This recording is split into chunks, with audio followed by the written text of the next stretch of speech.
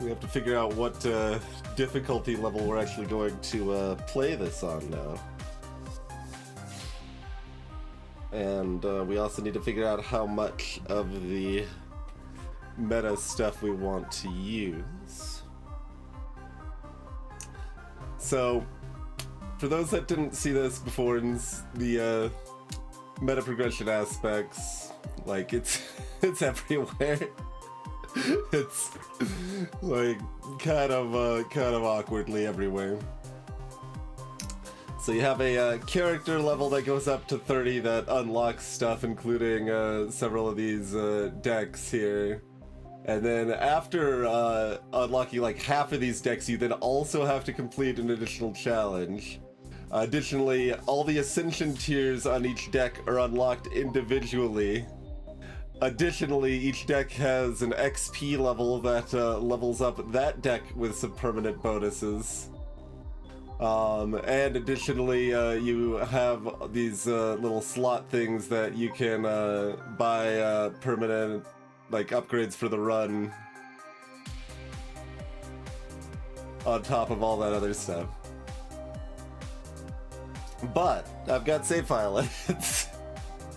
So we got that up on the site here. One thing I noticed, I think I saw that there was an achievement for beating Ascension 10 with none of these Sanctuary gem things. So that at least like says that that's possible. I don't know just how assumed it is, because this stuff can get pretty powerful. You only get one of these like ultra mythic things, but you can have what, like 8? Is that right? 8 of these rare ones on top of it. So you could have like, I mean, one starting mana is just massive, like getting extra basically just your in-game currency. I could have 1 mana and almost double the run currency. Like, for example, I'm gonna get extra attack speed mods. We could stack a bunch of this stuff so that we don't lose shields each round, so you could use that to do a shield build really strong or something like that. But, so I'm loosely leaning towards like Ascension 5 no Sanctuary bonuses or something like that, but I don't know, there's lots of ways we could run with this. But, which deck do we want to play that's not the base deck? Ever-changing, 12 random cards. Huh.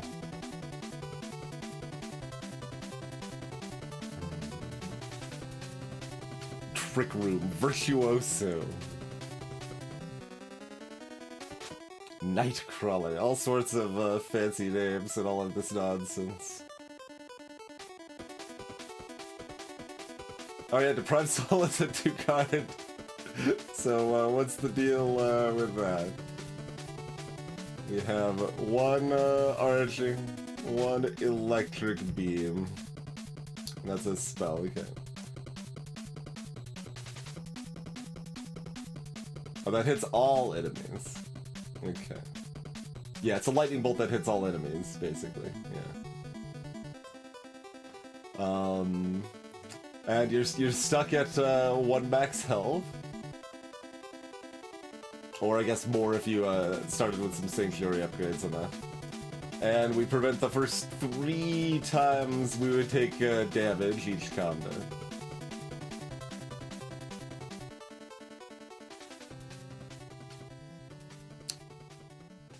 Okay, and this one does just say the basics on that one, so those are not like added on top of whatever else you start with. Interesting. I mean, I could do that. It's kind of a blank slate. Oh, we don't start with like any other benefits for this either, right? Okay. Like, let's just compare. Oh, even the base one. Oh, we don't even start with the starting 30 money, huh? So the base one does actually start with some miscellaneous starting stats. Yeah, you don't even... you just start with nothing. I think that's just the one that I currently have selected. Nope. Maybe it's a difficulty indicator?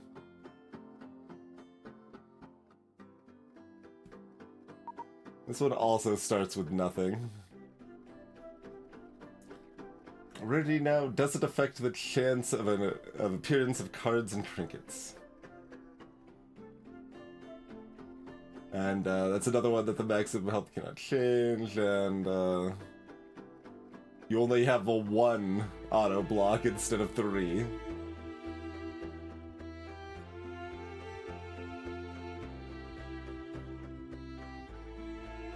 Oh, yep, okay. So, normal. Yeah. Hard to hover over that with the drawing tablet. Careful about which combats you decide to approach. Yeah, so we got, this deck could be played as is. Yes. And then extreme. Please. Just. It's so small. I can't hover with the drawing tablet. Let the knowledge you've gathered from the previous deck shine, and good luck. Perfect.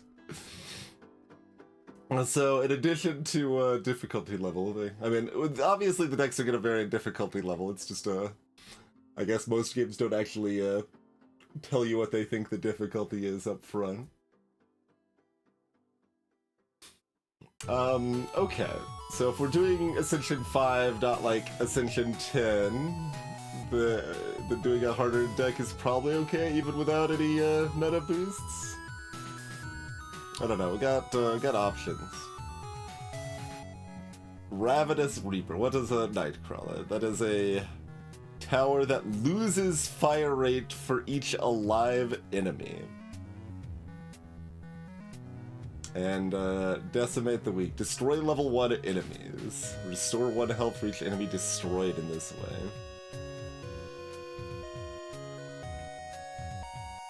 Huh.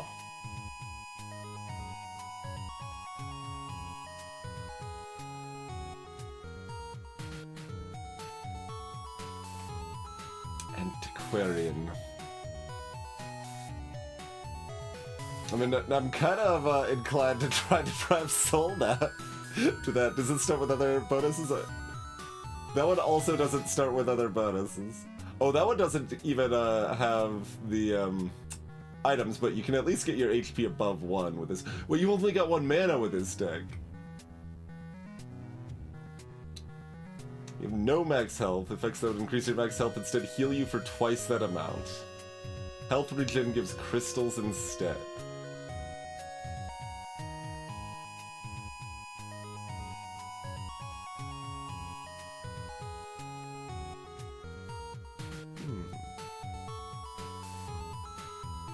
What?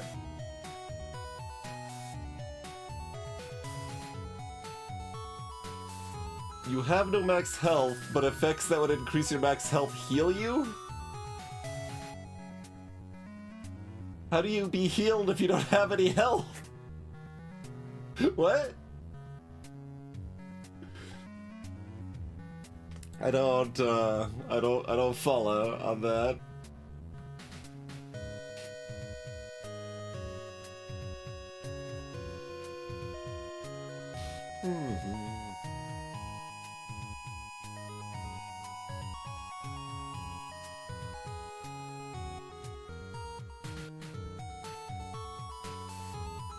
I mean, what would that mean? Like, you can't have infinite max health because then you can't lose.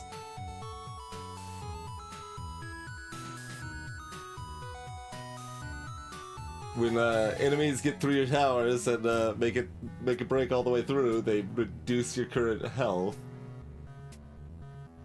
Oh. Yes, we have 1 current health, but infinite max health. Okay. Yes. Okay, I mean, that's just mostly a benefit then. It sounds great. Although it's, like, if things get harder, that's probably less of a benefit. It's just when we were, you know, mostly destroying everything, it's like, who needs max health?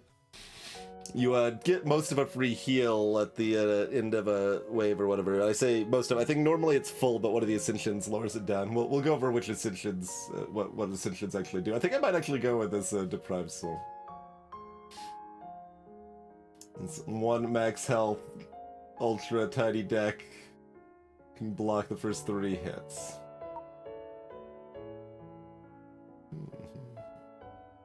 So enemies have more health.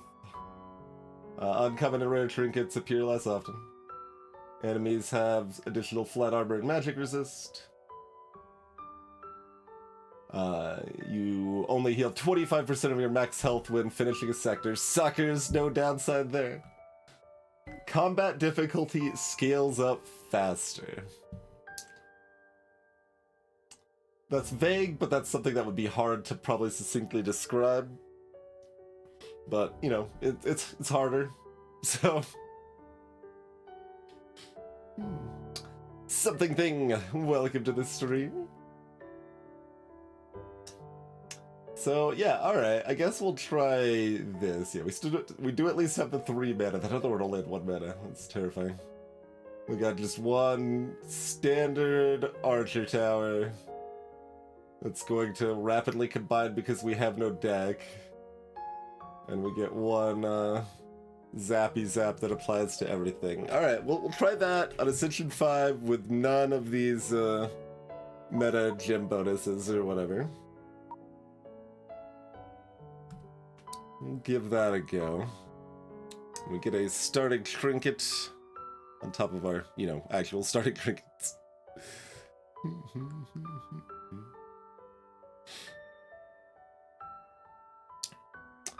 Oh, I guess this could be an upside. Maybe this is a normal trinket you can find normally too, that your max health cannot change, like if you lock it at 20 and have effects that lower max health or something. Every 25th card played, gain 1 mana and draw 1 card. And that counter resets at the start of each combat. That's bad. What else you got for me? Cards with Martyr cost 2 less. Gain 2 luck. Martyr makes things cheaper based on damage I've taken during a run? Well, that's not very exciting. Towers gain armor and magic pen. I guess we'll just mostly cancel out one of the ascension tiers? Because that's better than 2 luck. Alright, Platinum Spear it is. Rerolls are, I think, just per run. Like, they are for cards or trinkets or whatever, and you just have the 1 reroll or whatever.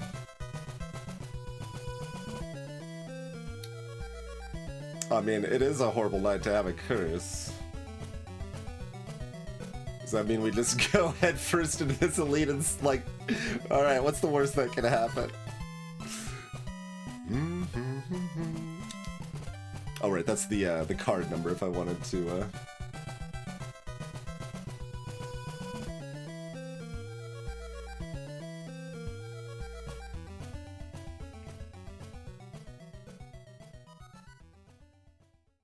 I mean, we want to cast both things every turn.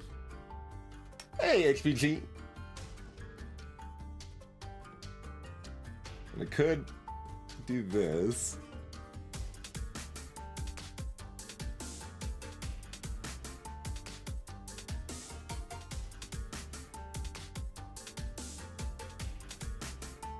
Ooh, yeah, because that doesn't quite reach everything. I mean, this does, I guess. So it's probably that or that. I think this is probably not good.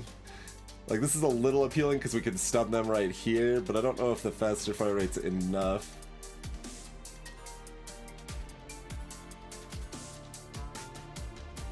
So this is bigger range, slower fire rate. The yellow ones are just a little bit more range, a little bit more fire rate. Red ones are bad. Gray ones are neutral. Blue is for other effects. So less damage, but more stun and slow.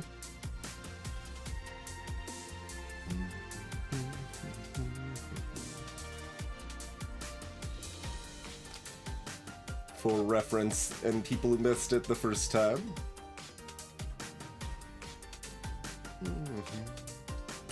So yeah, anyone just joining, we played one run of this. Its meta progression is kind of nonsense, but figured out how to edit the meta save enough that it makes enough sense to try playing it some more. And there's a bunch of different decks. We are currently playing one that we only start with 2 cards. And our max health is stuck at 1, but we can take 3 hits each fight that refills, Holy Mantle, or whatever. Is it just Holy Mantle in Isaac? It's something Mantle at least, right? Hey, Techie Cam. Greetings, Instant. So we want...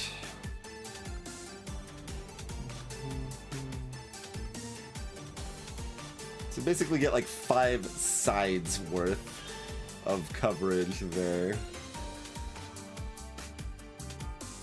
Get...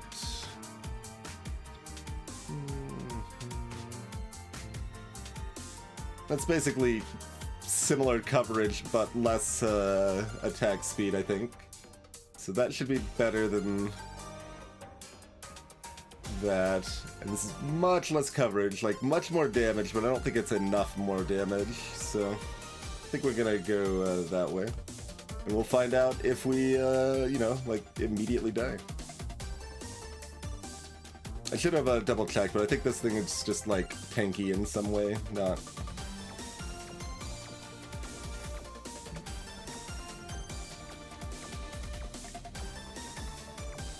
anything too meaningful otherwise. Hey, Celerity! The amount of meta progression in this game is basically nonsense, but the game was appealing enough and the save file editable enough that we are back to give it a second go. What's the lore for why the enemies have to follow the path? You could write your own fanfiction. It's egregious, yeah. And like, it's so wonky I didn't even know how I wanted to do it, because there's also separate like level up for each deck individually that it permanently gets more like range and attack speed or whatever for each deck. So currently I'm playing on Ascension 5 with no meta progression. So no benefit to the decks, no gems or Sanctuary, whatever it's called. So we'll see where this lands us. So lots of armored magic resistance. Okay, now that we've got 2 archers, is that still fine? I mean, that still covers 4 sides cleanly. Otherwise, we're doing something like this plus blind, which is also kind of interesting. We lose quite a bit of coverage that way, though. I think this is probably still best.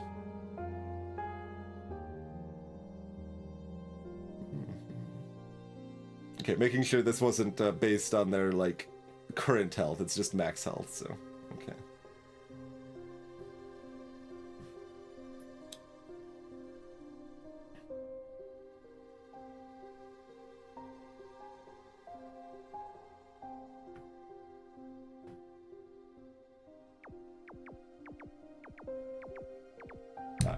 It's pretty clean so far. Like, this is an elite wave for those that just hop at ebb. So, like, we have a 2-card deck. I mean, I guess, like, we can take 3 hits, and they keep sending, like, small numbers of enemies at us to start here, so... maybe it's okay.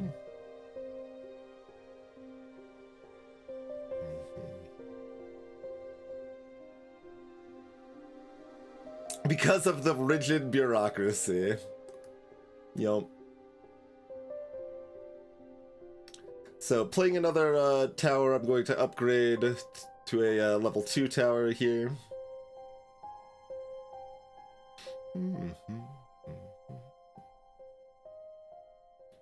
Which, I mean, that is better than 2 towers. I mean, I don't really have a lot of choice. I don't think I'll need to be able to play more towers after this.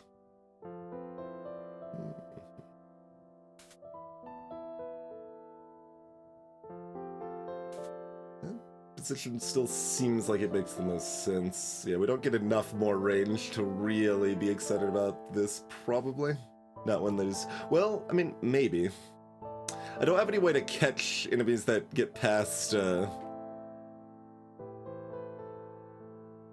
when there's 4 of them to deal with, though. Alright, I think it's still over here.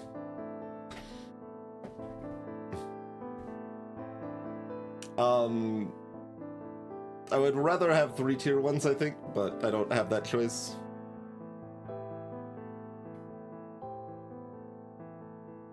Yeah, they auto-merge HPG. Yep, exactly.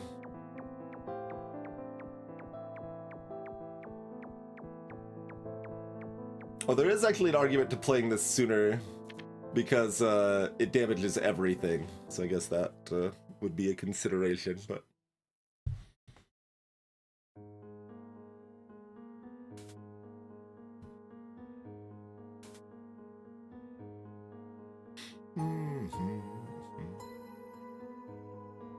I mean, not like I've got a lot of choice, but the wall has more armor.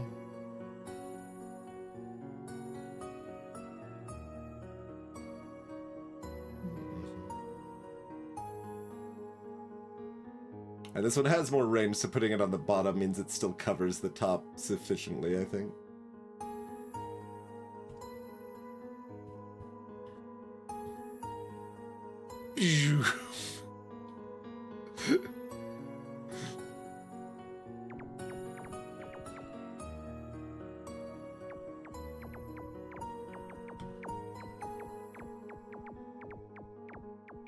I mean, I guess, yeah, whatever.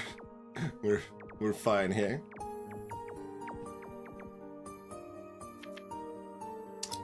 Medic and 2 infantry. So these are 2-star ones. They are stronger by good ways. Probably just this. Only covers 3 sides comfortably there, but still probably what makes the most sense.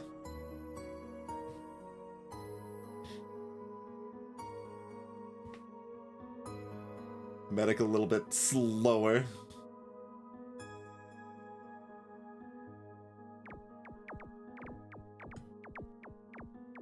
Oh, I think this is completely fine.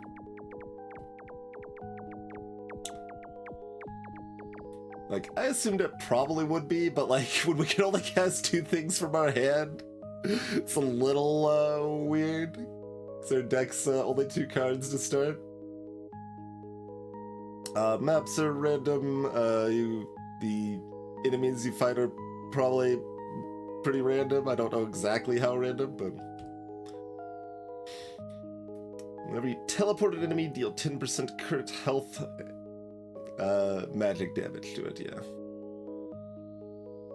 So that's probably decent incentive to get a teleporting effect if we find one. Oh, we actually start with 3 rerolls. Why did we start with 3 rerolls now? I don't remember any meta... Maybe the like level up stuff had built-in meta progression to it too?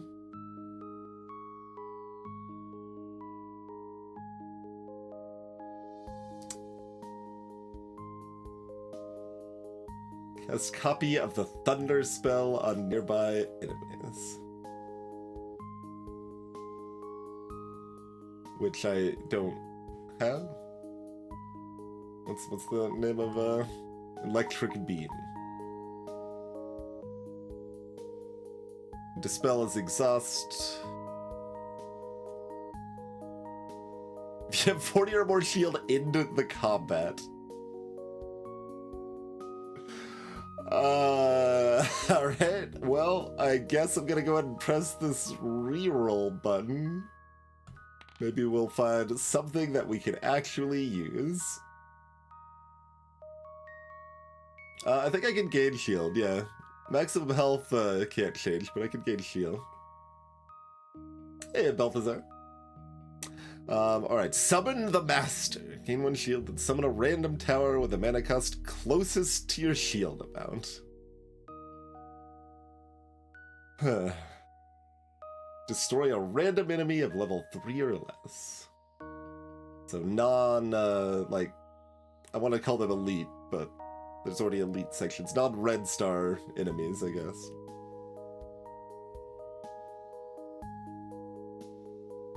Wait, I start with 3 shield?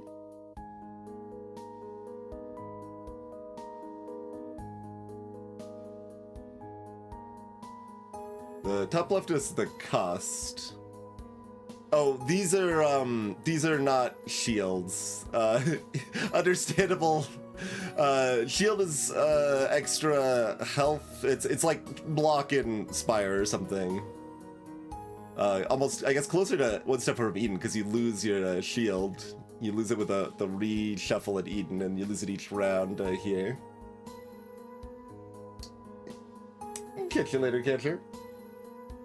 Yeah. Understandable. But yeah, shield is a separate thing. This number up here, this 0 next to this little like well, it's a shield icon, but it kind of looks like a gem. That's where our shield will be at. Yes, if we started with 3 shield, this would be pretty spicy. But assumedly, I have to take whatever this Virtuoso is. What is this? Each shot has a high chance to deal a critical strike scaling with life.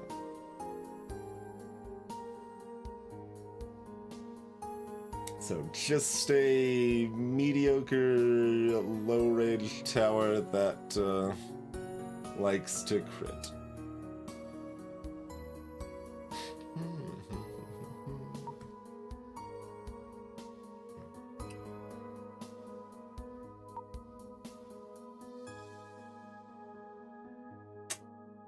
Well, I guess we take this worse archer tower.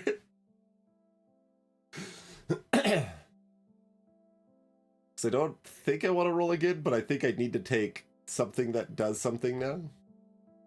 I'm assuming. So this event map, you always have to move right. So if I want to min-max the event map, I want to do a lot of like kind of moving up and down to hit as many things as possible. Like from here, I could have gotten to all 3 of these, but then we just lose out on a beacon. So as long as I can fight the elite, it's totally worth doing so here. So likewise, I can hit both the event and this enemy if I want to, so there's no reason not to hit the event.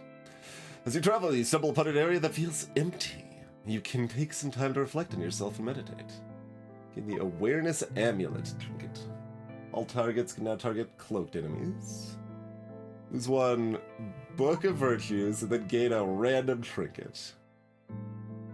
No. Probably not doing that. I like how you can decline. I mean, I guess you maybe offer detrimental trinkets. This is fine. Yeah, we'll do that over losing a good trinket to get a random trinket.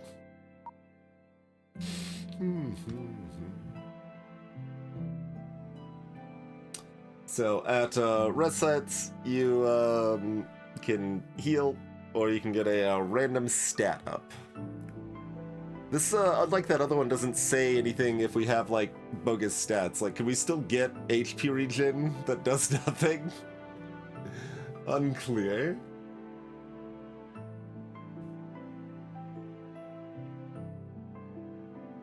Otherwise, we've got a basic fight. Forge lets us spend crystals to upgrade our stats intentionally rather than randomly.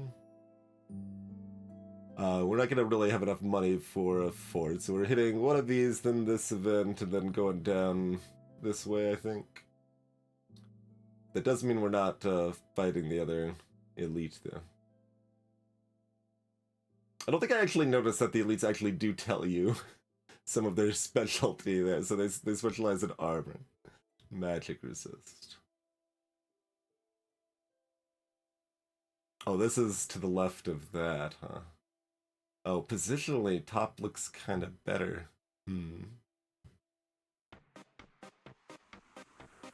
Like, if we do 2, 3...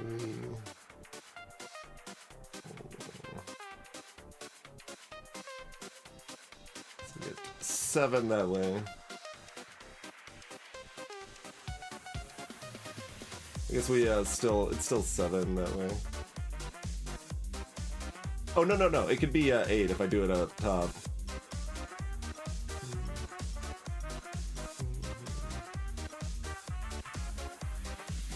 Oh no! But I missed one down here. Never mind. It ends up the same.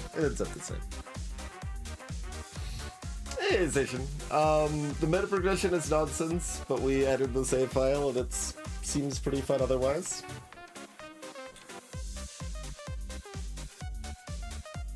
Tower defense map is not static. No, it'll change each time.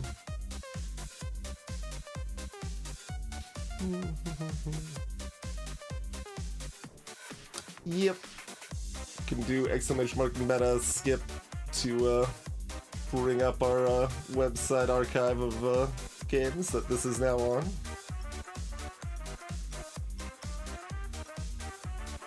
Now we unlocked all but one dimension of meta progression. We are also choosing not to use another aspect.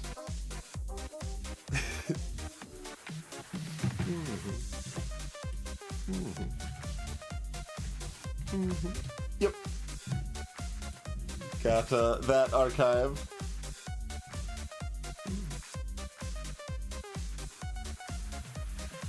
Still looking for a lot of save files we don't have, but got a good start to it for sure at this point.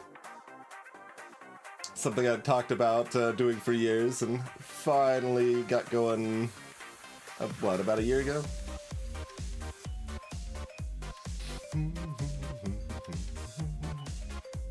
I definitely want one for Astria. Six-sided oracles. That's the one I want most right now. For actually playing. And I would like one for Oaken before I play Oaken too, I think.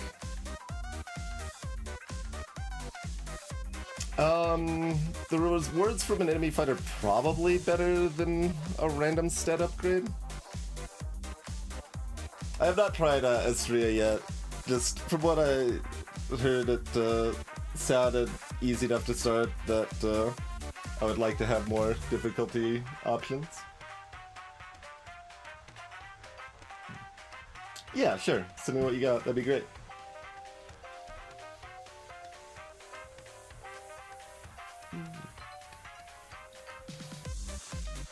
Alright, I think I'll go to the bottom.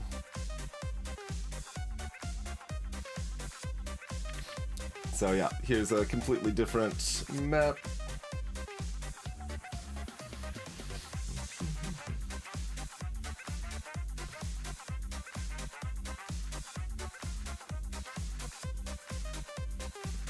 How far ranging do you ever get with that? Not that far.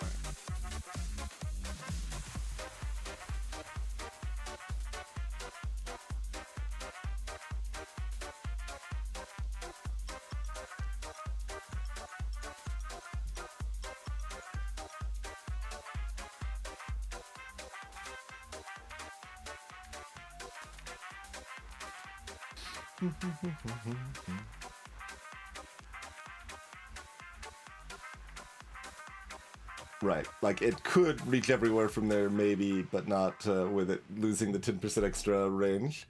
Blue increases effectiveness of stuns and slows, but reduces damage. And then green is very short range and fires super fast.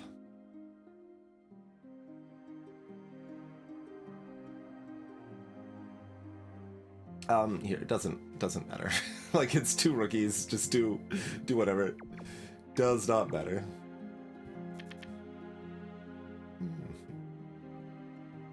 So, to clarify, also, bottom left is our mana. We are only getting 1 mana a turn. There's a fancier mechanic to get some more mana that we'll care about later, but we don't care about now.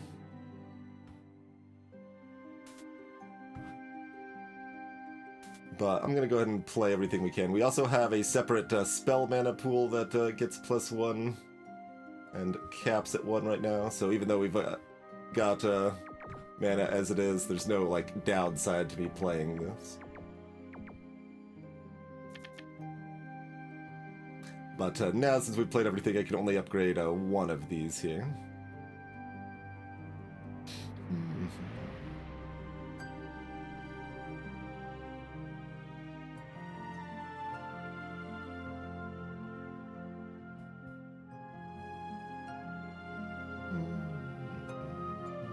I think the archer has a better upgrade.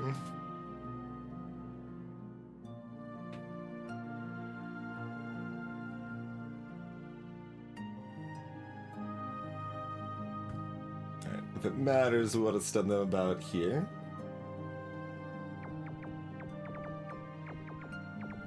No. I don't move that much faster. Alright, there's Fissure again, all for 1. Deal 40 true damage for each deployed tower. Disables all towers for 5 seconds. Huh. It doesn't actually say if... I guess this is probably in like a small area, but it could be to a single target, or it could be to all enemies. Unclear. Ballista. We get kind of low damage, but you know, armor piercing and piercing arrows. Honestly, not that impressed with it. Even having a second tower makes me feel quite a bit safer, so like I might just skip rather than reroll.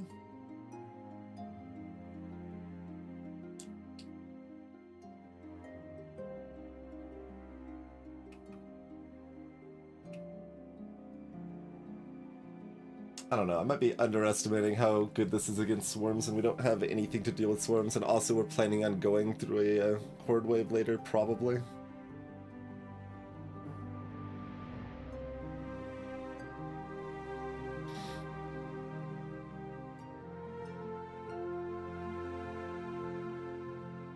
So, fine. Grudgingly. You notice a couple of friendly spaceships near a rest site. There seems to be a showcase of an interesting new technology. With the crystal extractor, you can get crystals from your weapons. We don't take responsibility for any damage dealt to the weapons. See, like, clog our deck, but get 80 cash money dollars. At a shop, removing a card costs 50.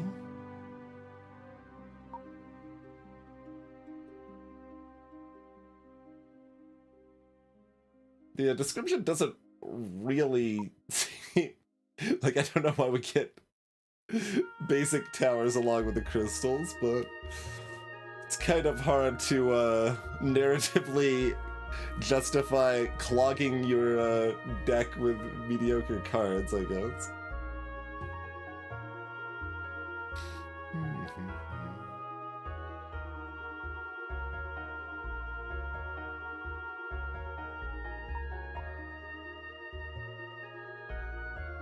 Alright, this is a shop. For some reason in my head, like, this was like, I get crystals, but no, we're either going to the forge or the shop. Either way, we don't have enough money.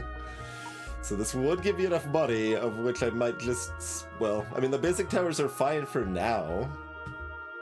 It's just, later they're a problem.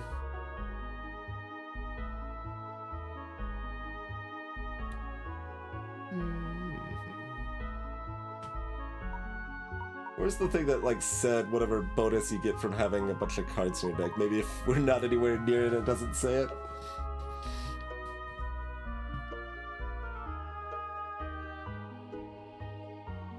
I also don't know if the price to remove goes up with each removal or not. I guess. It's always nice to see technology progressing. That means I could go to the forge instead of the shop. Which is kind of better. I mean, as long as I can take out this elite, it's better. What did we get, by the way? 2 basic archers. Okay.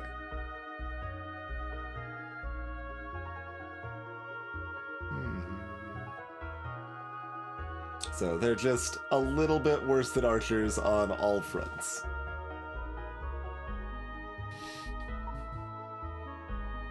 Which is a little sad, like, I would kind of rather have the other basics because, like, this is strictly worse. The other basics are, like, kind of worse, but the regular versions go up in cost also, so...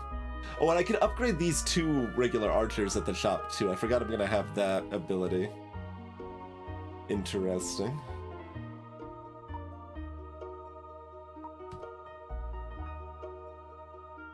Does that make me more or less inclined to go to the shop?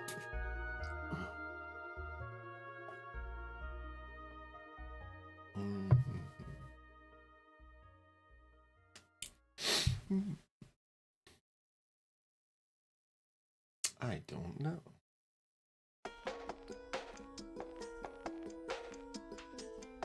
Yeah, sure.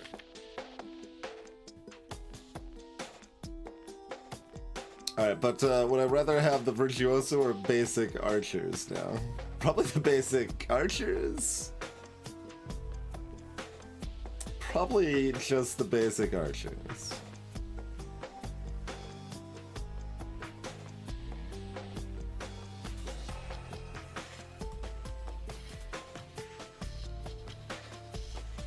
I guess we probably want everything, like, here, huh?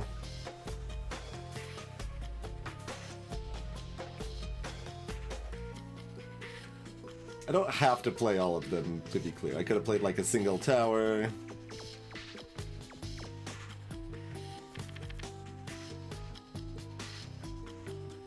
But also, I don't think it really matters too much what we do here. As an additional point.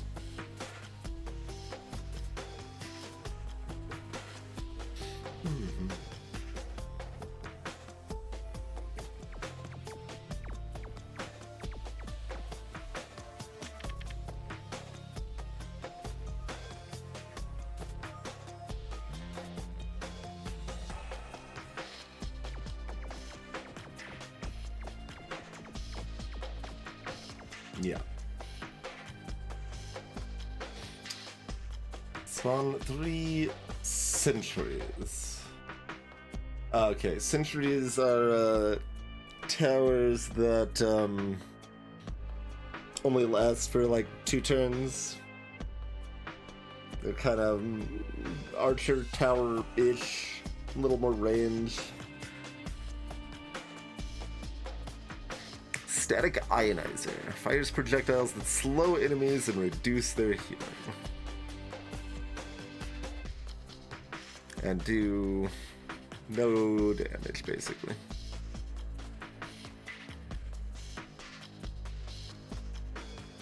At pretty good range. Utility stuff like this is really hard for me to suss out. Like, I just...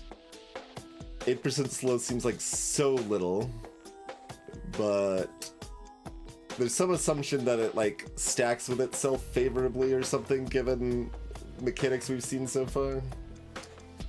But I'm kind of leaning towards just skipping.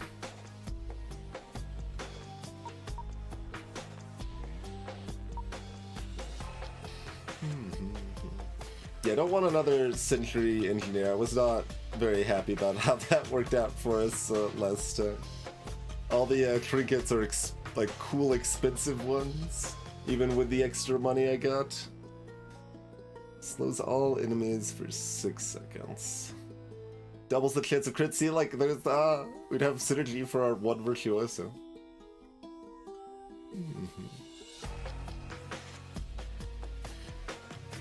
Has one magic resist when their shots hit. So it's pretty small.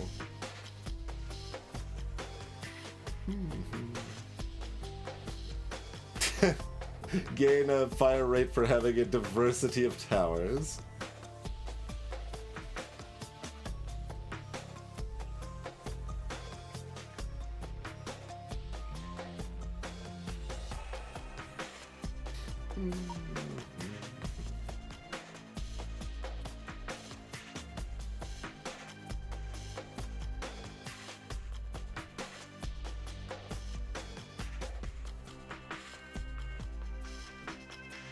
Like, I could upgrade a basic archer and remove one.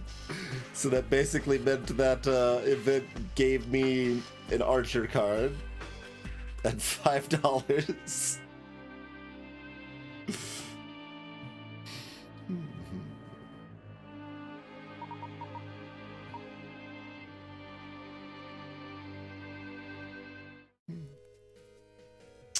Doing that at least the one time is probably good.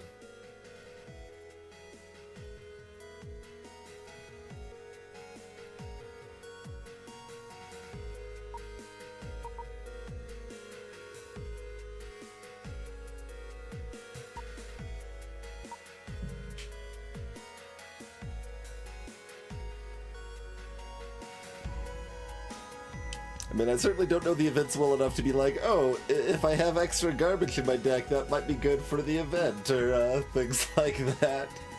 Could be. Who knows?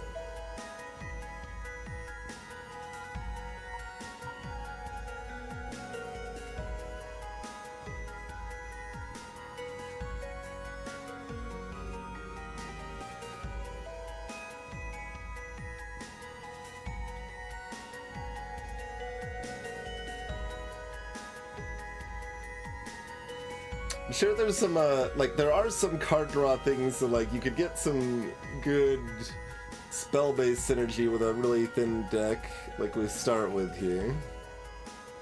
I guess I will actually go, that route for now.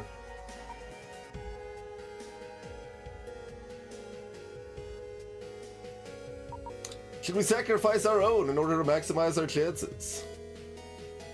Lose half your health, rounded down, and double your crystals. Well, now I shouldn't have removed, but that's okay. Still a good event.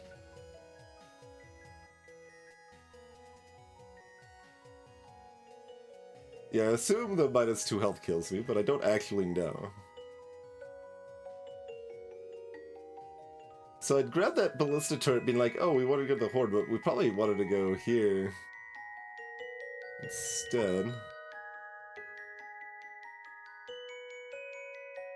So Horde waves are kind of neat. They are constant.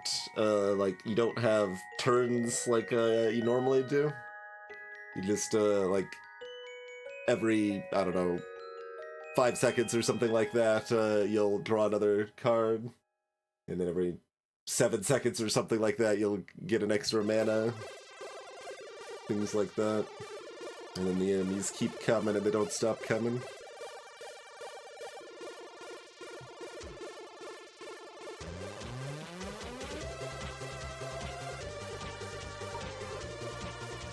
I assume, like, Elite and Horde rewards are pretty similar.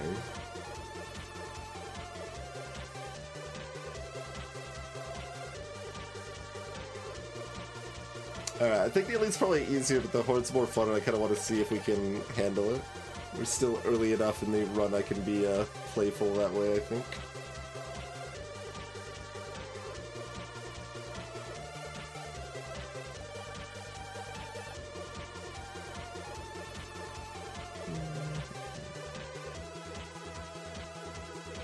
The ballista goes like here.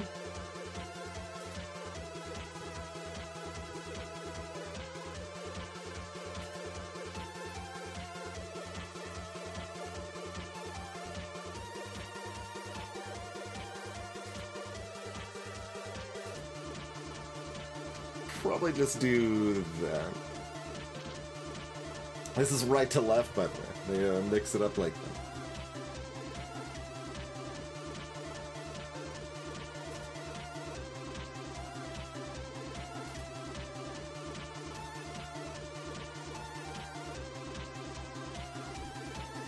So now it just starts and you can see our timer's ticking down for the card draw. Several more seconds than I said it was. But...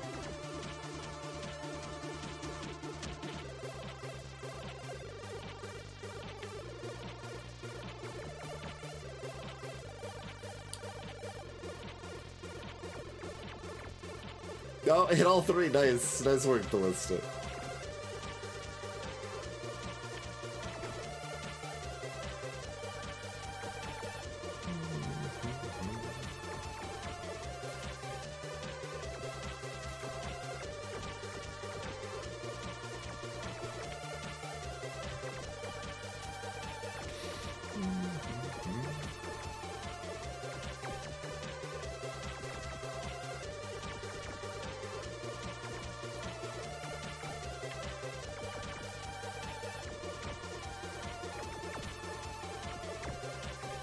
Move this down one notch so that it, no, that angle's actually worse. Okay, maybe that angle's better.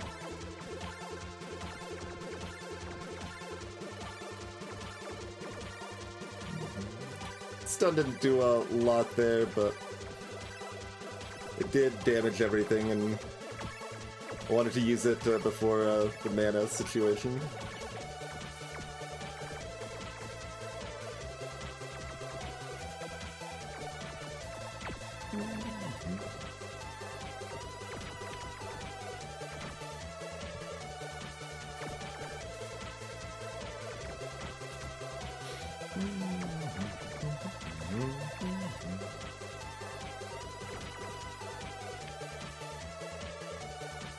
Didn't actually need to really get that in my card draw, which was kind of my mindset there, but...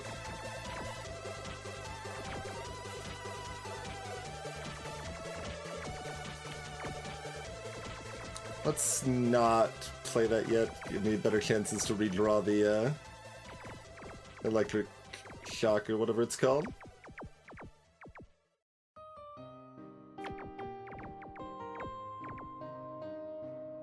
And then if things, you know, break out, I can drop a turret back here or something. But it seems like it's got it covered pretty well.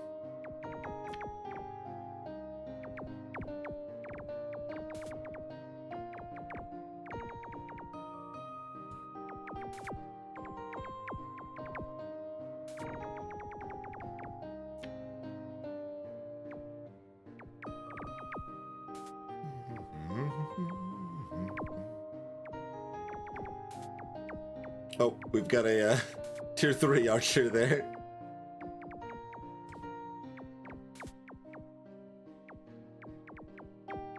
Alright, easy peasy. Loads of money. Right, the hordes give you a trinket and the the hordes give you loads of money, the elites give you a trinket. I guess I'd probably rather the trinket, but loads of money is good too.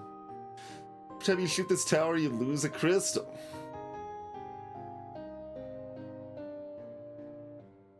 I can have another ballista, or I can summon a random tower. Skip?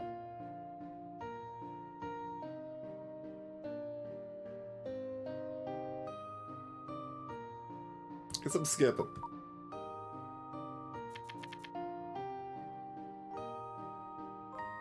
Okay, and then yeah, you loop around like that and then leave one of two ways. Sure.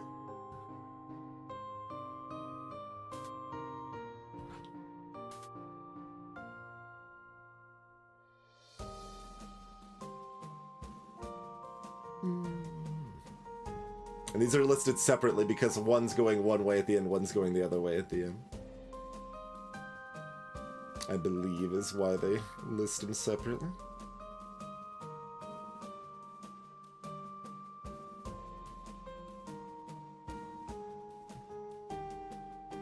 I think I probably just want more archer towers, so I'm just gonna go for the redraw here.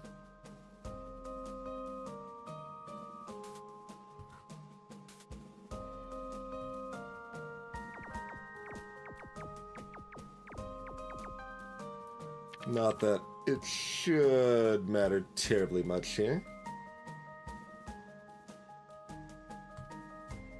It is just a basic wave in the first zone. Oh, there's an Infernal Beam. Those seemed to do us very good work the first run we did. Remove a random modifier. Oh, the, like, all enemies get plus 25% health or whatever? Huh. That's very interesting.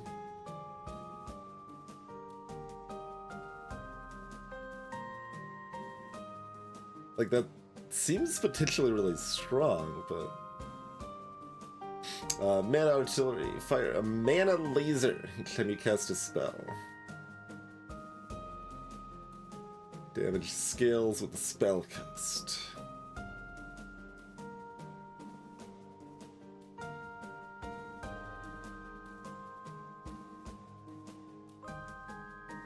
It's nice to have that there's another like spell to synergize with spell, or excuse me, a tower to synergize with spell builds. I kind of think I'm just taking the Infernal Beam, though.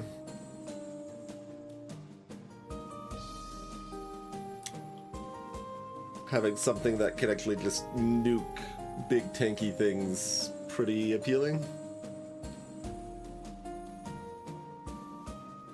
So I'm gonna take it.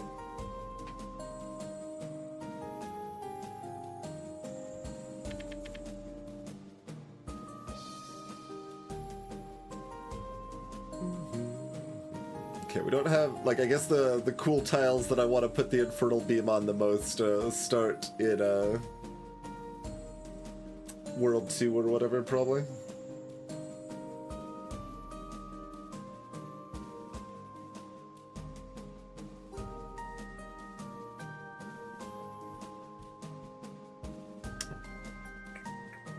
Eight waves, yeah, that's still not going to be long enough to abuse the overload mechanic. Yeah, so this mechanic, those that didn't watch the first run, if we have enough mana stored, we get extra mana that can change with other effects, but it starts out as if we have at least 6 mana, we will gain 1 extra mana.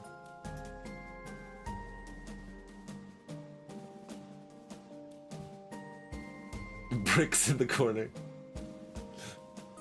They I think they're supposed to be decks, but they are deck and discard and exhausted piles. They're dispelled piles.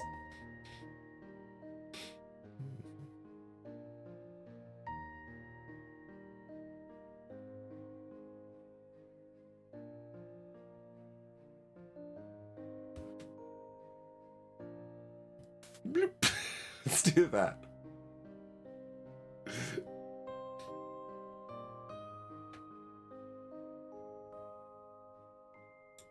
Three mana. Cause the bottom left stuff, not the bottom right stuff. I assume this is fine. Yeah.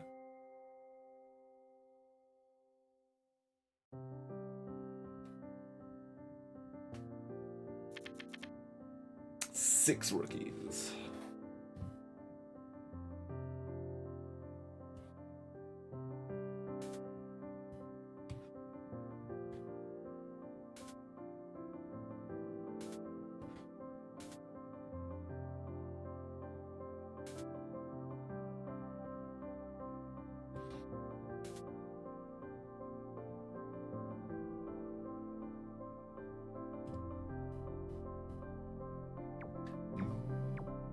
Oh, I want to change the... Let's see, well, you're targeting highest health, which I guess then defaults to furthest ahead otherwise. I guess that's fine. Cloaked, you say? So I don't even need to play anything if I don't want to, but I probably might as well keep playing archers. I don't see a lot of reason not to.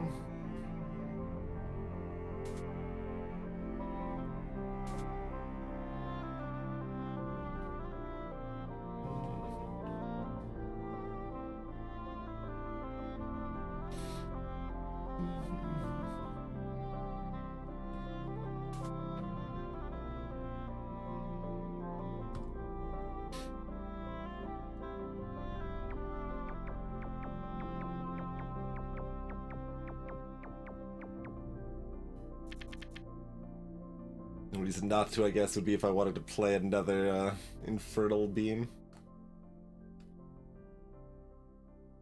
I mean, maybe I do.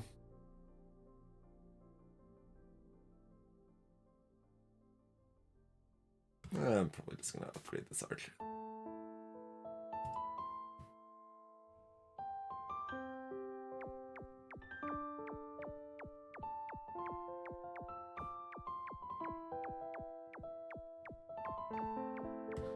Pwah!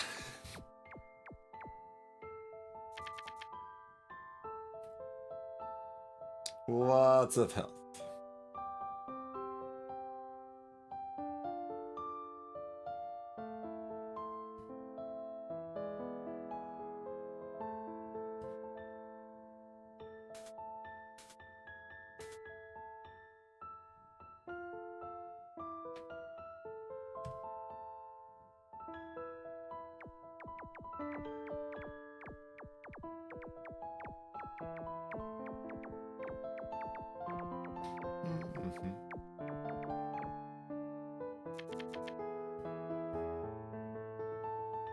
Bunch of infantry.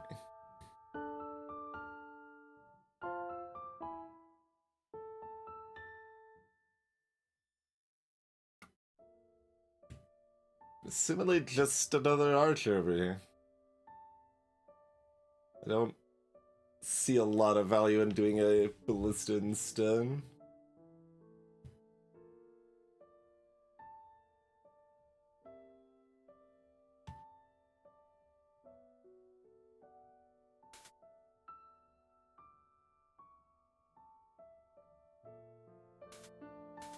That still reach the bottom? It can. Cool. Because the bottom they hit twice, so we want more coverage on that. Greetings, Mattias.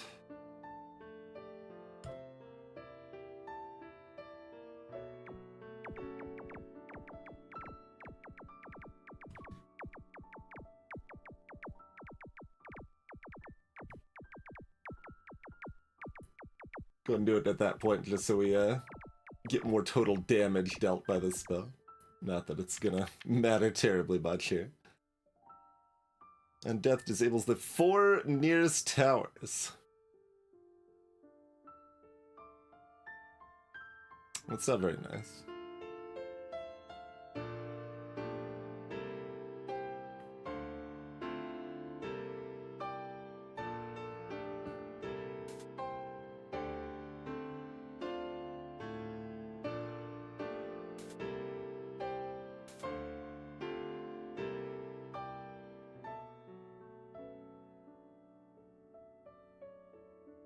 Like, I guess I put like a Virtuoso over here or something then?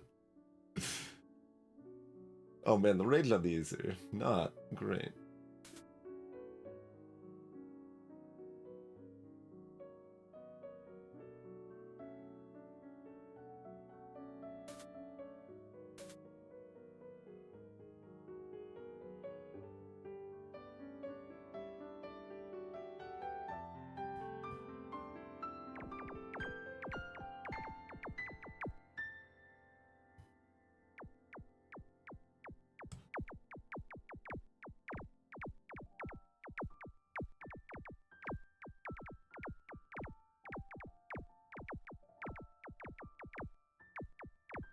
I think upgrading the archer would have also been completely fine.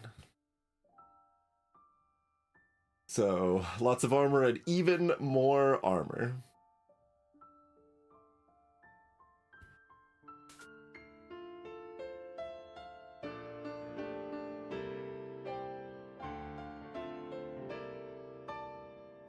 Don't get our electric for the last wave, unfortunately.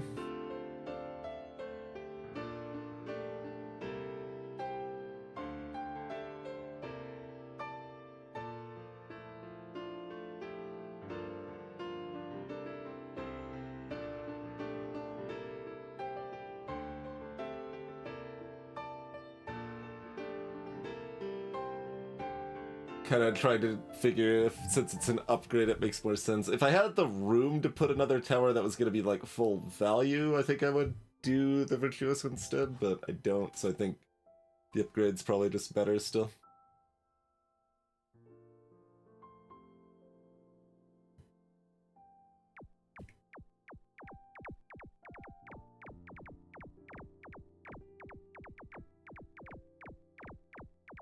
Oh, maybe, yeah, I think it's probably fine. Should have at least considered if I wanted the beam somewhere else, but it's fine. Orb of Strength. We get one more mana each round. Like, this is always the reward for the first boss, I believe.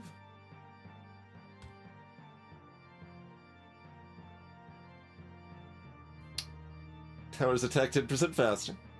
Pretty good. Reduce the overload threshold by 1 and gain 25% more crystals. Pretty good. So that would mean I only need to store 5 mana to get to the extra mana tier instead of 6. And if I upgrade the tier or the amount, whatever, the overload, I could then be at 10 to get 2 rather than 12 to get 2 as well. Increase maximum spell mana by 2. So the spell mana is separate. If it wasn't clear, you can spend regular mana as spell mana. You'll always spend the spell mana first. But having that cap up is pretty good if you've got spell shenanigans going on.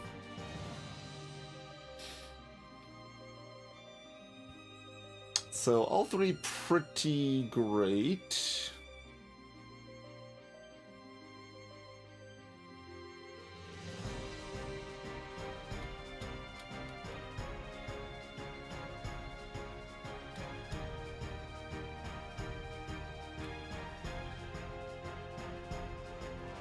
Uh, 25% more crystals is a lot of money.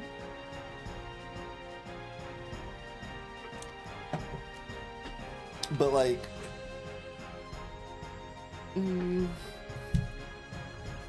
yeah, like the amount of money that gives me is probably somewhat comparable to just, you know, taking this.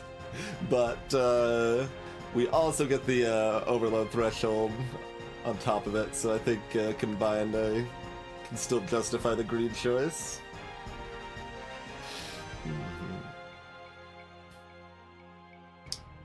This slightly slows and does everything just to everything on the map. We got a magical arrow tower. Trick Room inflicts random effects on the enemies nearby. Strength of the effect scales with luck.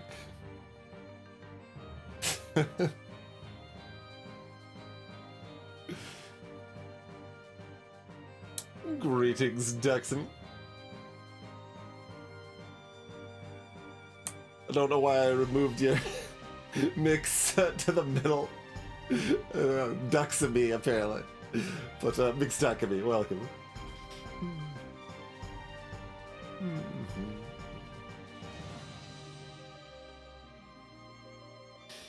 I mean, it's a little cute with the Virtuoso thing going on, but like, eh.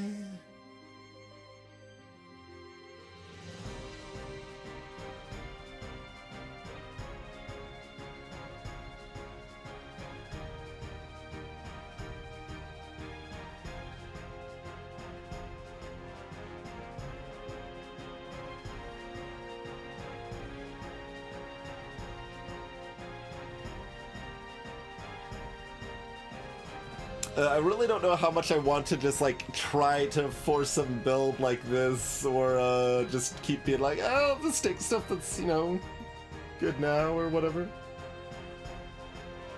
Yeah, maybe there is. Maybe there is, Doug. So I'm kind of inclined to just skip here, I guess. Alright, 300 cash money dollars going into a forge.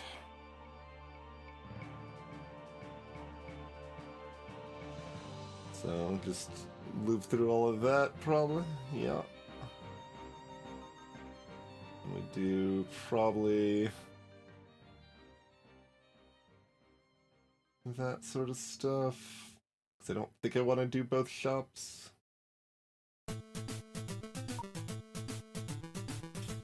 So here's what a forge looks like.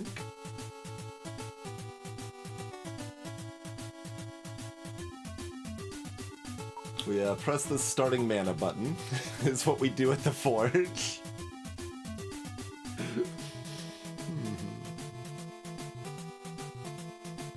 And we maybe press that button again.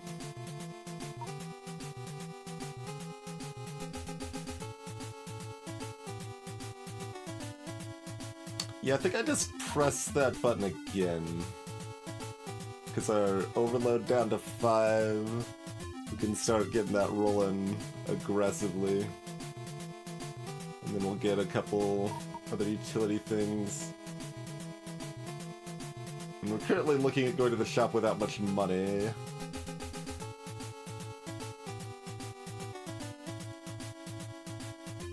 But we mostly might as well... What? No, this elite doesn't have a bonus? Or is it just mixed? It might be mixed.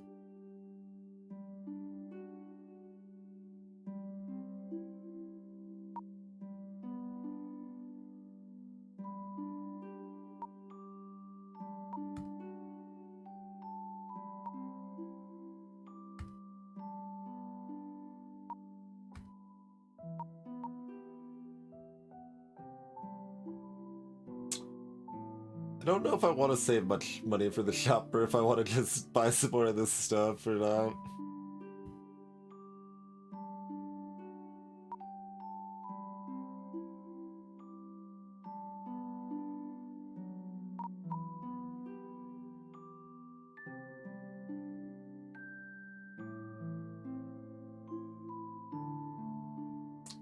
Yes, base shield loss per round's 40%. I have no idea how that rounds.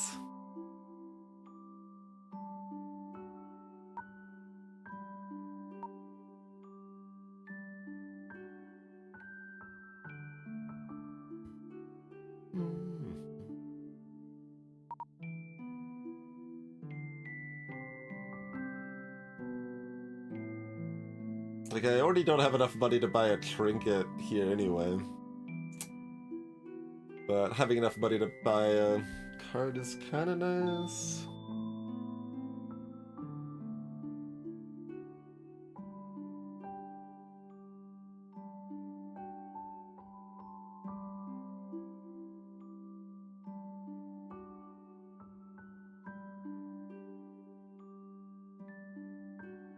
I mean, maybe the event gives us an amount of money or constant amount of money that makes me want to keep money.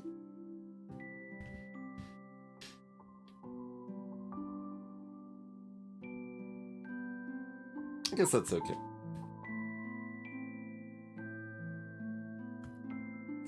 Before continuing, we should take some time to make some changes in our arsenal. Oh.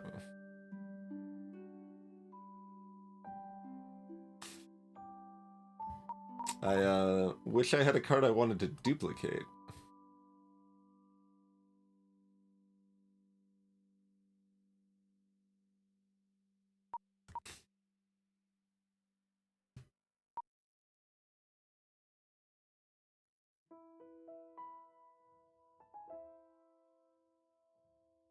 I mean, I feel like if I wanted to lean in on this, I could have, and, you know, just didn't with that other luck scaling thing.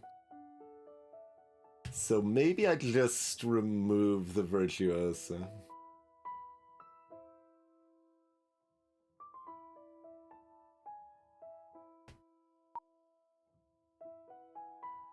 Keep our deck nice and thin. We can draw our electric every turn.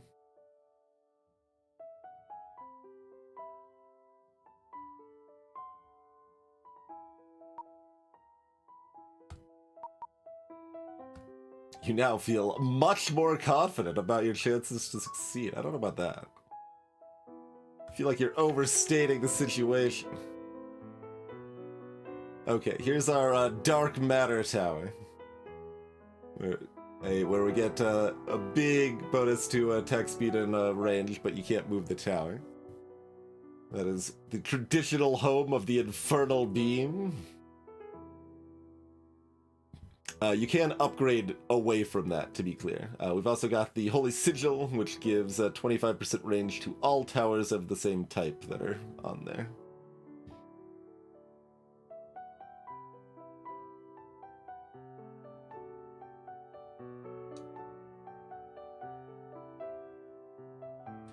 So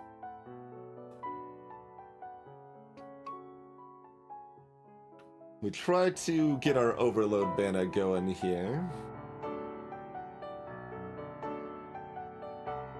On the second turn.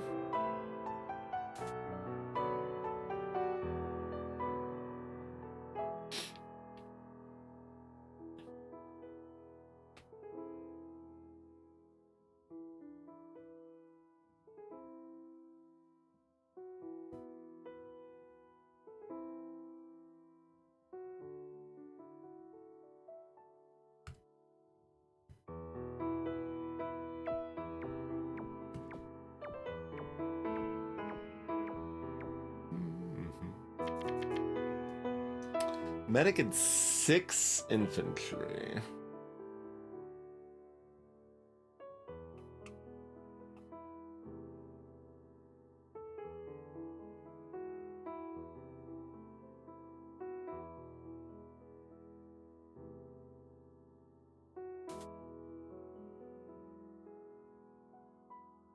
Probably do that.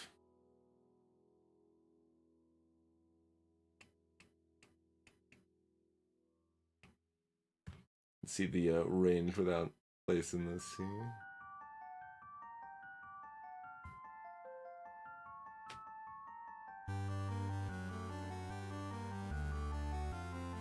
That probably works.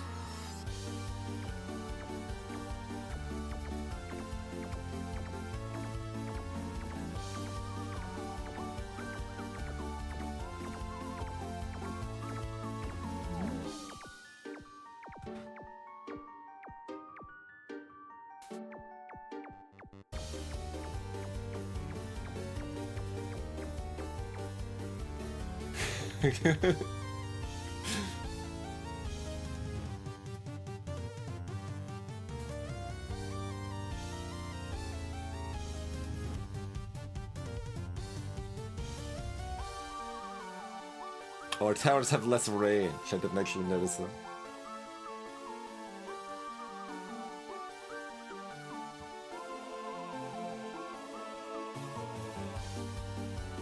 That was planned, by the way.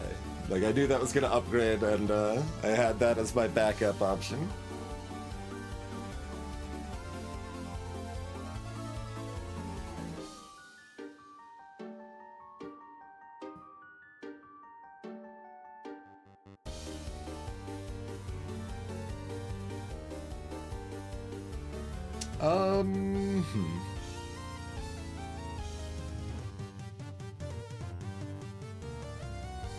I mean, I could just drop the Infernal Beam here with the plan of not spending any money at all next turn. That would bring us up to 5. But if I could do it this turn, that'd be pretty good. Like, given we towers do shoot these things from the start, they theoretically aren't as strong. But, like, I don't think this one tower's actually going to take them both out because they're both 2 stars. So let's get our Death Beam online properly here.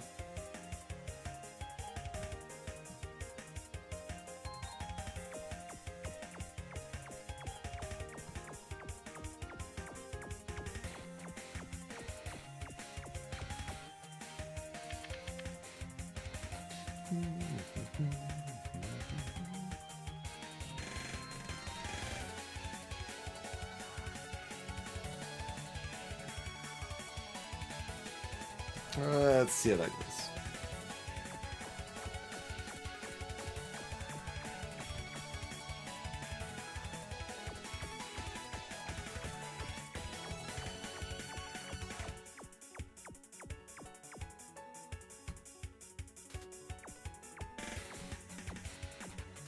Can we kill that one at least? Yeah, okay.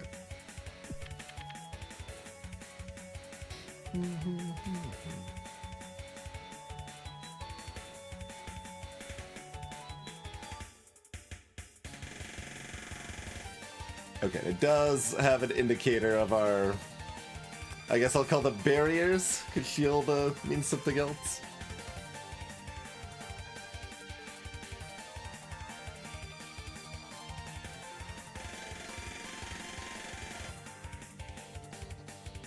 Yeah, given these specialize in armor, I was hoping the magic damage of the beam would be enough to kind of just take those down quickly and effectively.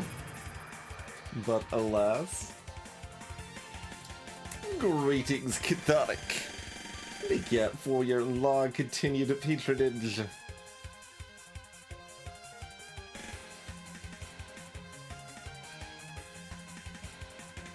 And to be clear, I can't move towers around during the combat normally.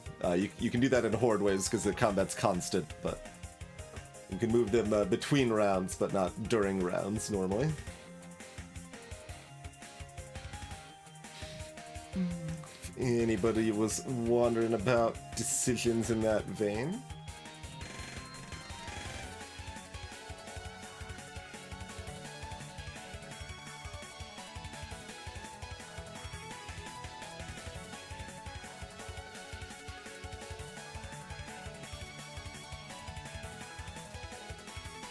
I don't like this stupid ballista here.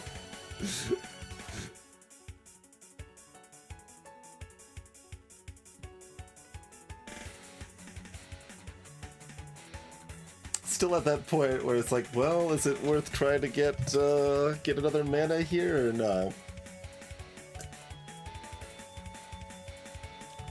Maybe we just put down another Death Beam. How short range is that? Like, still reasonable, but probably just do this instead.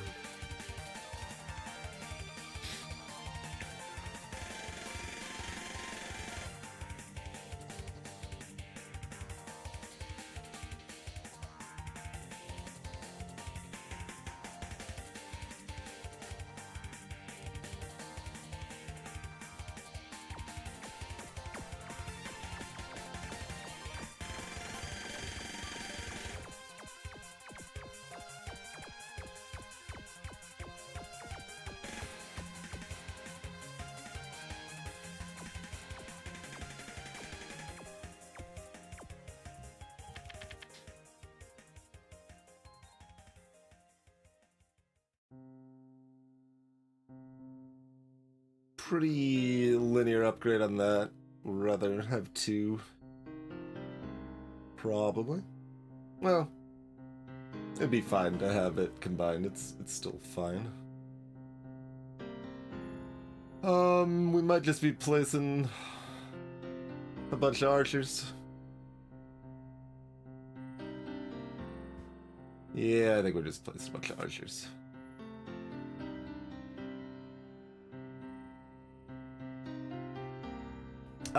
Yeah, I guess that's an argument. So we get the extra damage on this that's already getting the infinite range and very high attack rate. That is fair. Okay, I'm sold. We will stop trying to overload. That matters more the longer the situation gets. Like, we can have, what, 20 wave fights or whatever. 25, even 30, I think.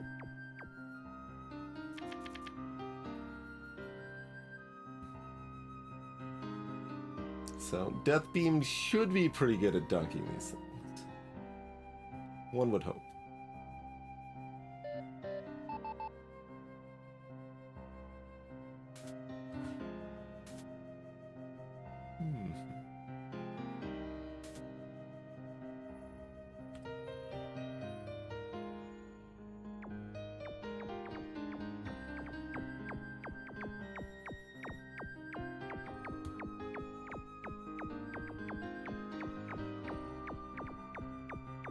There's no in-game description anywhere for how armor actually works, as far as I know.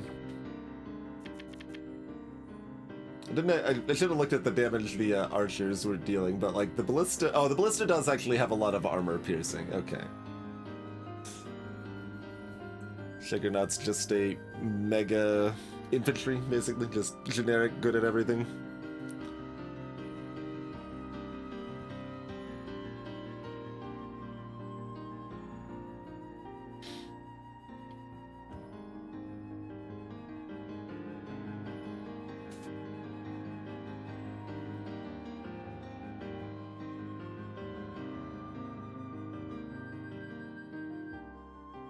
So, oh right, this is a, I always forget that it's gonna be a 3-star.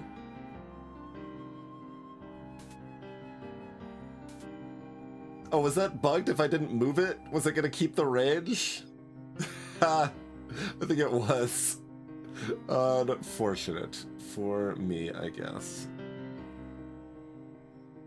From the Holy Sigil that was no longer active, to be clear.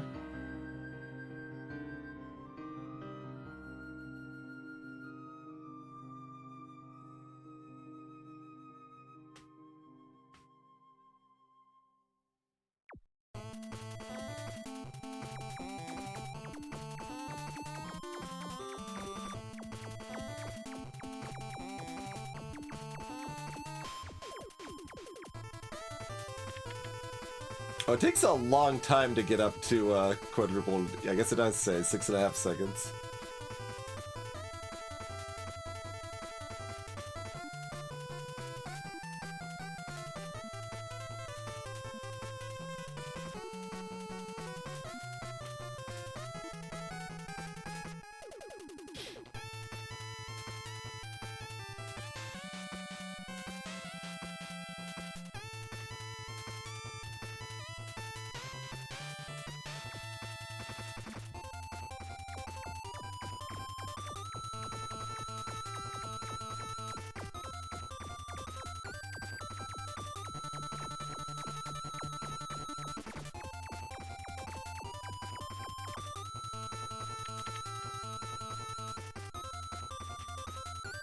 Runner.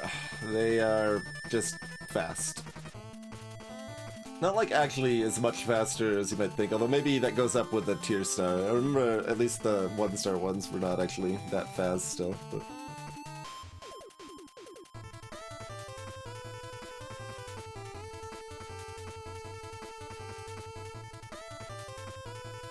oh, see, now I wonder, like, does the corners break the beam on that barely or not? This is to hide it, and it's... You're gonna bring out our damage dealt by the different towers there as well.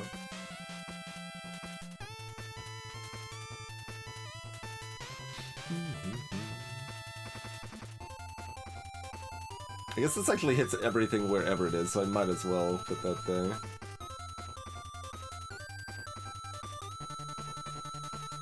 It's pretty similar either way, I think.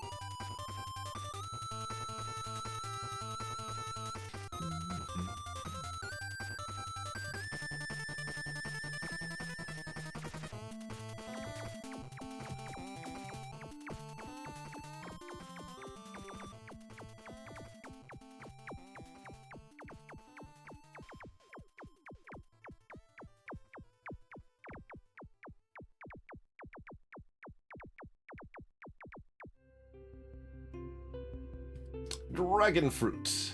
Rest sites offer greater rewards. Okay.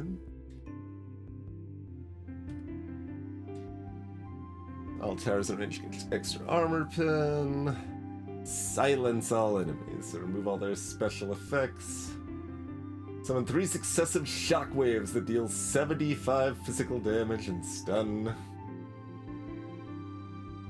I guess I'm just gonna continue pressing this skip button.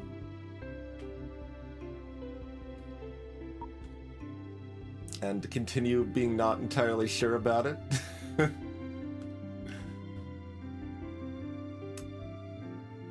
Okay, well, I'm glad that the ultra cheap relic that we almost could have afforded is garbage. Convert all the remaining mana to crystals. That is not... That's not gonna make up $141. Snowman. Increase maximum spell mana by 1 and gain 1 luck. Sword of the Meek. Costs 5. Round start. Level up a random level 1 tower that costs 0 mana by default.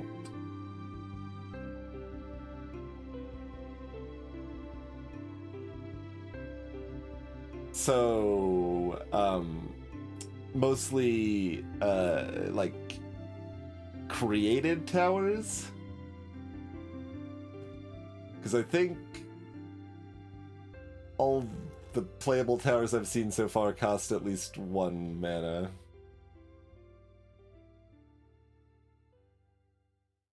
But I think created towers might count as 0 mana towers, like sentries.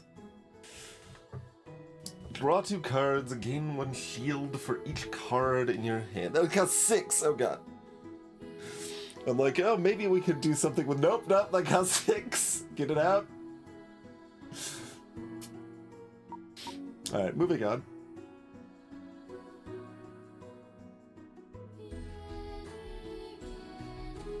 You're entering an asteroid field. I don't like that symbol that I'm seeing next to everything down here.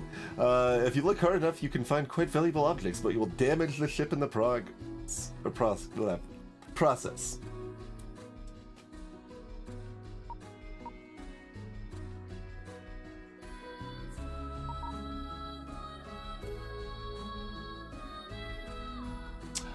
Okay. So it's showing that will prevent the damage.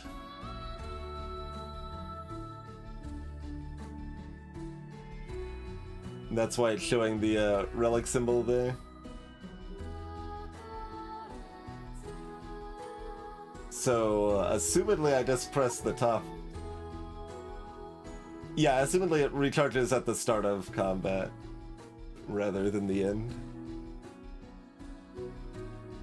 Like, it doesn't say either way, but that's the only way it would make sense, I think, at this point. Okay. I'm gonna trust that it's showing the symbol, because there's no reason it would be showing the symbol otherwise. That did hurt, for sure. Your future might be a little bit brighter now. We've got an Earth Ring. Converts some random gray tiles into yellow tiles. Sure. Sure. He's fine.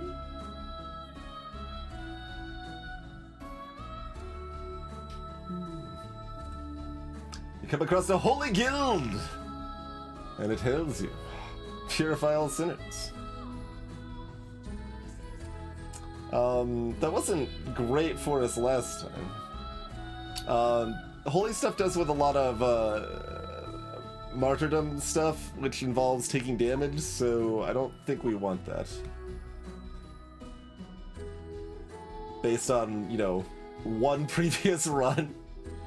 Greetings, by the way, Squirrely. Yeah, that immediately recharges there.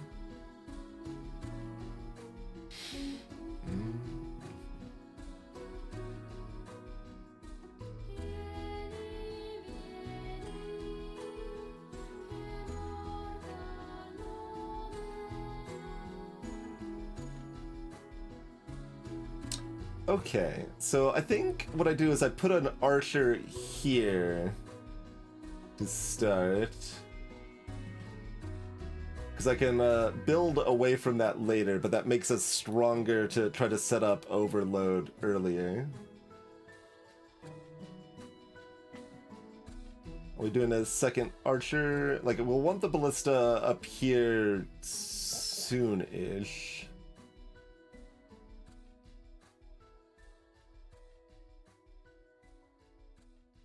We just want that now? We can get it later. Okay, start with that, probably? Yeah, probably something like that.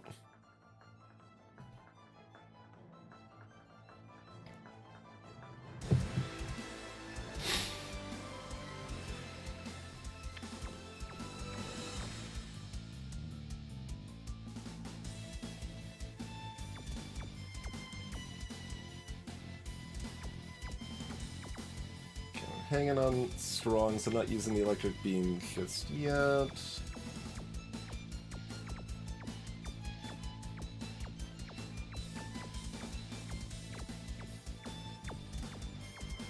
I'm doing it just because we're about to redraw it anyway.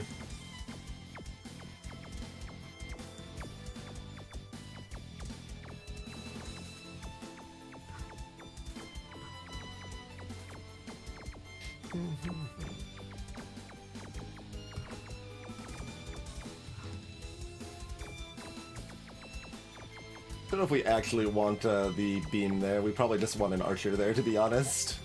Also, I don't really know what I'm doing with all this mana. I can just cast extra beams, but the mana doesn't really do very much for this combat. But you know, we have it. We have the mana.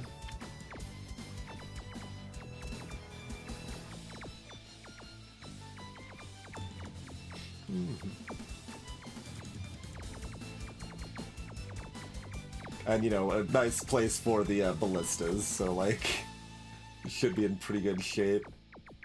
You have a hard time targeting anything right now. Can I not change? Oh, it's right click or something, isn't it? Yeah. I was like, there is right click is used for something, huh?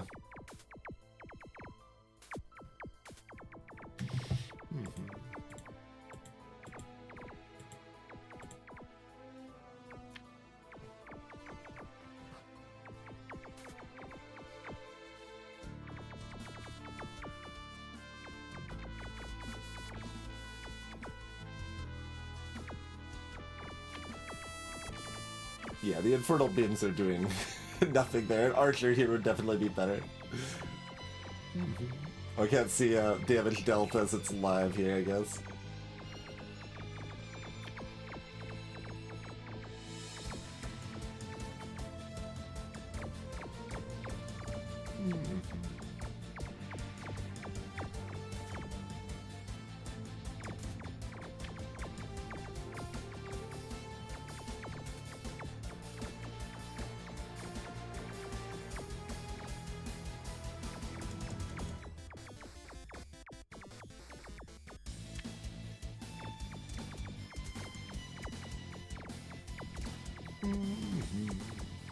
Horde sideboard would be good, yeah.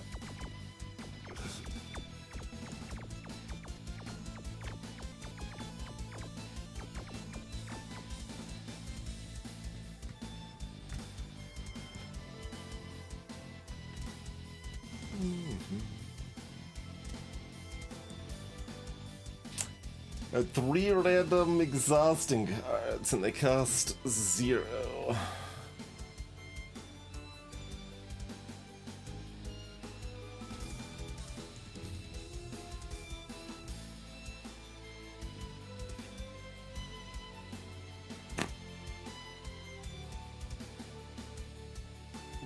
I don't have any concept of, like, what's the average cost of a Dispel card, or...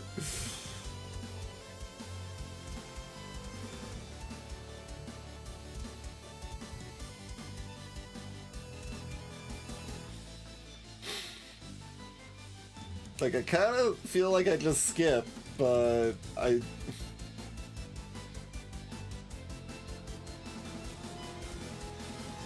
Alright, I'm just gonna press the skip button. Okay, I guess we could never see the damage dealt on that way.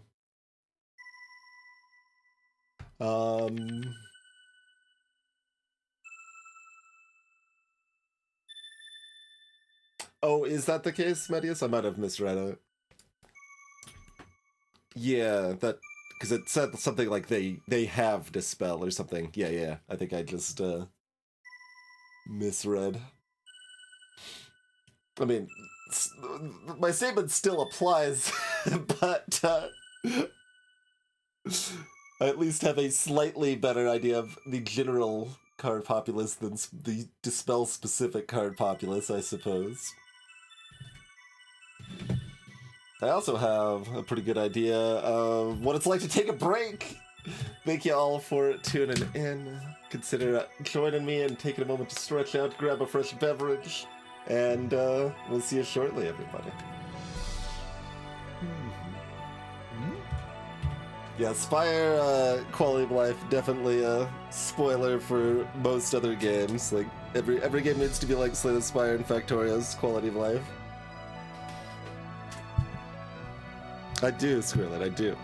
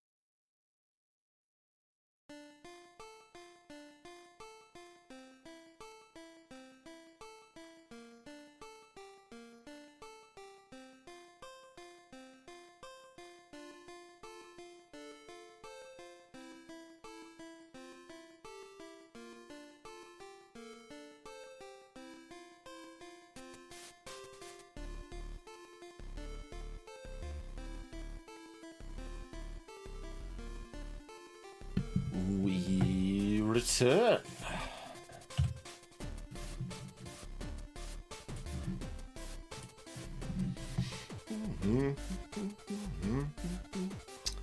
Alright, so this was a basic wave. Only got 4 waves. There's a rookie and a runner. We don't need to care about overload. Just play some stuff and then win.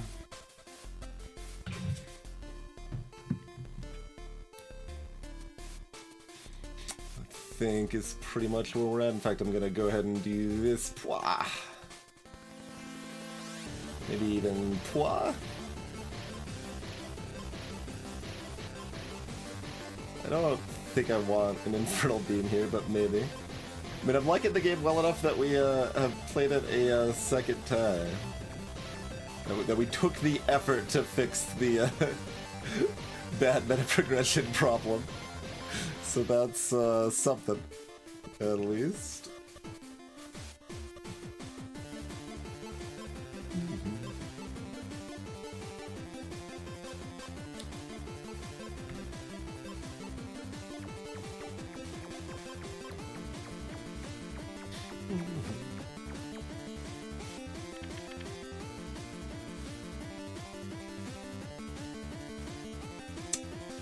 Medic and infantry.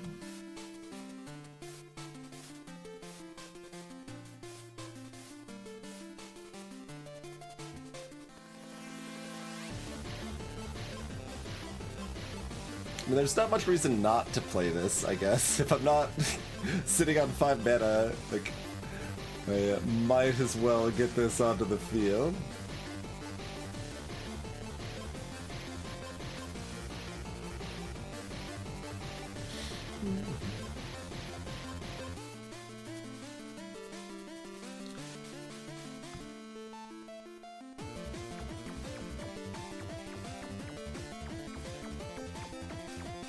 But yeah, I mean, it doesn't seem like it quite as readily falls into the pitfalls of a lot of Terra Defense games. Like, there's enough other things going on that I care about the early waves, and it's not like just the last 2 waves that matter, which is kind of a tradition almost in a lot of Terra Defense games, you might say.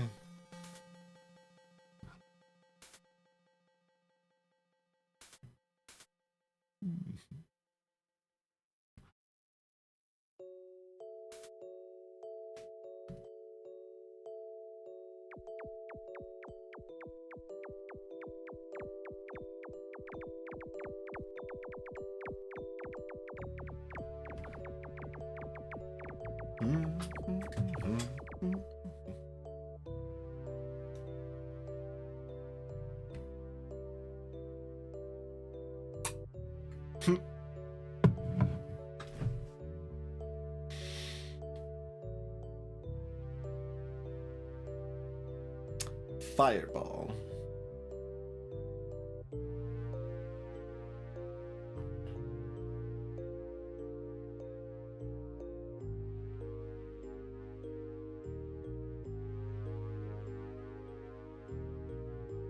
I mean, having a lean deck does, like, make me think I want to build some sort of spell deck, but I don't know if that's it. I'm just gonna keep skipping, and eventually we'll find out why that's a bad idea, I guess. I don't know. Okay, since we've got the dragon fruit, I think it's probably better to hit these 3 than just these 2. Because the elite giving a trinket reward is pretty nice, but how much better is the reward?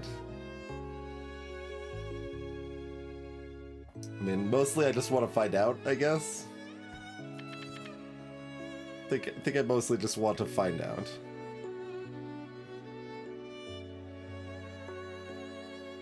Wait. Oh, the combat has to actually start before it converts, so it doesn't happen at the beginning of the run, I guess. The reward is better, thanks. Thanks for that, good clarification.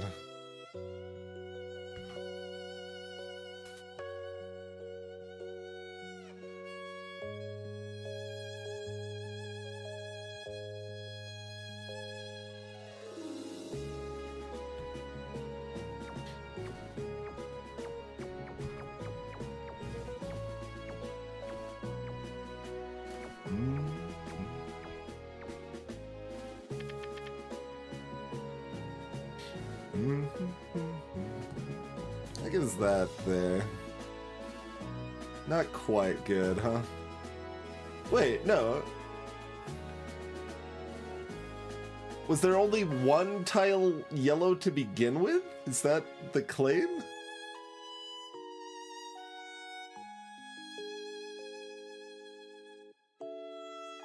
Because that's not a map I've ever seen in the game, so that seems like this just didn't work to me.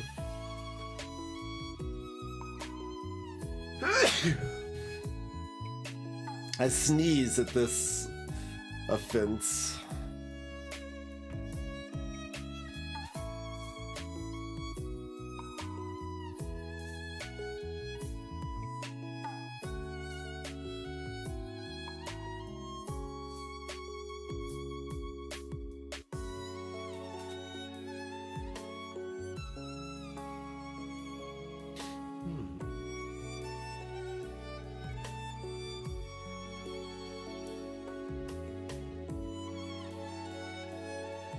Well, that would be, like, actively bad, I would say, if that's the case, that is.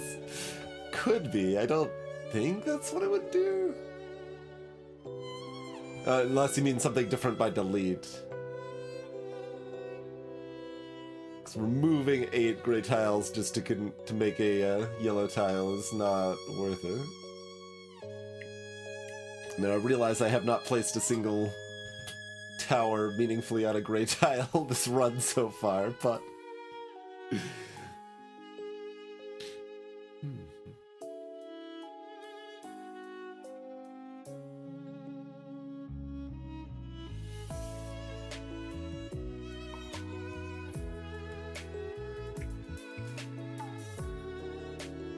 gray tiles do nothing, yellow tiles give you 10% attack speed and range, red tiles minus 10% attack speed and range, green tiles minus a decent chunk of range and a bunch of extra attack speed.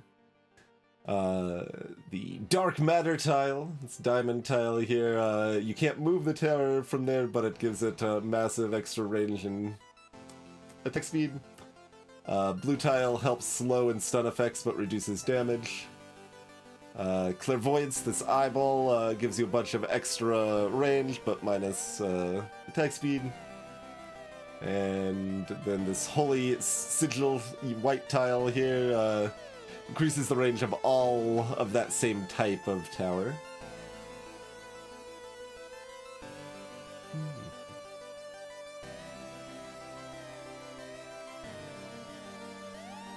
Alright, well, I'm either supposed to play the beam or the ballista, I guess.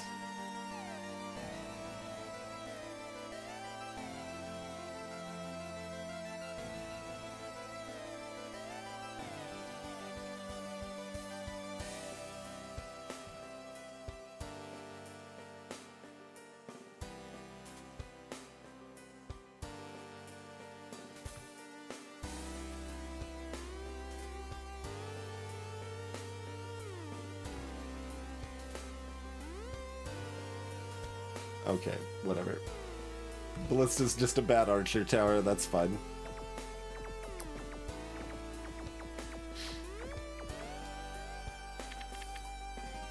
Don't need to worry about things too much here.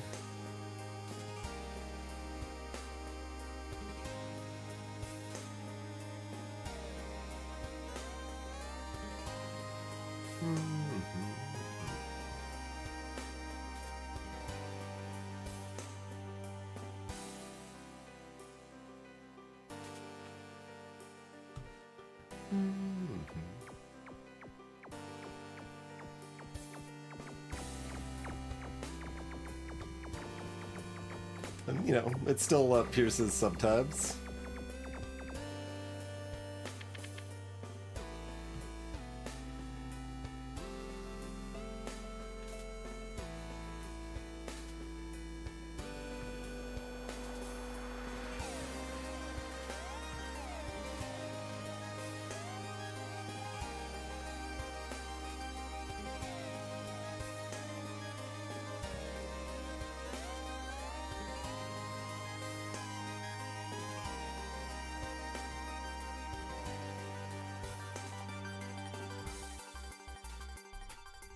Alright, good enough. Let's just not worry about it too much here. Oh, they hijacked my tower. How dare you?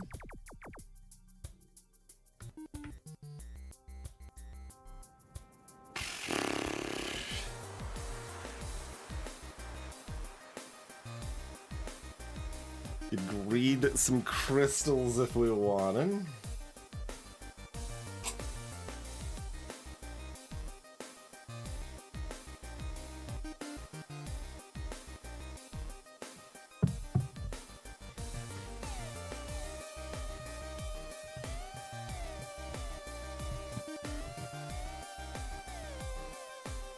Meh.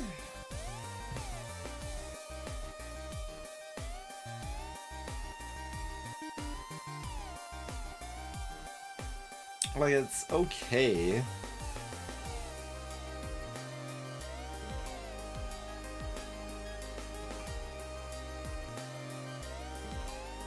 Like, I'm a little overly protective of keeping my deck small right now, considering my deck is not good, particularly, but...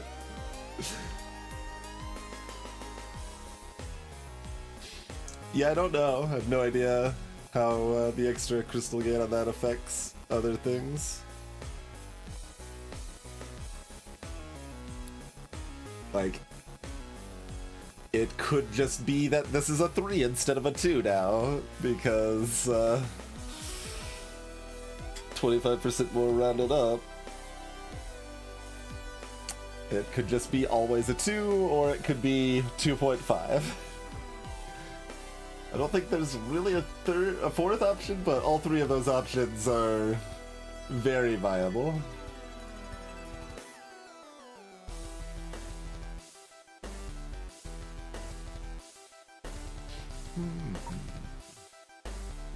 Alright, we get a better reward. So I think this is normally 5, so that's 10.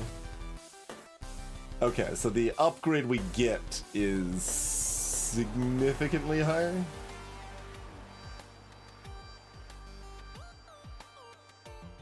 I was kind of thinking it might be like 2 random upgrades, but okay, we got 15 luck. Well, now I kind of want that luck tower back, though.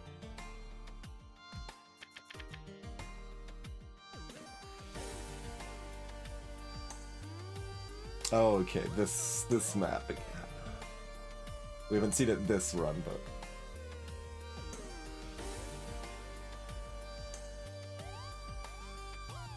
yeah, so luck's a third, like 3 luck is 1 crit chance, and it also is supposed to affect your trinket rarity.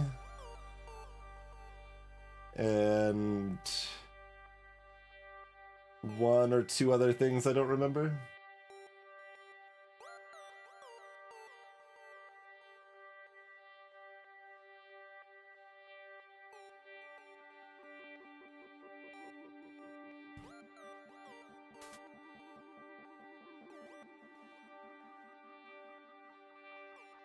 Get a holy sigil all the way over here.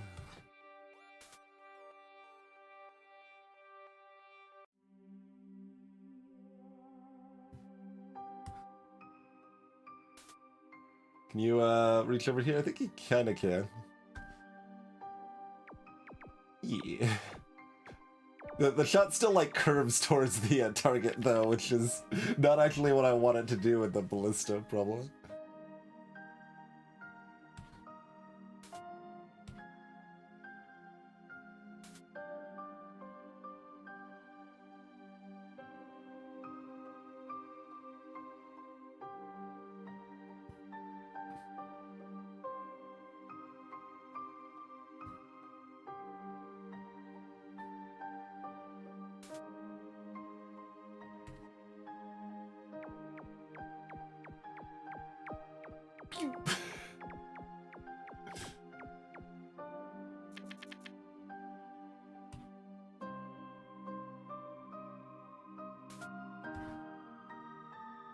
Sure. We'll just have a level 2 archer over here. Seems good. Can you go up in range, by the way? I didn't actually look.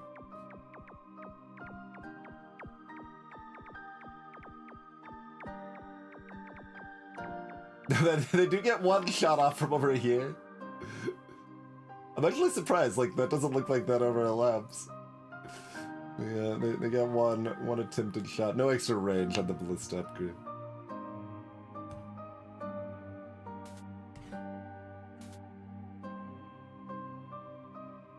Oh, is this still getting the bonus? Even though, yeah, like, that seems... Well, I don't know if the UI is lying or if, it's, just bugged favorably. It could be either.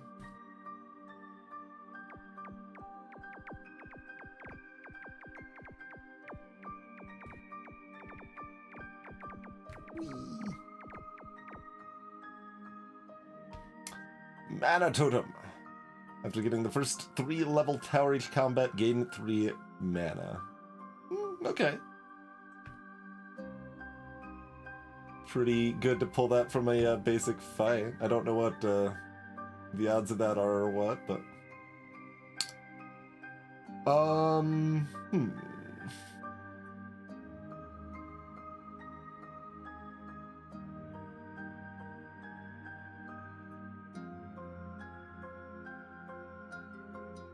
So we can drain resistances, or we can bring some stuns into the picture.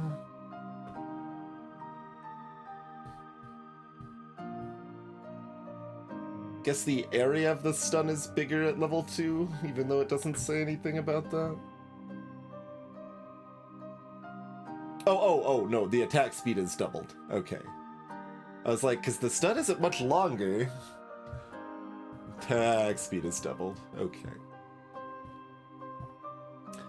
So, ballistas have a lot of piercing, and the Death Beam Tower has, like, tons of piercing. So, it leans me towards wanting the EMP, I think.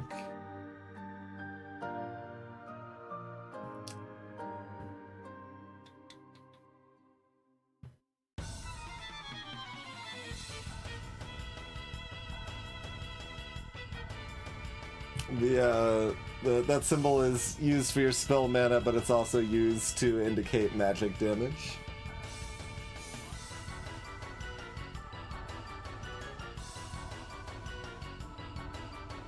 Clearly more of an attack than a nail. Alright, let's grab the EMP.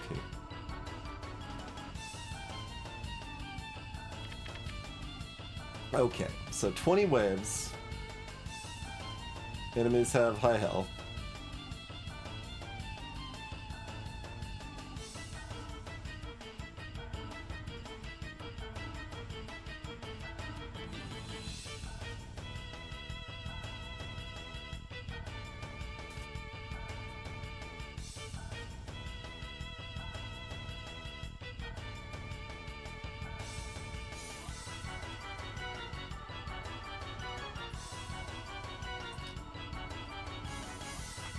So it's still not going to be enough to reach the top. I wish it showed accurate, like, previews of the tile you're moving something to, but...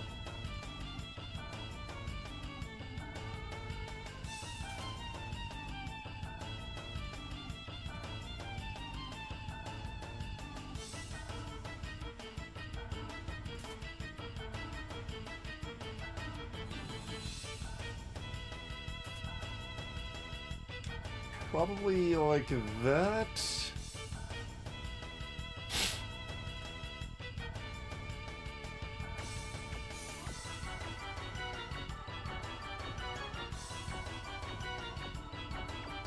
Yeah, okay.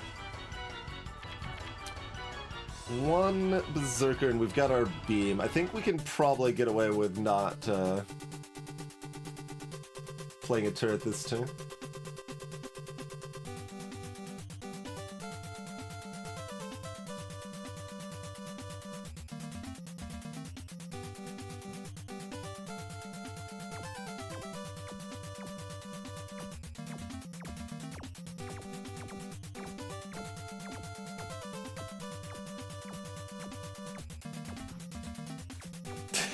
Fine.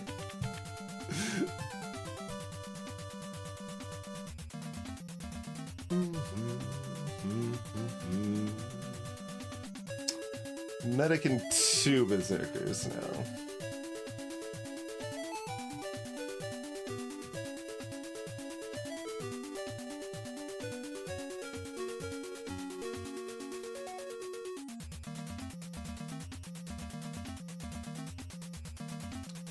I think that reaches up here just enough that this is a good idea, but it still might not be.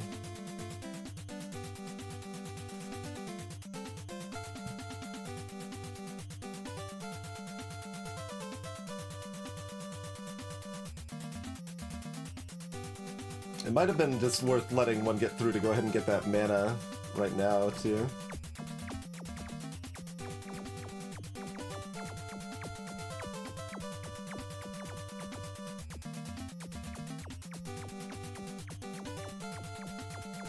Gotcha!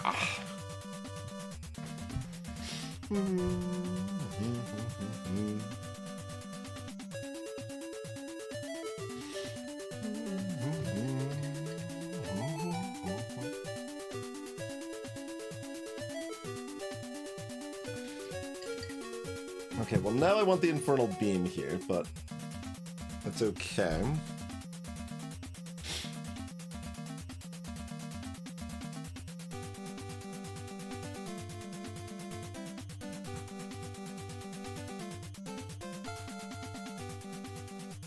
Right there's a pretty good spot for it still.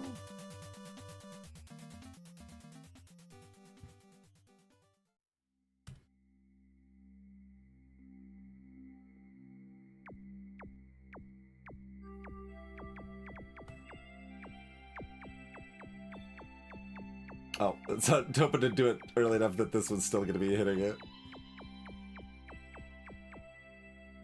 Like, I looked at playing another archer there, but it didn't seem like it was going to actually finish it off, so... We'll take the hit, get the mana, just have that extra mana early on, and be hopefully comfy for the end game. Negator's got all the magic resist.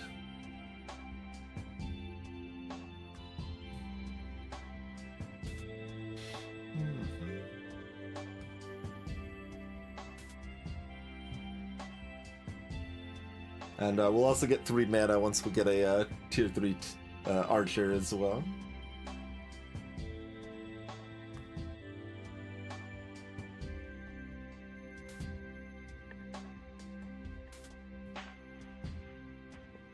Hoping that reaches enough to be good with there. I think it does.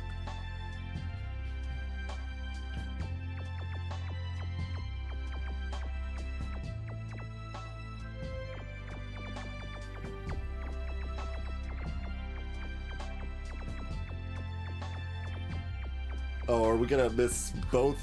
Oh god. Can't have that.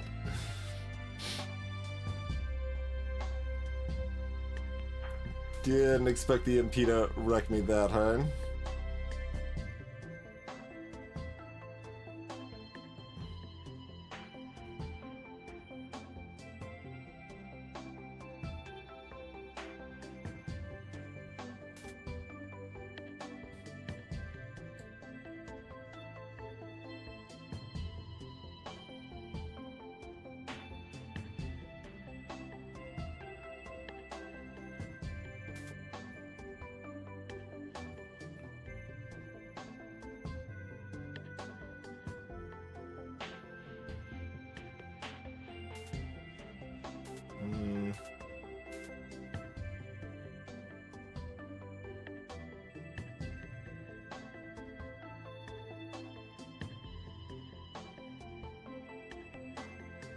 And you can, like, pause, by the way.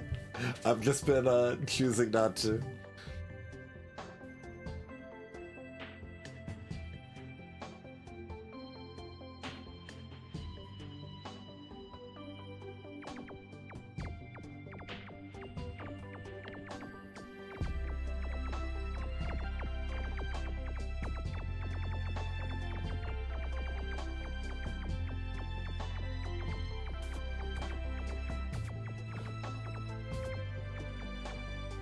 Oh god, kill one at least! Oh god!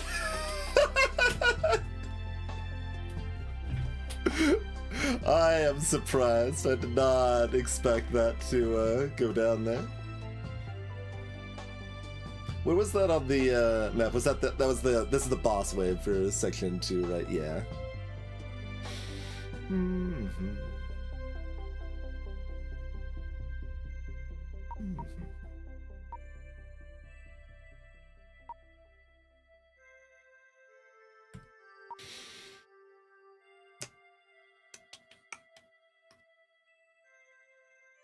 So what did we actually want to do differently? I could have just opted to play towers aggressively and take no damage and upgrade a archer tower to tier 3 and use that 3 mana to give me the overload, so I'd have plenty of mana to cover the end game, maybe.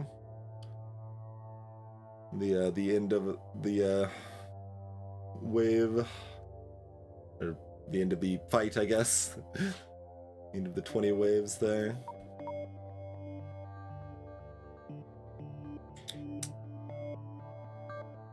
Like, any number of random cards I could have taken don't seem particularly helpful. Could have bought one more upgrade at the Forge. Possibly 2.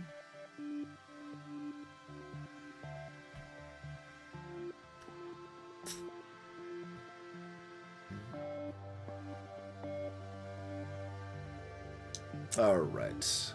What other deck sounds appealing? There's 2 of them that have 12 random cards. One, you want only one of each card, I guess, given Singleton Master as a name. What is this? There's not even a description or like a trinket that we start with or anything, and we our stats are also somewhat randomized.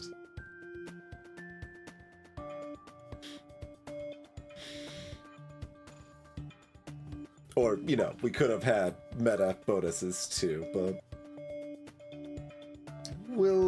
that still seemed promising enough. We'll try another run without any meta bonuses, I think. And this is rated like a normal kind of hard difficulty. I guess it's just start with extra stats than normal, but they're randomized, and your deck is random too. Doesn't actually sound that exciting. Is this a bit of a spell deck?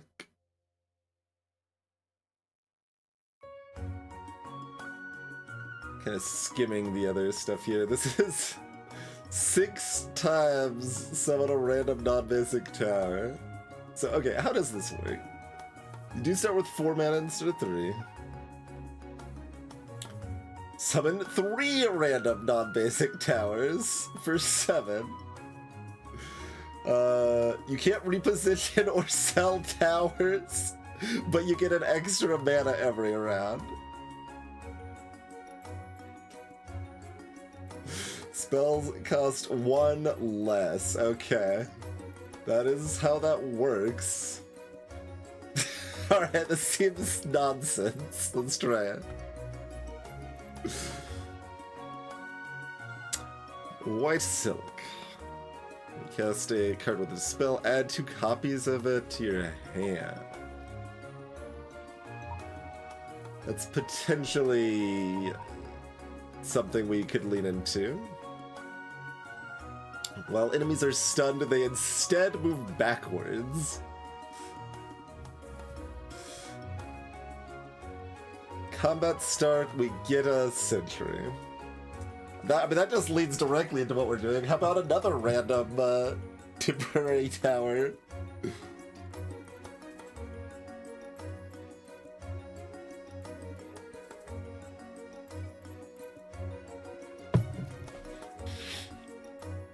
I don't know, that's weird, because there's definitely some dispel cards that you don't want more copies of.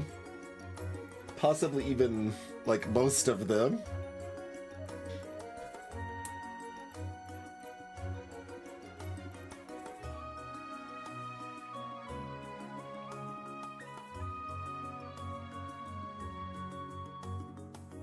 Like, we don't want that, because that, like, implies that I could build into it, but, I mean, like, it would be okay, because we are gonna randomly get stunning towers, but...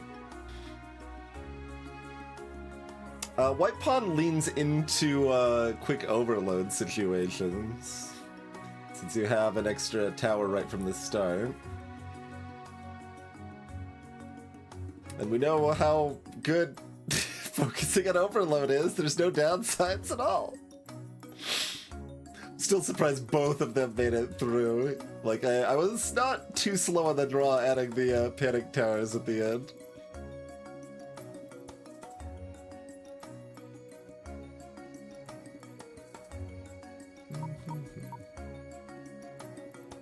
Okay, I can't bring up the codex from here.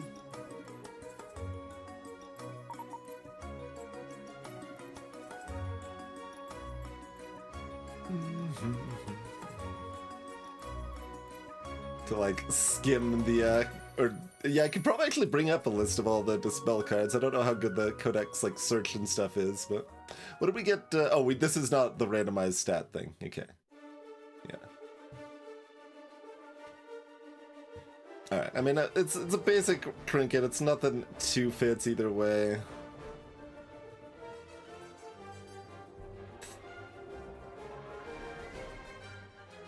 Alright, we'll take the white silk.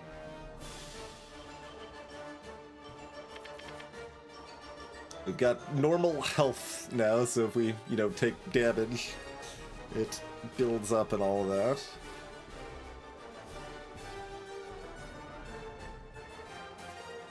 Okay, we've got a Giant's Bane over here.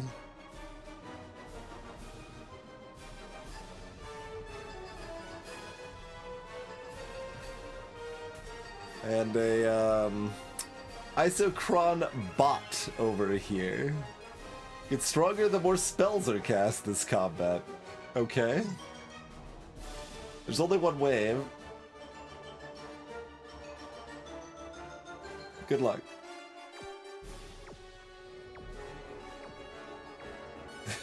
You did it.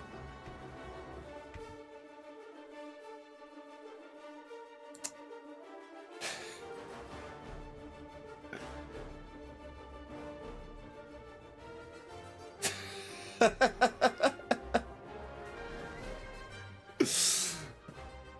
don't think I want to build towards martyrdom. And this is just way too dang expensive. This is potentially good. It's definitely silly. This is minimum one? Okay, minimum one. Like, 2-cost spells are the sweet spot. 2-cost spells are the best.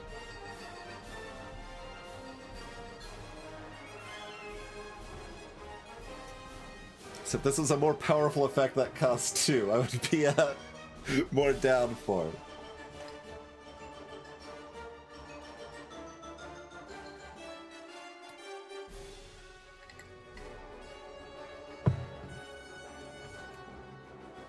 It fits well enough with what we're doing that, like, I kind of want to try it, so we're gonna try it.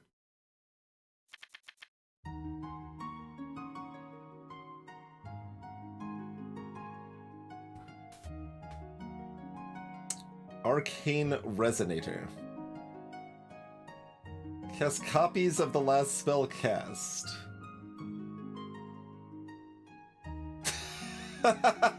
Perfect. Slows down when copying the same spells and when copying expensive spells.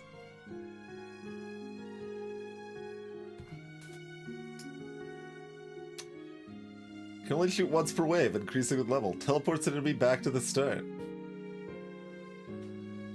Alright, good luck, Arcane Resonator, save me. This is why we start with extra health on this deck. Care packages are spells, yes.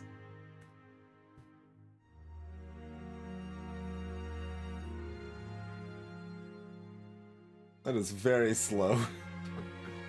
Oh, it only targets while things are in range?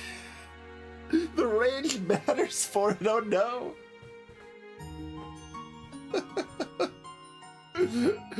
Oh, goodness. Alright, that's a damaging tower at least. So is this, okay, this is a small area.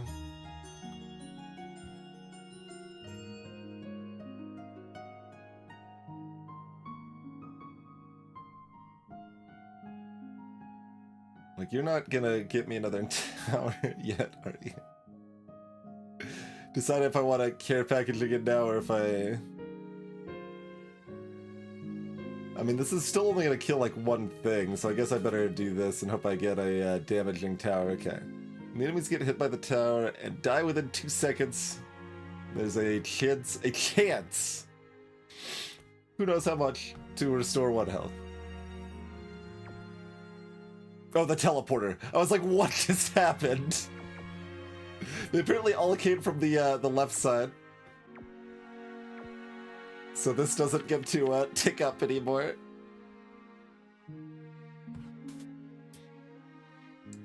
Okay, we've got another displacer. Sure, why not?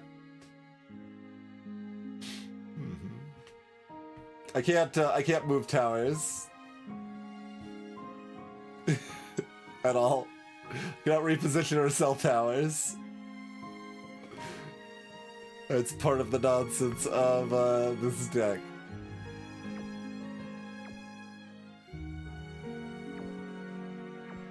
Everything's just gonna spawn on the left. This is never gonna even give me anything. It's not even gonna break even. Don't worry, we're gonna send them back to the start again.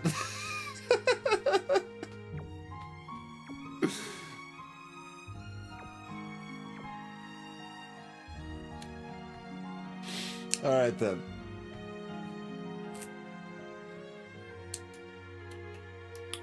Next wave now consists of only level 1 rookies. Yeah. Okay. That's a dispel situation. Seems pretty good. What is this Holy Executioner, by the way? It fires lasers that instantly destroy enemies below a certain percentage of health. That's kind of cute.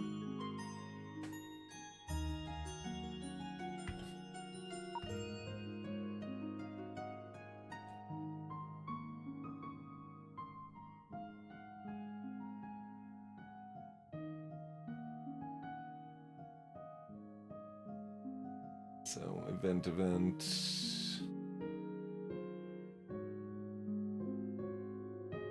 Maybe rest site? Or elite. Oh god.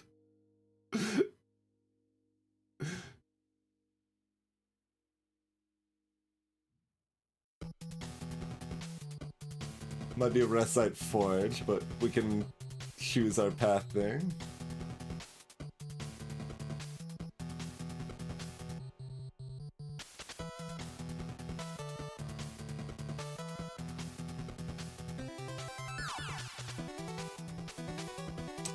Life gives you lemons! Wait, this is much better than lemonade.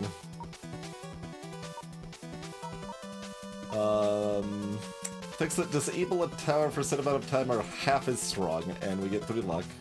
Prevent the first 2 times you would take damage. Yeah, give me that.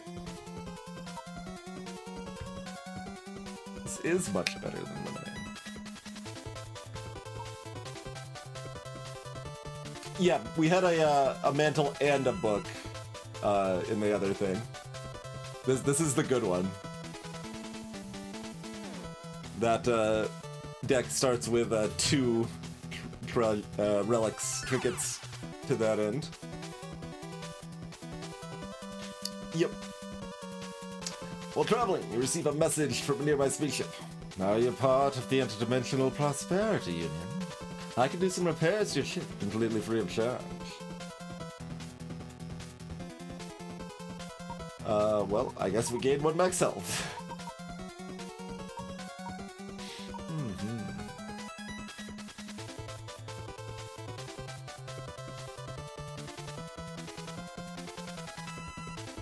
Randomize me, Captain.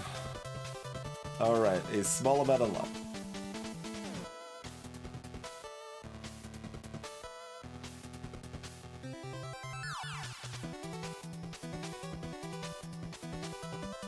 How disastrous is a horde?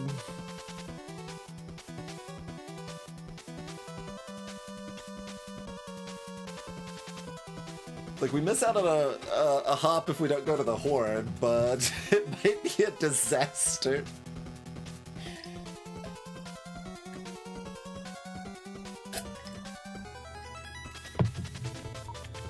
What's the worst that could happen? We instantly lose our run? Yep, that's definitely possible.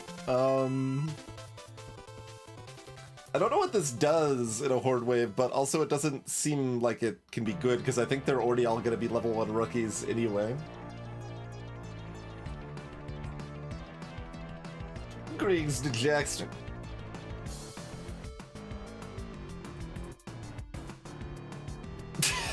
Okay. Got ourselves a resonator. At least it's in a better spot on the map this time.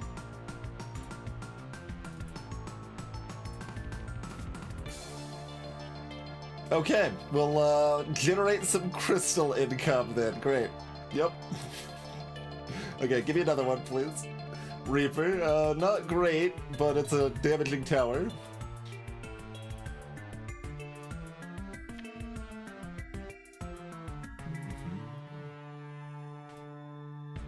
Overloads at 6.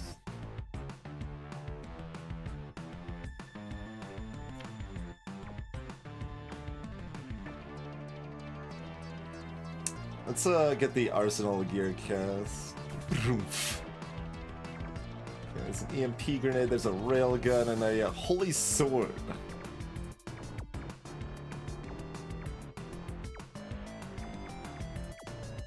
Does this, yeah, this keeps giving me crystals, great, yeah.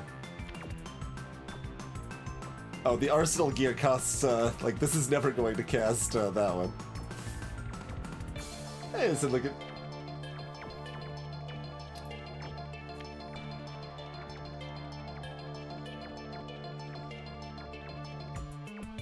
Let's see. Reaper can hit up here, nothing's made it up there yet. I'm kind of thinking if I wait another 14 seconds here. So we get the extra mana and get to cast the arsenal gear.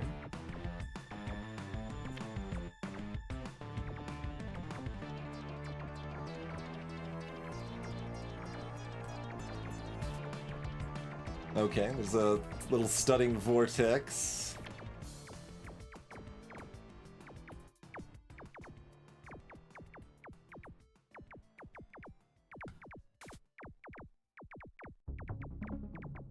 Something like is on fire over here or something? I don't know. I'm gonna go ahead and cast this now, I think. That's maybe there's a disruptor, there's a best friend rifle. I should cast some more stuff to see if I can get some more like crystal miners or anything like that. No, cast the one I'm freaking clicking on. Impact Sprayer. Shoots an accurate bullet that deal more damage the healthier enemies are. This hits everything. It slows everything down. The stacked slow doesn't seem... There's like some weird teleportation stuff going on over here. Like I keep seeing enemies jump around and it's very disorienting.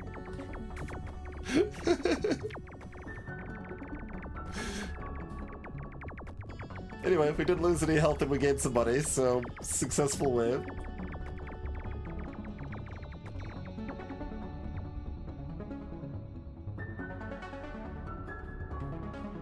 It depends on the game, Jackster, but yeah. Wasn't as impressed with the in-game music. Gains attack speed as more spell mana is spent during combat. Hmm.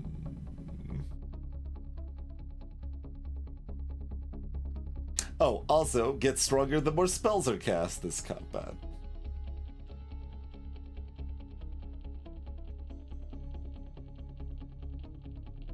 Its base range is bad. Doesn't start too much worse than... Well, no, with that range it does start quite a bit worse than an arrow tower.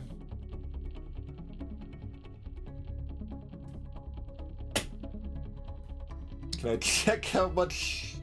If I have one of these towers, that might have been the last fight.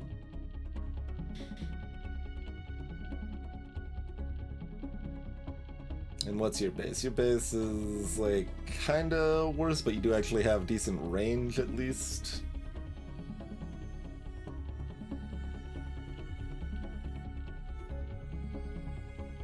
And I don't really understand the mana condenser not being terrible.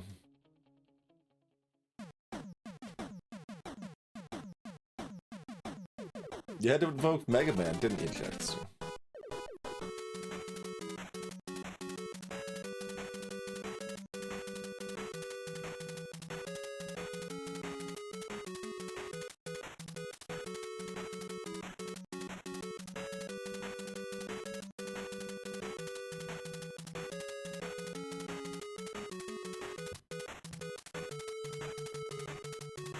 I'm gonna go with the Arcane Rifle because it's got better base range.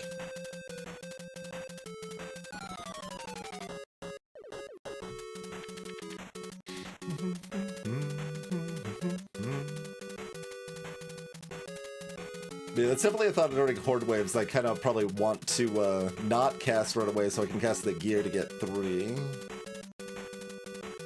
Oh, which is the same cost effectiveness, actually.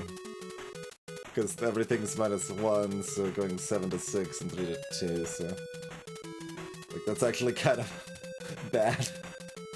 Now that I actually look at it, but, okay, towers have less range. What? Stop giving me the Arcane Resonator! Please.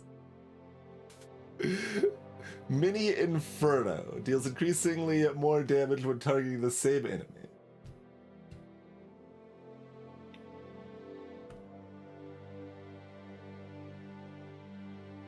It's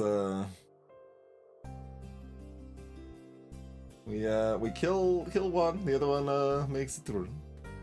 But it ticks on this a little bit.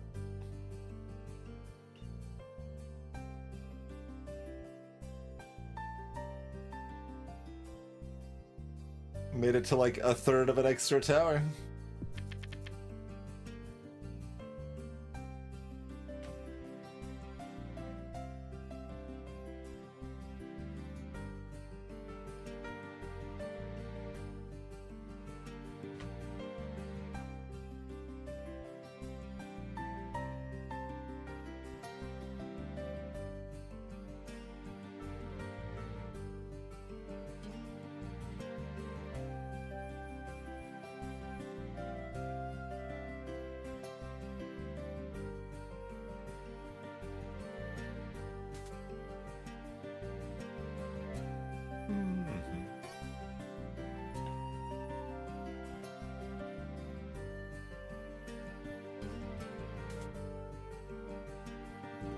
That jumped up with the spell mana spend quite a bit.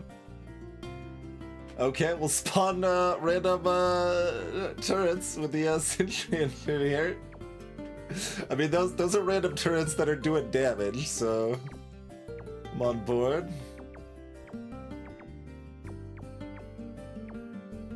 Okay, got 100 health. Okay, so what we do is we wait on this. And then we dunk it. Great. Wait, did that reset the timer on this?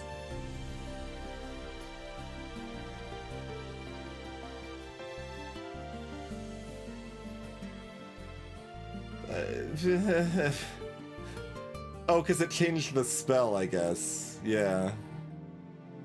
Yep.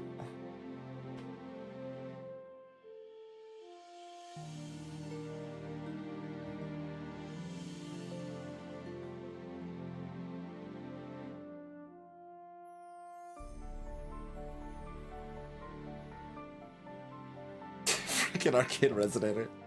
Like, I'm like, man, I really need to remove that from my deck. Yeah, I don't have that, that privilege.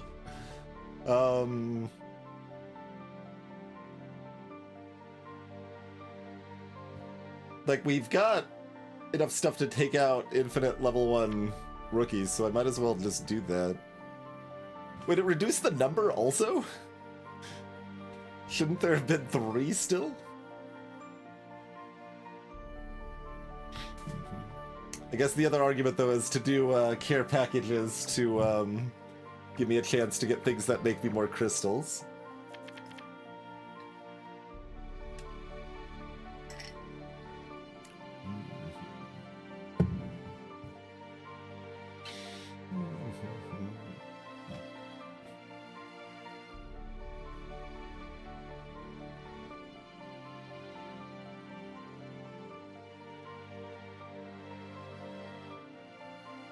That's passably placed. Alright, I'm just gonna do double care package and not the arcane rifles. Just give me a chance for more income. Bullseye! Stuns from a long distance. Warfare Displacer.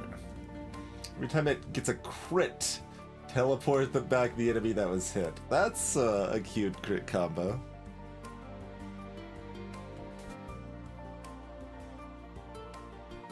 Yeah, that is true. There is the one tower that, well, maybe more than one. We've seen at least one tower that costs crystals whenever it fires, too.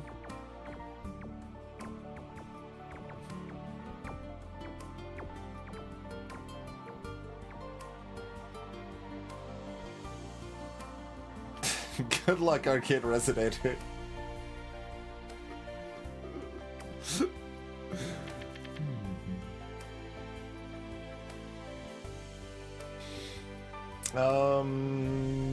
Yeah. We're just gonna do that. The fastest enemy, so it doesn't fix the tooltips.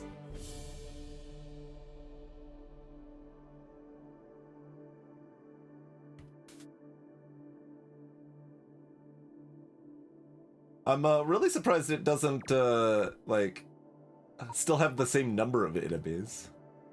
Increase maximum spell mana by 1. Goes well with the tower we just took. Arcane Warper. Every time you cast a spell, teleport back all enemies in range. Pretty good. On play, draw 1 card and lose 1 crystal.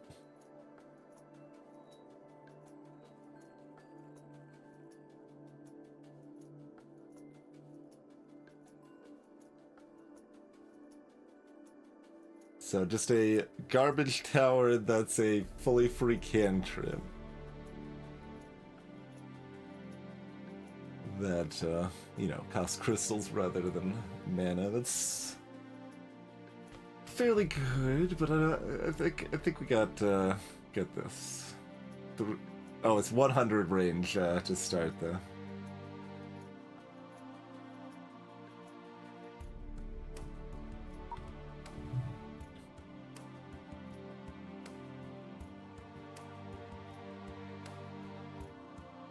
Got 200 cash money for the forge.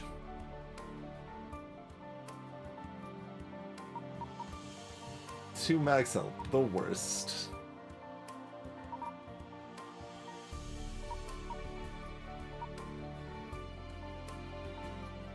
And this is the same thing but better than starting mana, so I guess we take that. It's better because we've got the effect that cares about us casting spell mana specifically.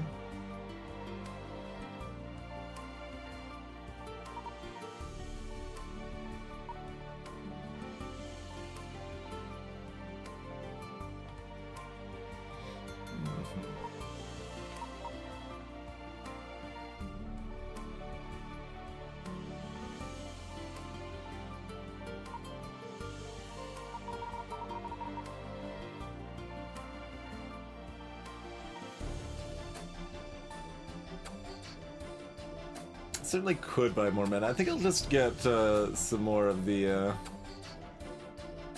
this stuff, though.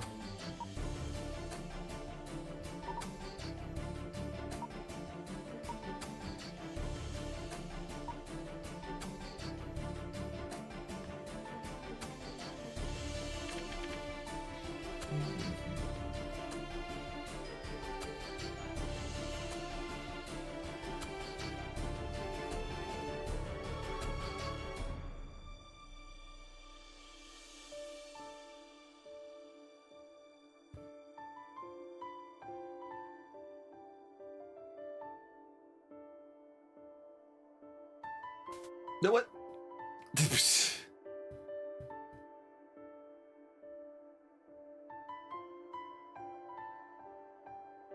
I guess I was right at the edge when I dropped it. Okay.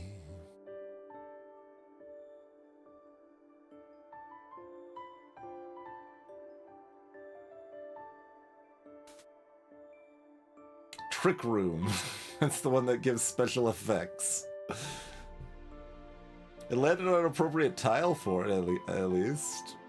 But not in a very good place.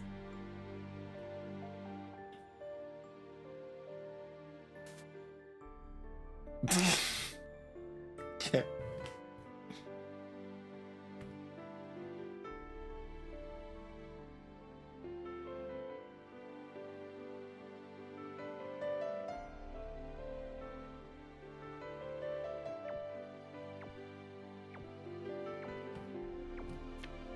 Oh, that does not teleport back very far.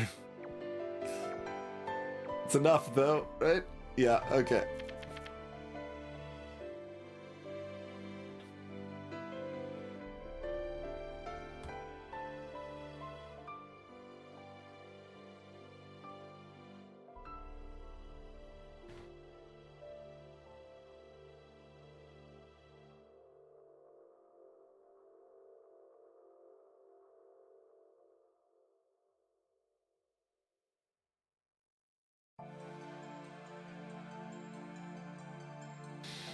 Do really wish we could get accurate ranges on these things before placing them. Now that we can't move towers around, that matters a lot more.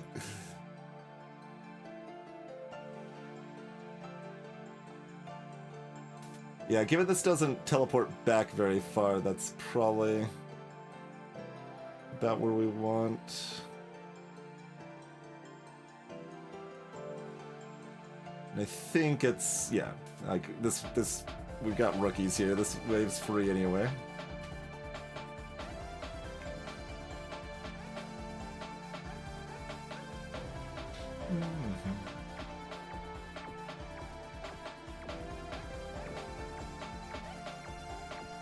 And this, yeah, counts spell power used before it was played, which is really good.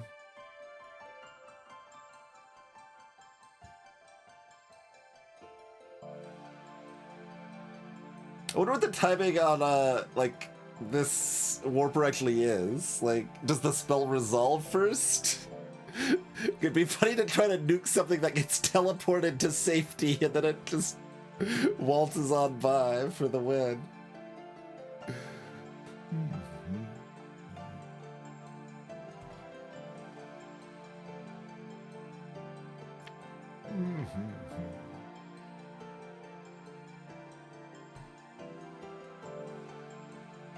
I guess these are all probably strong enough. I should have just care package to try to get a crystal generating tower, but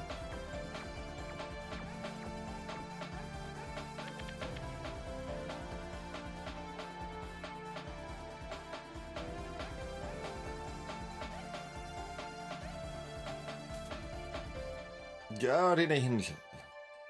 On play, restore 1 health. Alright, we'll cast the Phantom Anchor mid-wave somewhere here.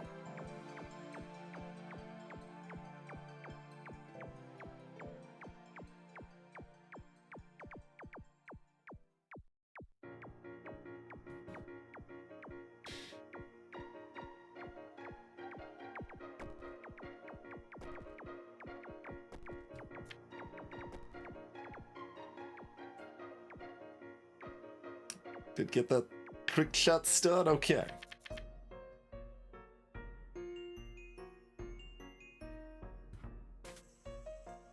Angelic Catalyst.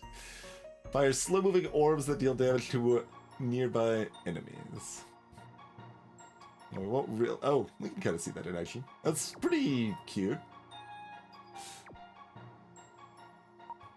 Hey, Nia. All right, we've got some luck. Just what I need. More random towers. I could, it's got the spell. Bite. Deal 200 true damage to targeted enemies. This is a 2-cost spell that's going down to 1, so that's pretty good.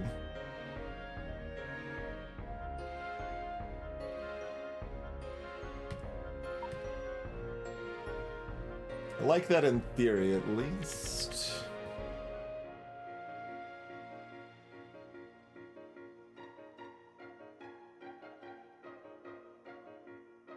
There's a 20% less range.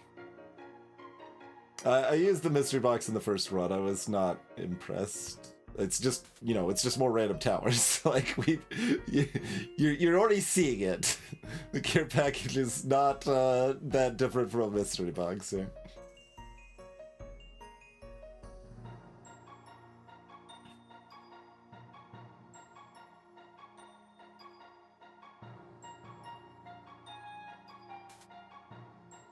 Vortex over here.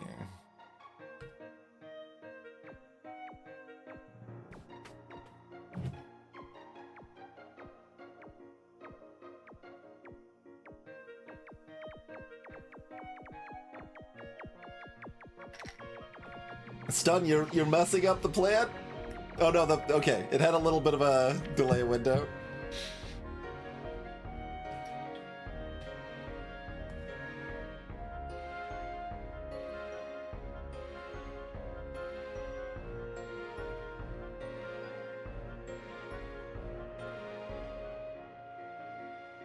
Okay, well apparently it's gonna go down there. Precision not the best on the drawing tablet. I think I want to target last enemy with that one. So that, that probably synergizes better with the Gatling, is my thought.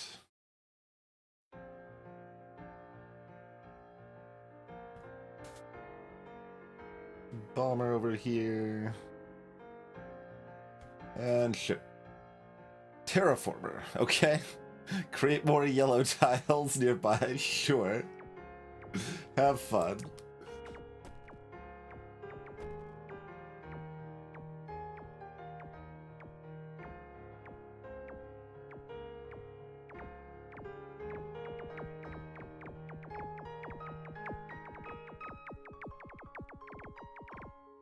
You're not gonna get there yet? Oh, maybe the 1 damage hits on the, if it lines up. I don't think it's gonna line up. Nope. Gets away with 5 health.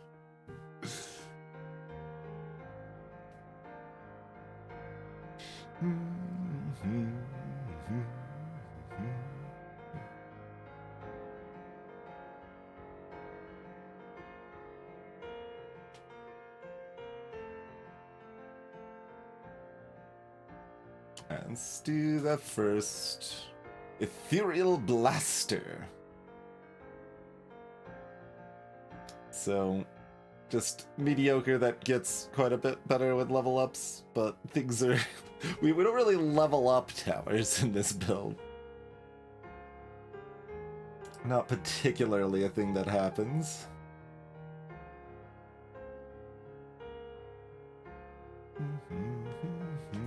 Let's get those into my deck so we'll have them for the later waves.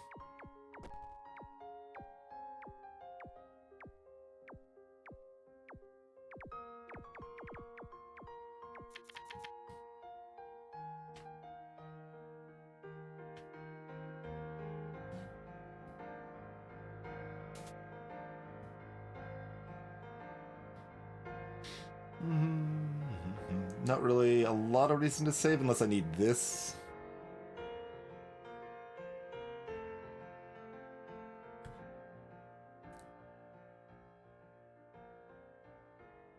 probably rather just get another tower on the field.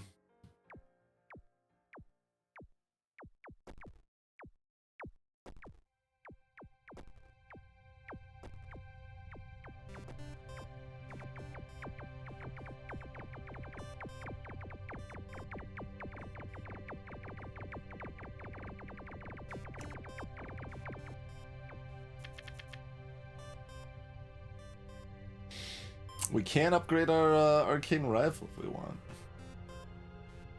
Or we could play a warper.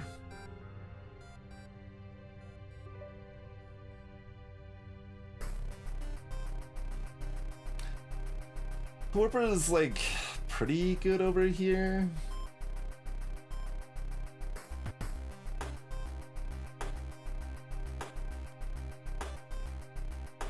We got a linear upgrade.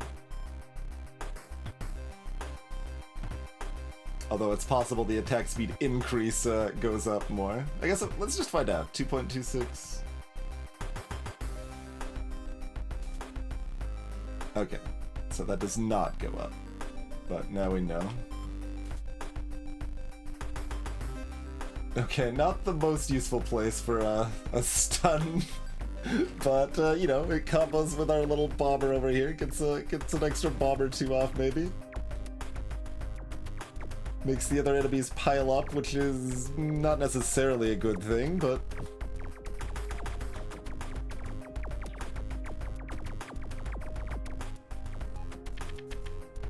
Titan! That one regenerates 2% HP. But does it, though? Nope. Sure doesn't. Sure doesn't. I mean, I guess we have the bite in hand. I'm probably supposed to cast Care Package. The odds of getting a, like, crystal generating tower are pretty low. There's, like, 2 that I know of.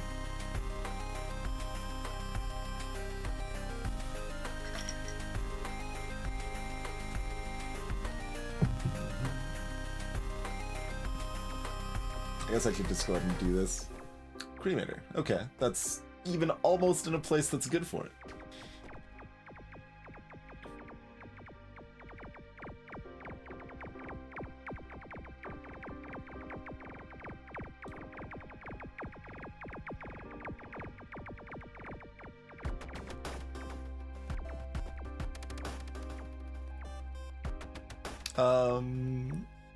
Okay.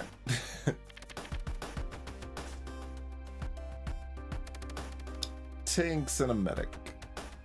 Okay. Life Absorber. When the enemies get hit by the tower and die within 2 seconds. We've got a lot of things to restore, well, a lot of things meaning one card and then some random turrets, so not really a lot of things restore health, I guess, but we have things that can restore health. We'll just bite that. Orb of Strength. So random trinket. Ancient Knowledge. Extra mana. Draw 1 more card each round. Gain 4 luck. Pay 2 mana to discard your hand, draw a new one.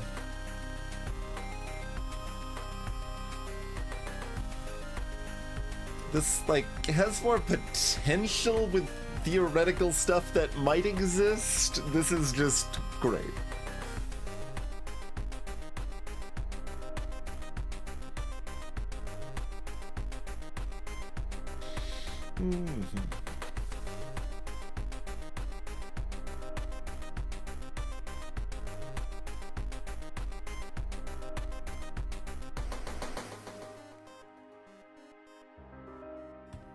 Gonna just take the mana.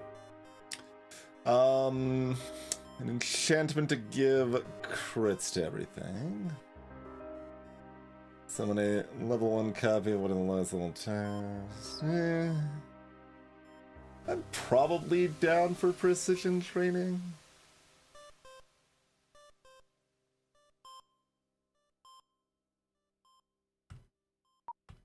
Don't actually know how good that is, but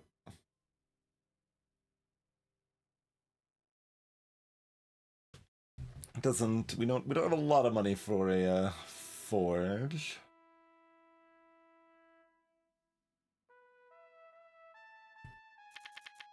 Extra armor.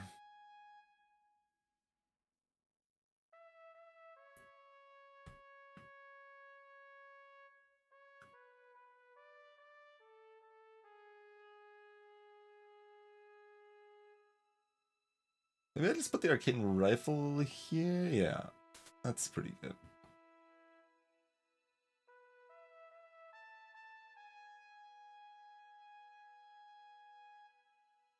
We're not gonna be overloading, right?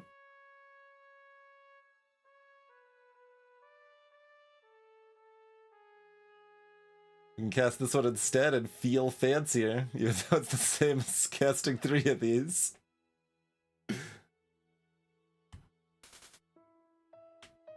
Got a Runic Extractor. Gain 1 max spell mana on play. And it gives us more spell mana income. Well, that's quite good for us. Thief! That gives us money. If it, you know, kills stuff. And this stuff over here might prevent it from doing that, because we've got kind of powerful stuff over here, but... 9 projectiles and a cone.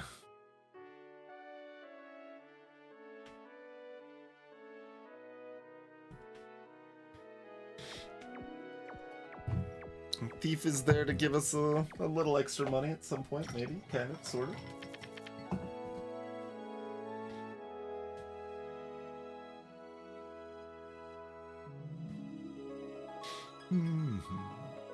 Sure. Give everything the crit. Oh, that one has Dispel. It doesn't say Dispel, so I didn't think that counted. But I guess enchantments have built-in Dispel. Even in the enchantment description, it doesn't use the word Dispel. So a bit of a miss there, but fair enough. Alright.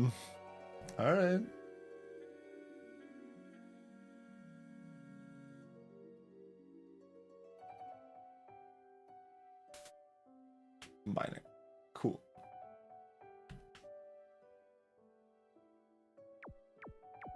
I mean, I cast that because I didn't know that we had enough damage and I wanted to, you know, get something damaging, but, it's maybe fine. It's fine. Great. And we even got some crystals out of the deal.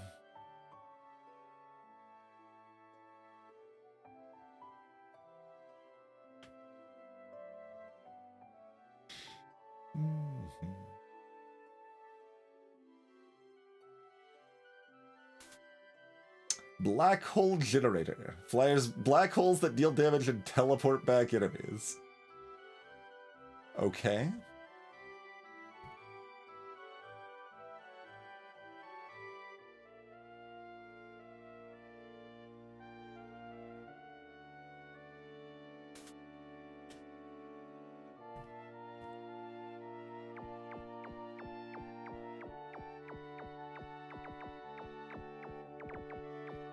Bloop. This thing's up to 3 attacks a second. Yeah. And about to be more.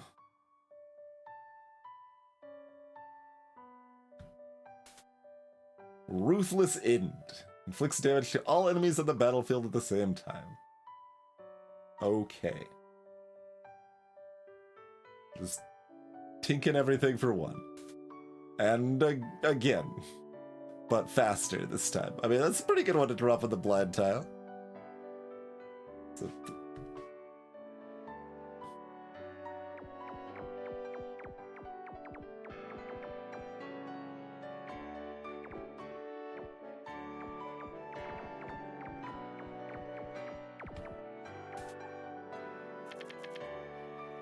Adaptable Striker. Can't level up. When you sell this tower, you get all the mana you spent for it. Okay. Well, on the plus side, it's, you know, got decent stats.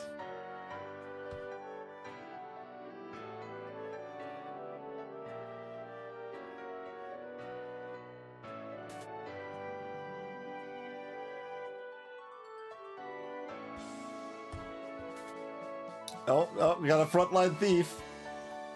Get ourselves a frontline thief over here.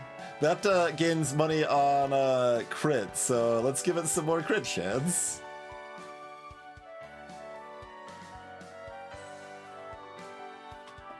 Like, I don't need to save for this, but also I don't need to play this, so I'm playing neither, I guess. Come on, thief, get your crits in. Where are your crits at?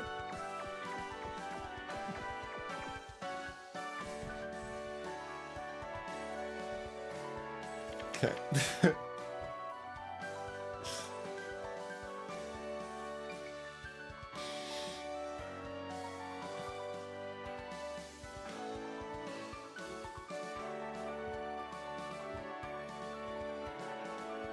42% crit chance.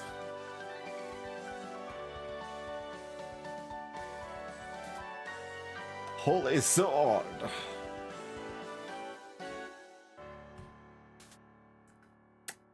When leveling up, gain 5 mana.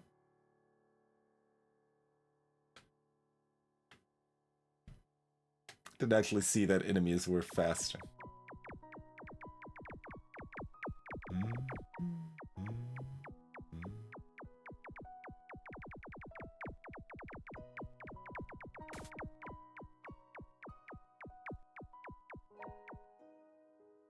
Teleported all over the place, nerds.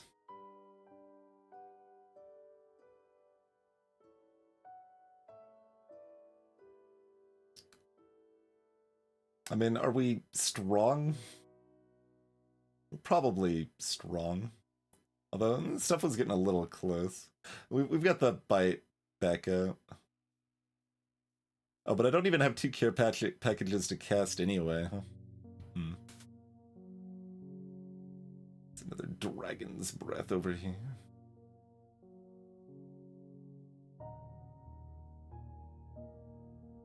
Deciding if it's, like, worth casting the Phantom Anchor or not. And by worth, I partially mean, like, because I want to give more chances for the thieves to get crits.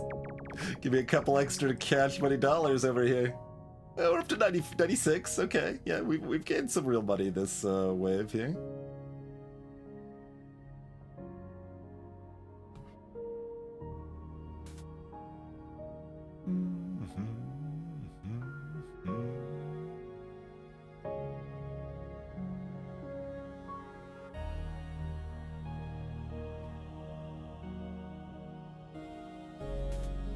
There's a mystery box. 2 rounds left before it pops.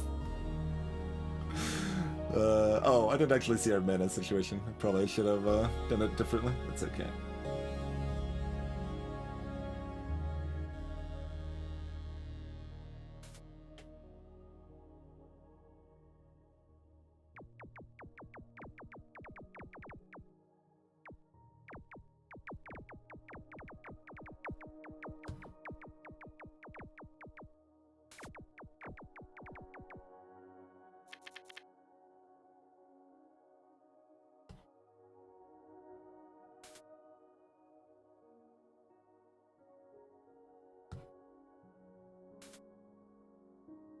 This one, Magic Aura.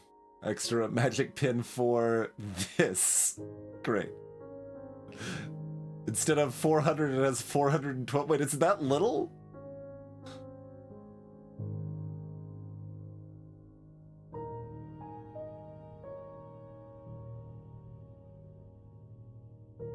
You're giving it 12 more.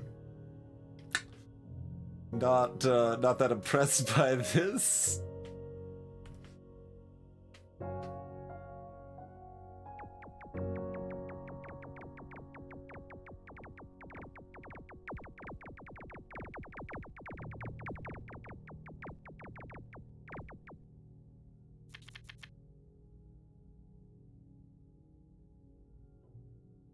I'm guessing it's a flat amount rather than a percentage, but unsure. Okay. Wait. If we're strong enough, I don't want to do that. I've got the bite back up. Okay, I'm gonna do this. Greed just slightly more crystals. Have a chance for this to get another couple crits.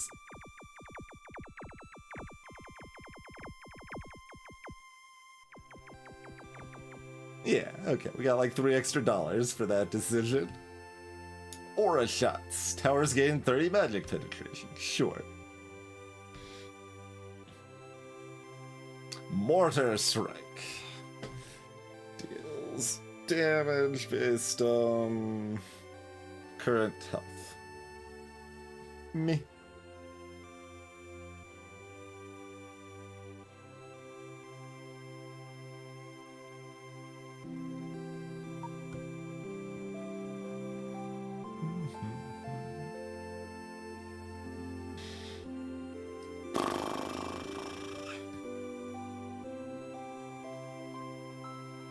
Not sure exactly how worth the forge is here.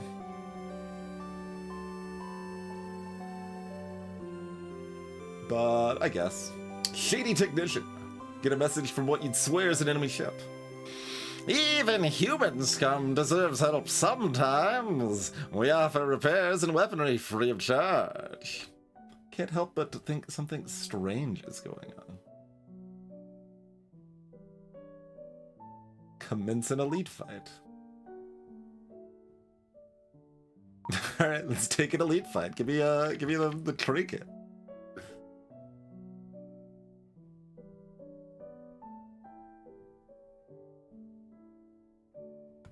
Bloop. Got an EMP over here. Got a disruptor and a thief. I mean, cool and all that we've got a thief, but this sure is a lot of utility. Alright, Godspeed, additional care packet. Okay, it's the atomic orbiter. I mean, it's damage. It's damage.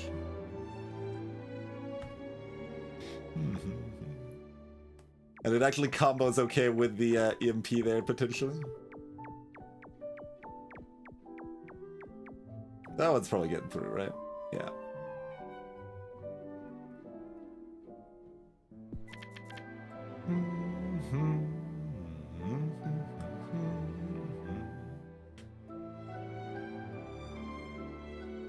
Yeah, let's get that rifle over here again. Virtuoso.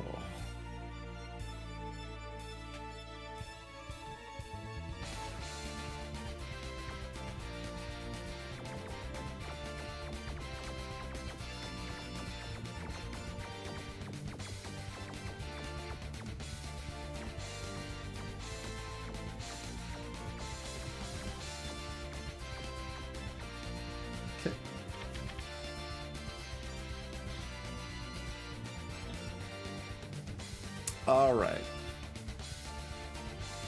I mean, greed and just general damage.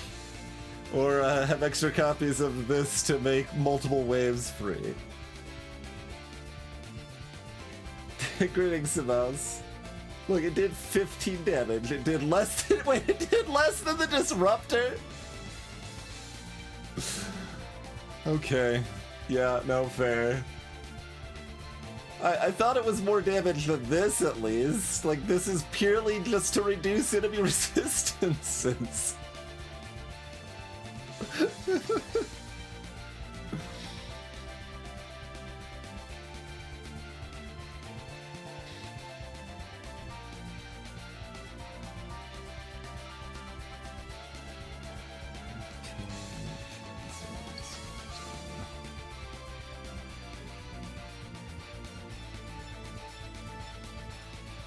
We've got one mantle, and getting hurt is honestly not that big of a deal anyway, probably.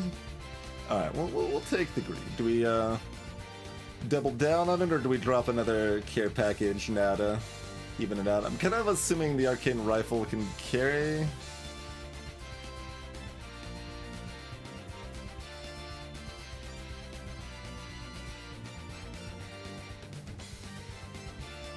We've only got one thief, to be clear, but the extra damage is still relevant. Like, look at all these 2 damage hits we're getting on the Disruptor instead of 1 damage hits.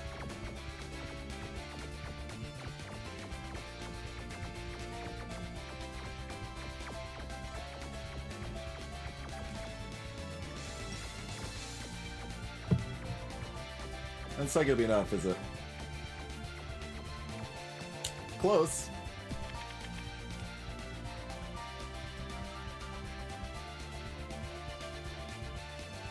Maybe I want this, like, yeah, over here with all the other slowing stuff.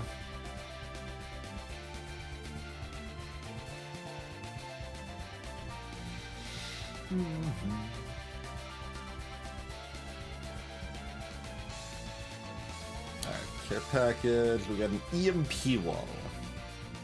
The towers in range cannot be activated by any means. Great. Have fun with that.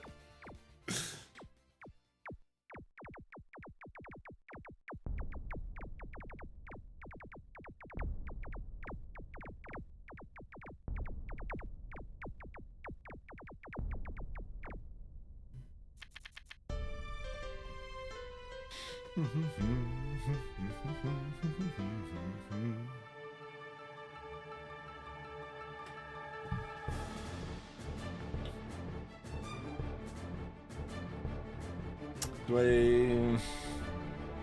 I'll probably just keep the bite around rather than try to do arcane warping things. There's another disruptor? Sure. Sure. Oh, look at that. That wave, the atomic actually did the most damage. Got caught in that slow and just right through it.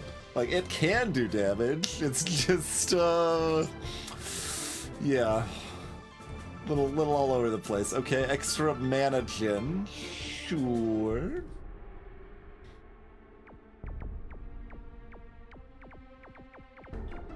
How we doing? Looking like we might need a bite? Looking like we might need a bite.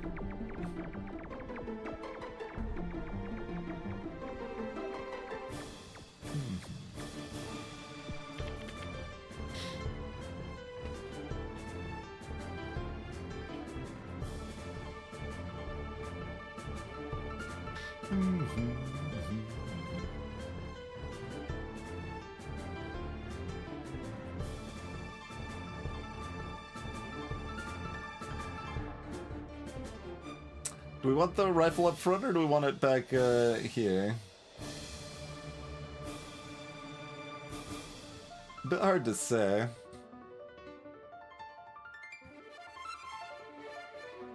Guess I'll do this first. Riftmaker. Teleports back enemies, dealing magic damage based on enemy current health. Okay, guess we can put it over here now.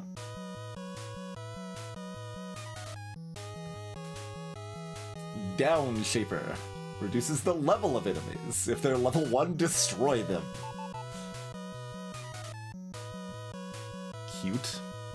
Oh, I don't have anything to deal with this. I didn't pay attention.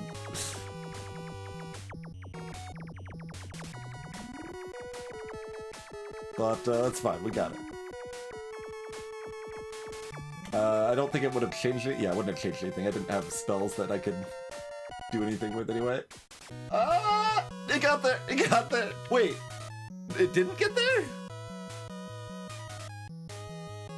Like, it sped up like the wave was, but like, we saw it die, it looked like. I guess we didn't get there. Sad.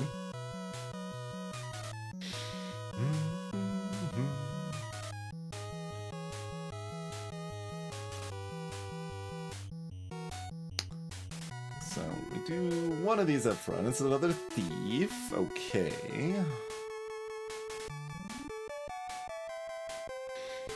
I'm still not really feeling the warpy warp. So I think I just go ahead and care package and then sit on the all for one. Okay, there's a miner.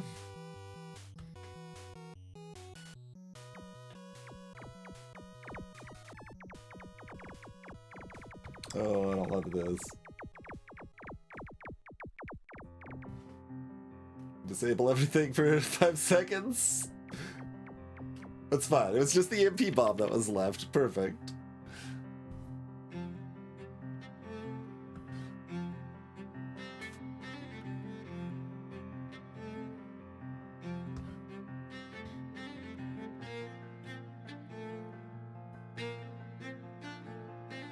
Colossus and a medic.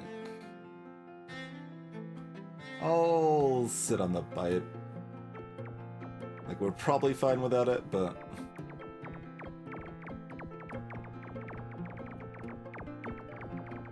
maybe not. In fact, I can't even... Wait, maybe I can... Oh, the teleport! Okay. Let's just Phantom Anchor that one. Terraformer, sure.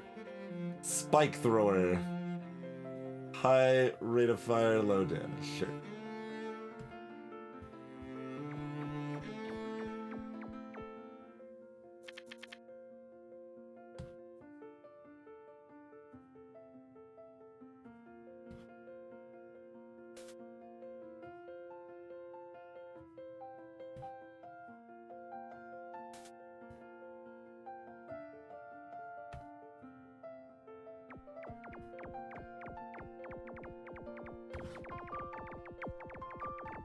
It's true damage with 3 of them lined up, so I might as well go ahead and just get that in there.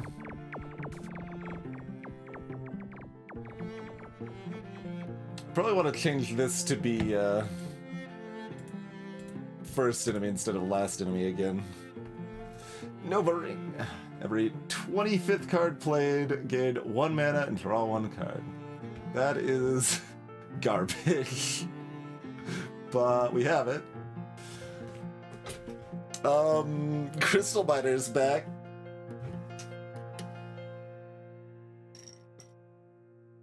Kind of feels like we get enough extra crystal income right now, randomly, that I don't really need to do it intentionally. There's an argument for scrap recycling. That's safety to some extent. You can always just put down a garbage tower that I can't move around.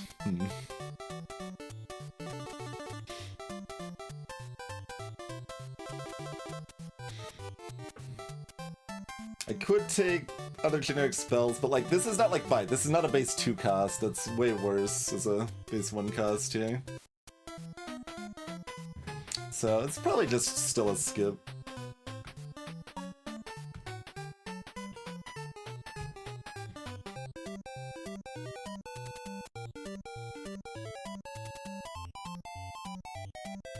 Is it like spell mana and starting mana? Is that what we're doing here?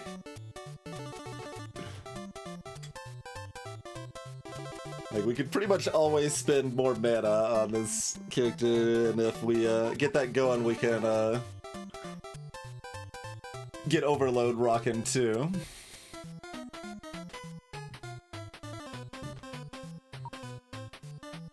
Alright, I'm gonna do it.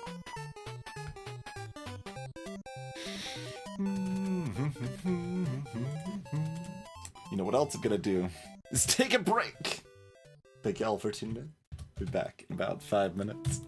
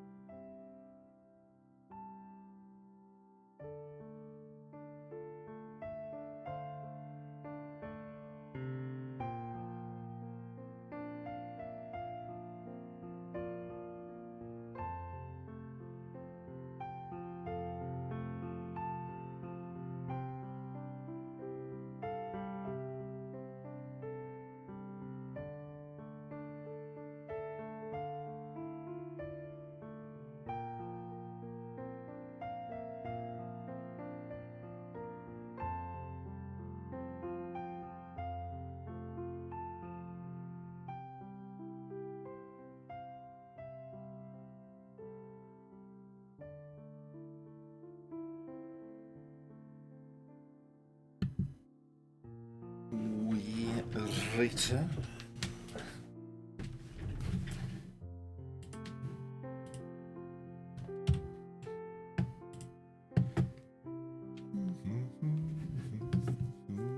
Horde is next. Horde is next.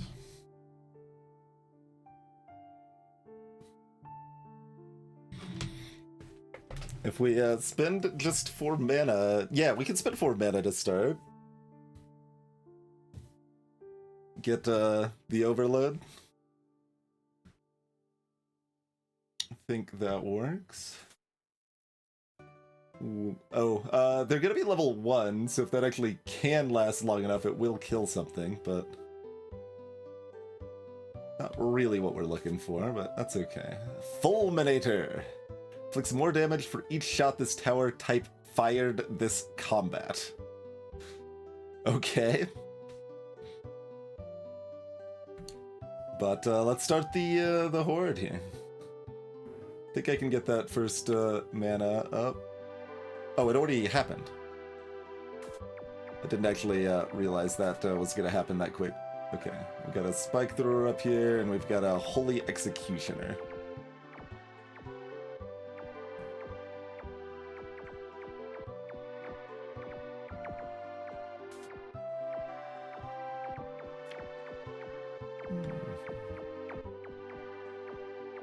Let's go ahead and get the arsenal. Got a black hole up front, and we got a Tesla coil back here. That's pretty powerful if I remember. I think it chains stuff. This, I believe, does literally nothing, so we should wait until we get the enchantment.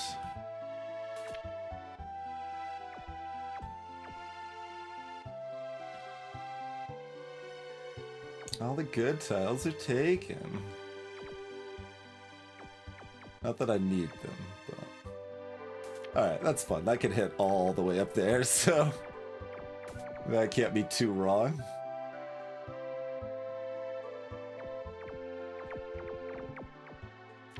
We apparently got one of the AoE things, too. There's precision training, more precision training, precision training. No thieves to go with it this time, unfortunately.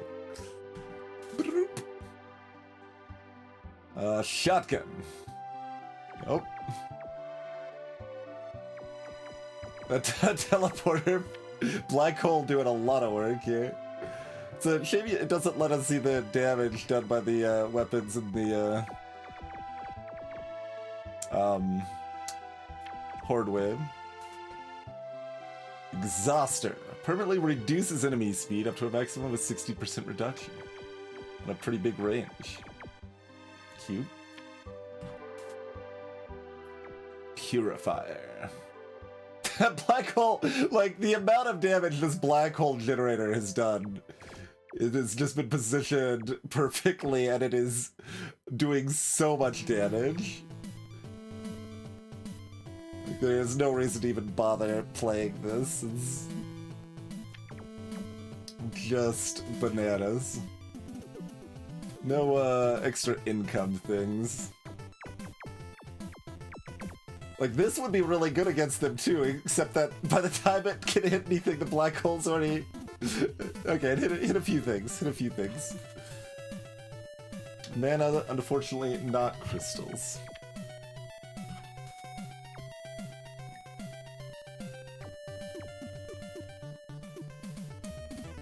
We could have got money from all this extra mana. That was the last run, I think. Sweet Vengeance. Deal 50 physical damage for each damage taken this combat, and it's cheaper for each damage taken this combat. Okay, no thank you. Pollination. Convert 8 random gray or red tiles into yellow tiles. And it draws a card, and it only costs 1?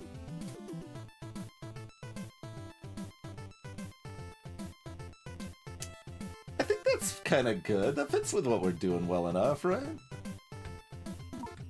I'm down. I'm down.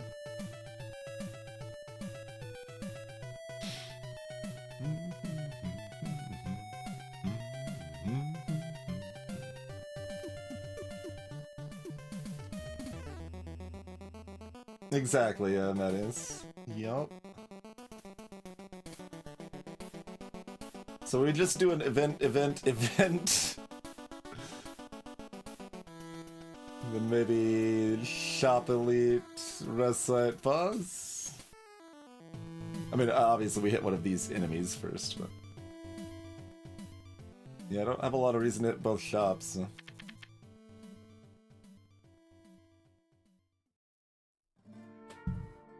Well, that's a kind of awkward first hand, but it's just rookies, and we've got the rifle at least, so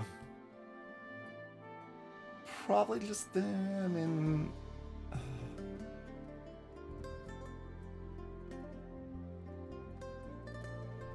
it's close to being enough range.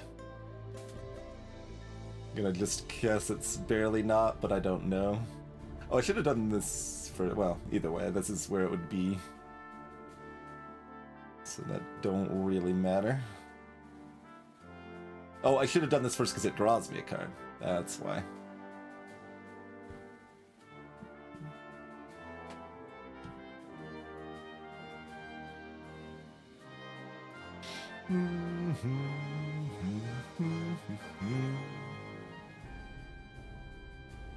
I do a full loop-de-loo. Yeah, okay. We will put down another precision trading.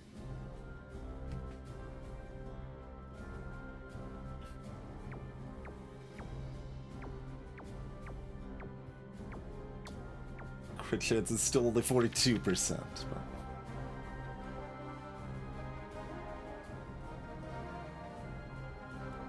But... Runic Extractor. More spell mana.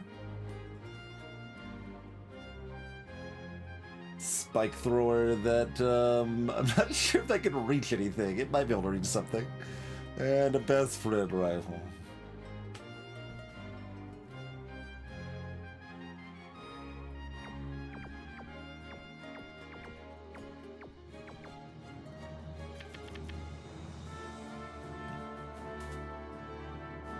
Fulminator. And wait, this can summon sentries? That counts as a random tower, huh? Okay.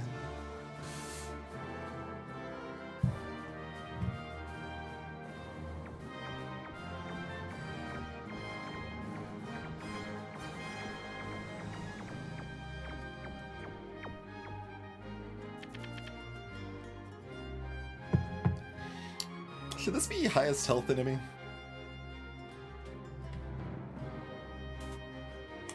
Yeah, see, that's what I thought. Like, that's maybe enough that it can still hit over here from there. It's still, like, pretty good there, to be clear, but... Inhibitor. Makes enemies more vulnerable to crowd control. Laser rifle.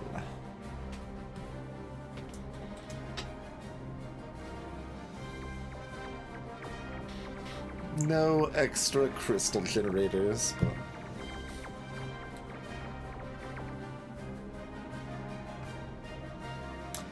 Warp Shock. Enemies that get teleported get stunned. For a second there I thought that said 25 seconds. No, 2.5 seconds.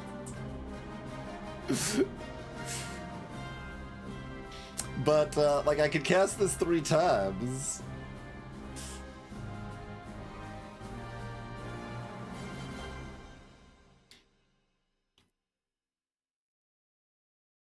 Like, it's a little cute. We have one built-in teleporter. I don't think I want it. I think it screws up my timing of tripling my more powerful triples.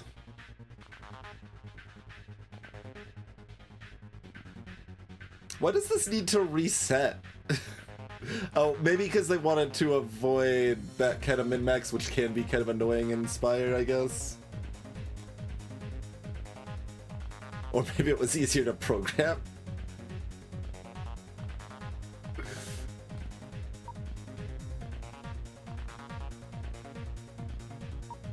While performing routine safety inspections, you realize that one of your weapons is broken. It may still work in battle, but it will not perform to its full potential.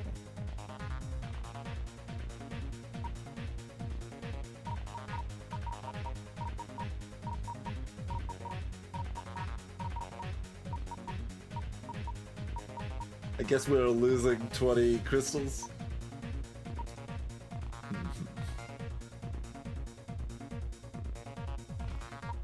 A library in space? What is this nonsense? Receive 3 random cards, then remove 1 card from your deck. Remove 1 card from your deck, and then receive 1 random card. Or receive 1 random card, then remove 1 random card.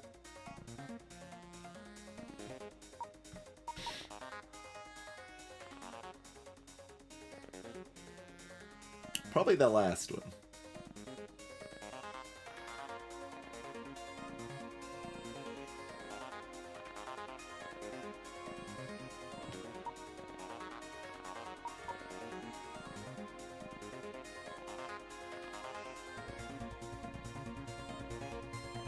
Wouldn't you always want to do this over this? Like, this is just better, right?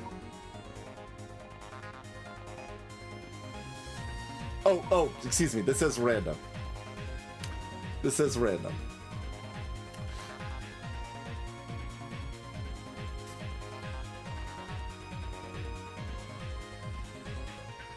So, I mean, it's not strictly better, it's just almost strictly better. If, like, you want to... But, like, yeah.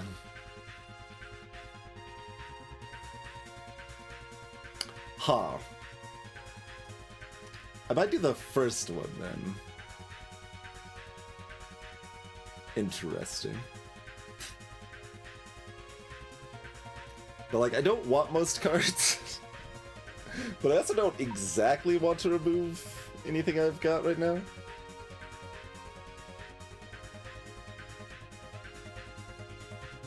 Like, it's fine to remove any of this stuff, or maybe this.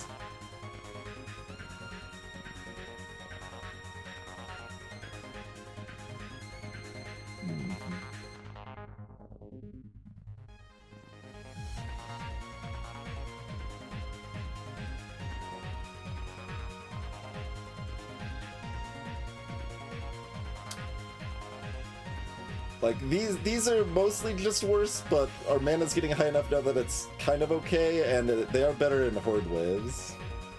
But Horde Waves are, well, we got kind of fortunate with the random towers last one, but Horde Waves are... that one was certainly super easy. I'm going okay, damn. I guess I didn't update the stream title. It's technically our 3rd run. We did die on the Area 2 boss on the first run.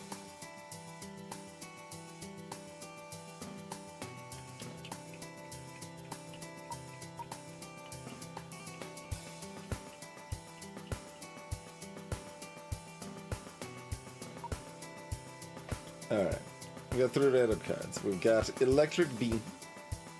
That's fine. Delirium. Enchantment. Add a random card to your hand every round, and it costs 1 less, and I can chain that. That seems pretty good. Adaptable Striker, pretty bad. I think that's the one we're removing. I mean, it is a tower that I can intentionally place, which has some value, but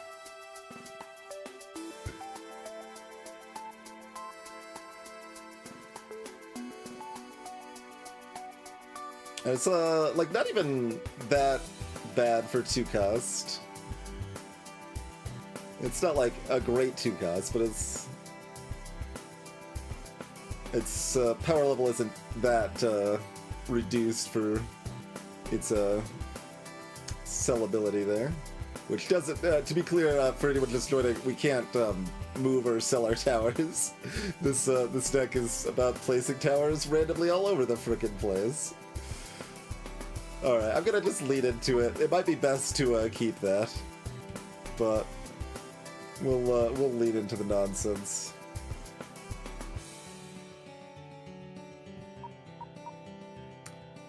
Even humans scum deserve help. Alright, another elite fight, I guess. Yep.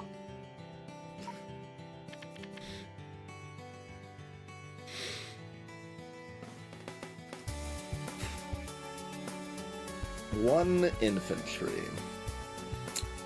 This is interesting.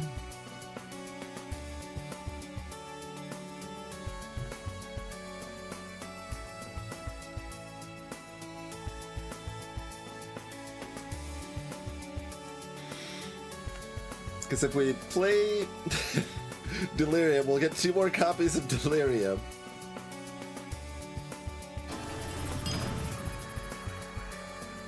If I just play 2 care packages, I can keep enough mana to overload to get more mana. Hey, Augustin. Appreciate that continued support.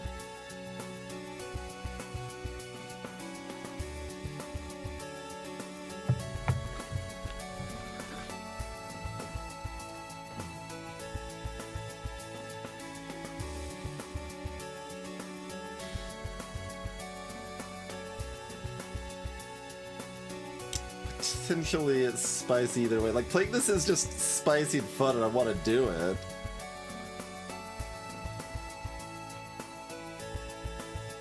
Yeah, I could just play all the Deliriums and bite the first infantry to death.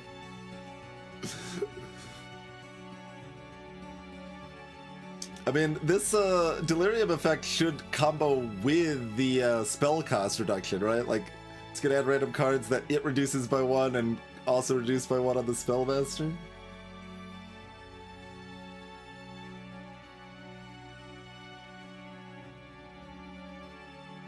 I can also just play 1 Delirium and bite the first one and not play the other Deliriums if I want to overload. But if I play all the Deliriums, I don't need to overload that much anyway because I have a bunch of cheap cards in my hand, in theory.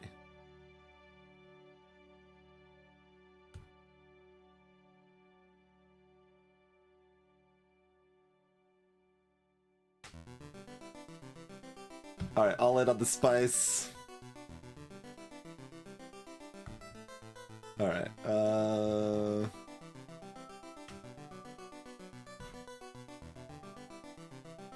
okay, I didn't have time to read it other than that it costs 0. So, like, if it worked out, basically. That's certainly a justifiable time to pause. I mean, the game lets you pause if you want, but I just haven't been.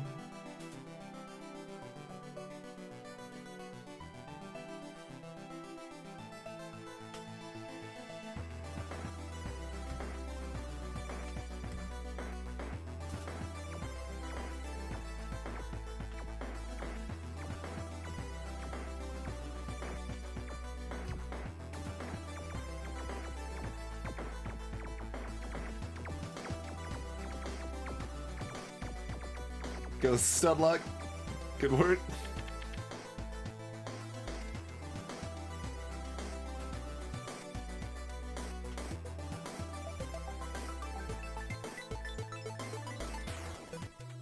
Alright, let's pollinate.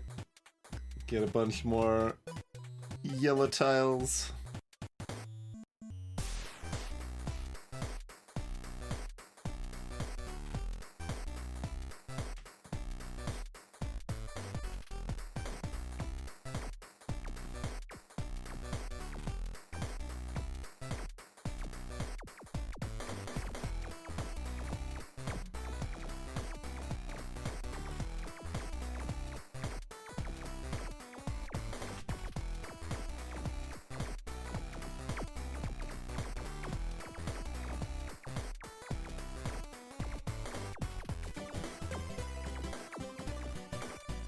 That was still not enough?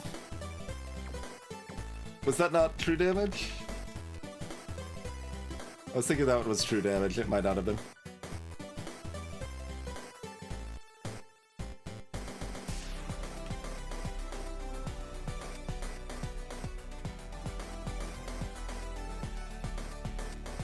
Oh, these, I kind of thought that gave them Dispel.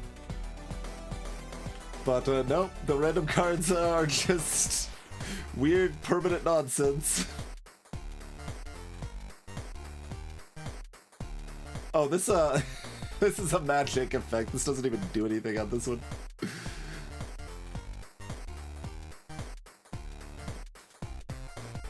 Okay, that's nice. Okay, that one's not at least.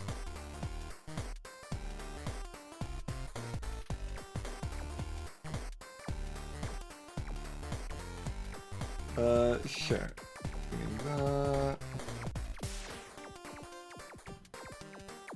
Sure.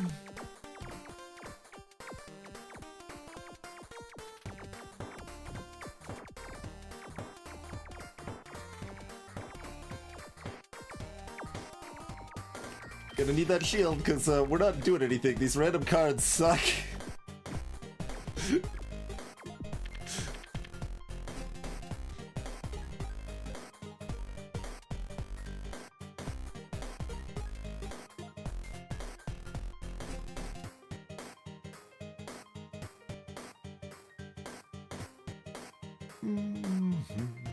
This is working out much less well than I would have hoped.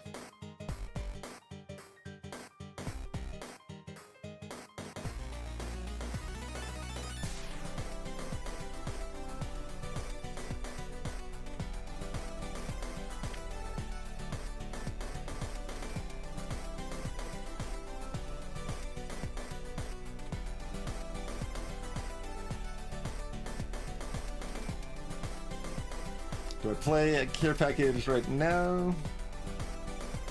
Oh, I didn't notice this this all only costs 5. That was one summoned by the random cards, I guess.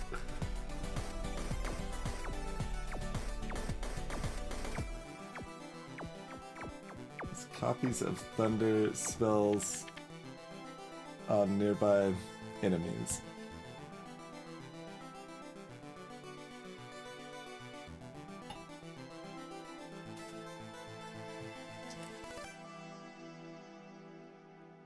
They have less than half health on that one. Okay. I will pay a crystal to get this on the field. I need whatever I can get right now, I feel like.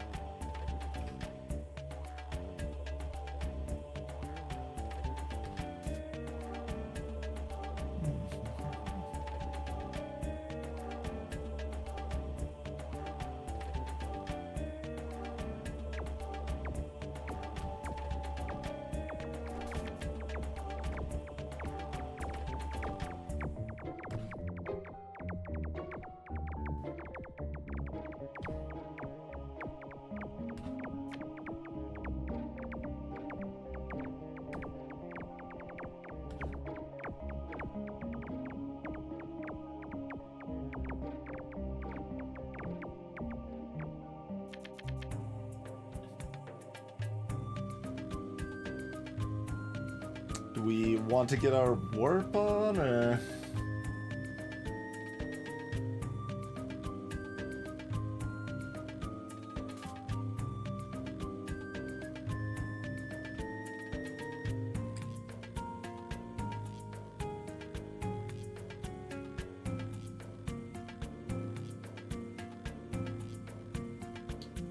Our deck rapidly fills with, more garbage than I could have anticipated. Yeah, I just mentally expected that effect to give everything an added Dispel, right? Like, it's like, oh yeah, you get one-time use cards each turn, but no, they just sit around in your deck. They continue to be cheap, at least. They keep their cost reduction, but... If this was like a 20-wave thing, we'd get the Terraformer out. Alright, I'm gonna put that out over here. Anytime we play a tower, draw a card. Okay, I can do that. Part of the cards. Discard your hand and draw that many cards. Okay.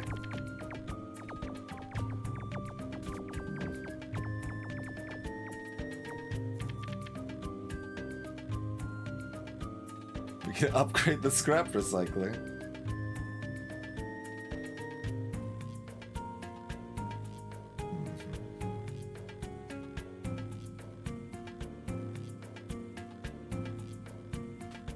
Medic and a Juggernaut.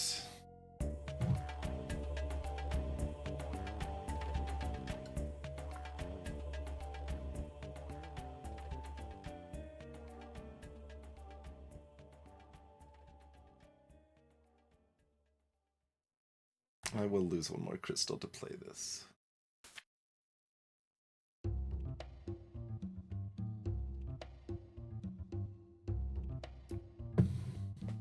Okay, I can Phantom Anchor and then we can just keep our mana for Overload, I guess.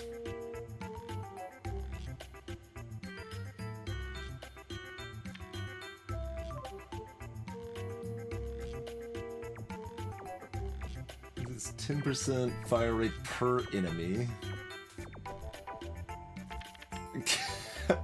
I need to play with pausing if I'm going to play with this card, I think.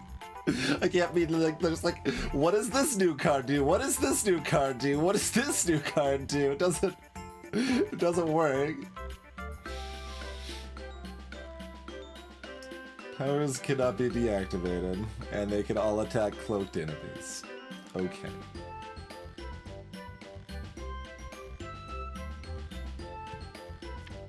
Blip, blip, blip, blip, blip. Blip, blip, blip, blip.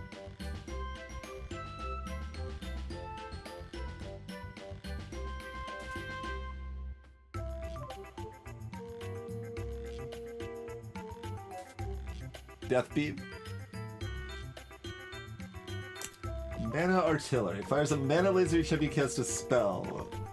Cool. Oh, that thing's huge range.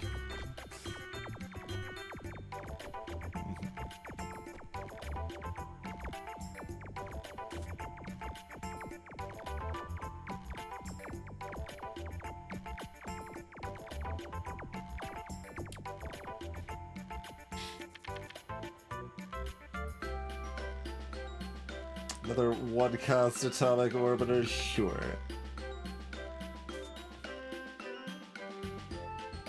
Alteras have 100% crit chance this round? Probably. Let's see, yeah, that seems correct. Exhauster. Permanently reduce enemy speed. Okay.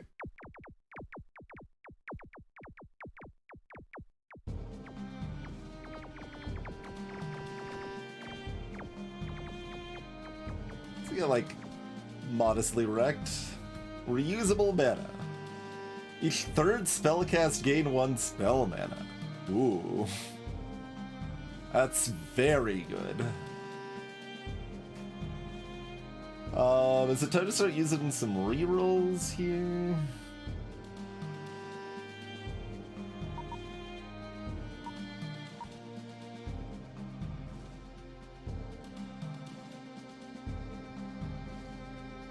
I guess, okay, Sentry can be gotten as just a basic zero-cost tower card, too.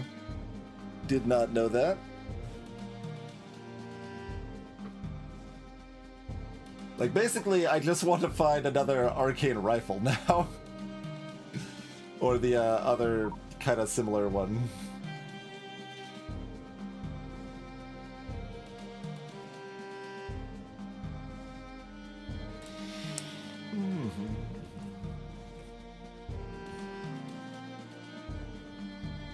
Another Delirium? No? No, maybe not that one, necessarily.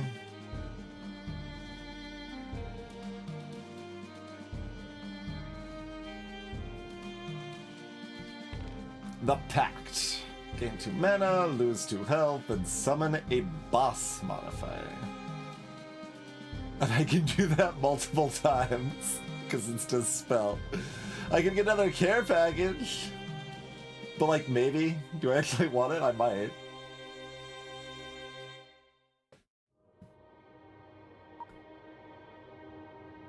Given Deliriums might be thinning out our deck, do I just want more care packages?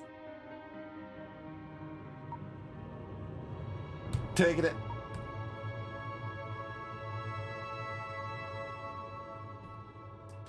What are you selling? This costs 300. Enemies deal 1 less damage to you. Oh, I see.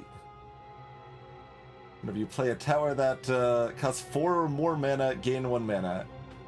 Okay, I don't suppose anyone happens to know if that works or not. It says play, this says summon, so probably not. But I am not sure. Sort of, Khadgar. You can see it just per wave only, I think.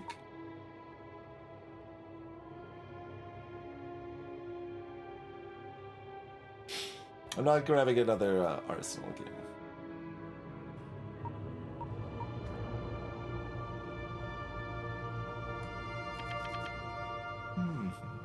Faster enemies. We've got a hurt everyone.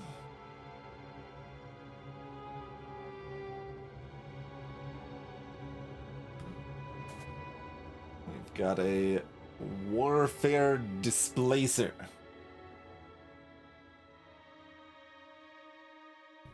That combos with crit. Neat.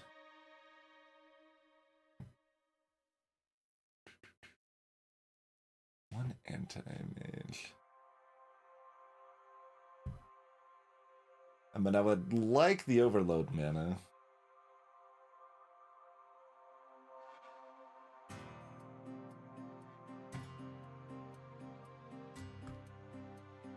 Oh, they got 240 freaking health.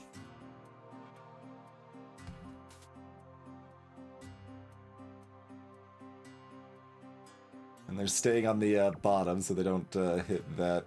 That's not even going to be enough. Even if I anti-matter them. Oh wait, it could have been enough. I forgot that was for each tower. Although it was magic damage, it still wouldn't have been enough.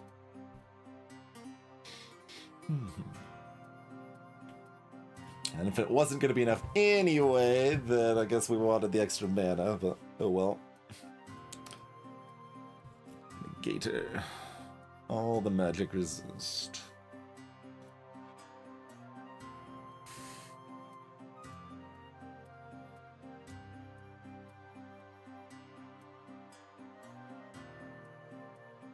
Delirium sure is a card in this game.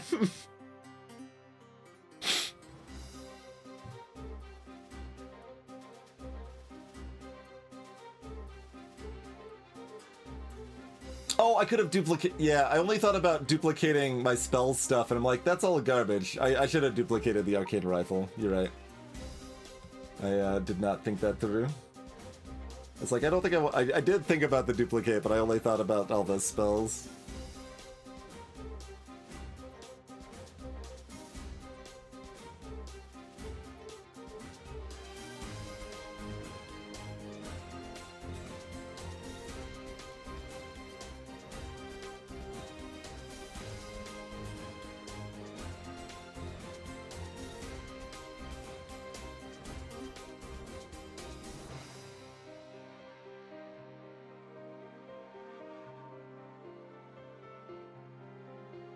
Phew.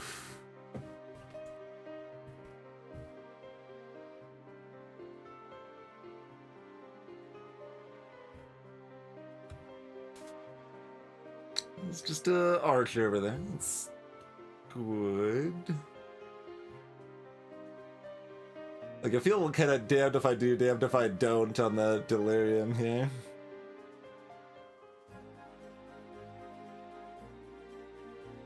Getting's rough there. Trusting, but it's a little harder when there's this many enemies, though.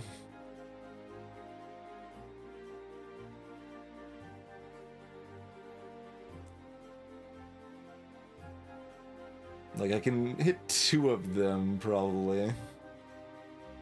This kills 1 negator.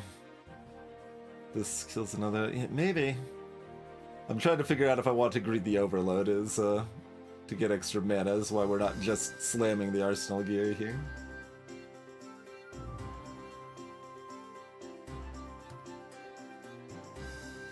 $100 health on these things.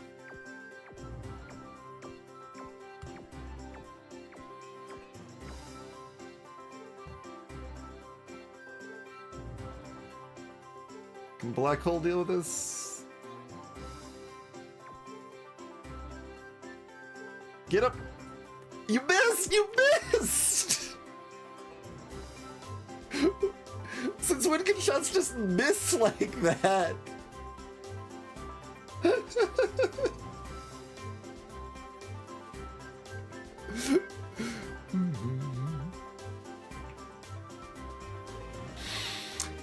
Very rude.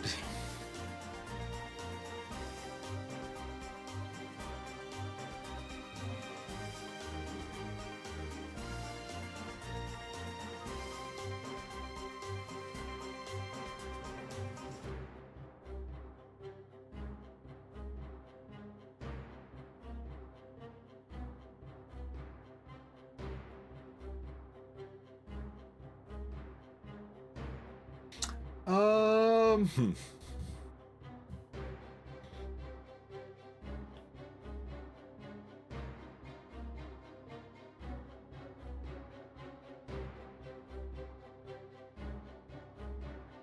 I think I actually do the anchor. Let's get 2 other anchors in my deck.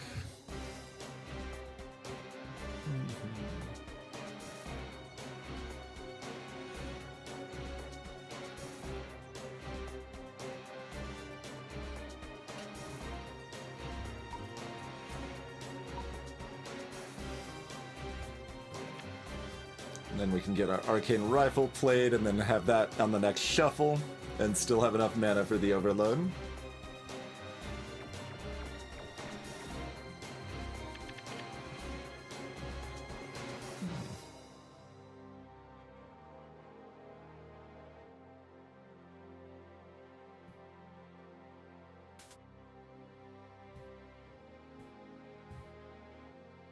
These things are already at 3 attack speed.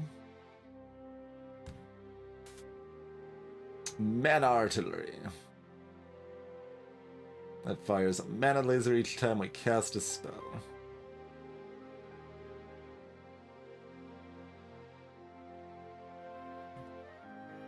I should have looked at what was coming, I guess.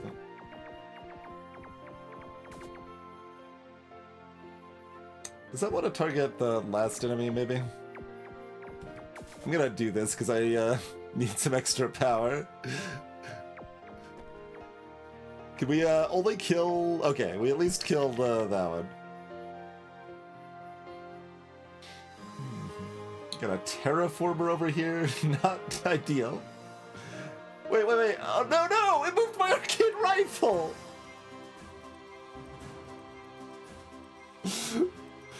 Okay. We got 3 negators and a medic.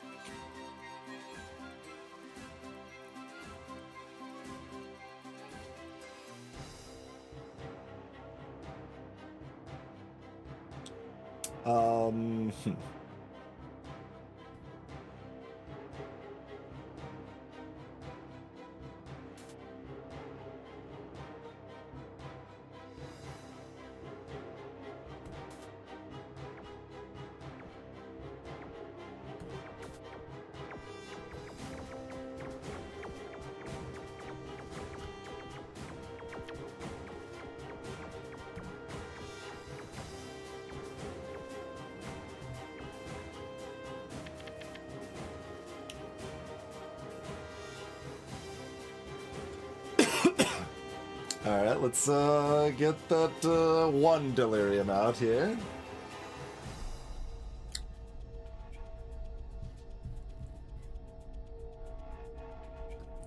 Yeah, so specifically Overload, it can vary, but currently it's just at its base amount. If we have at least 6 mana, we gain 1 additional mana each turn. But we can make it so that it can happen multiple times, or it can be a lower amount to activate.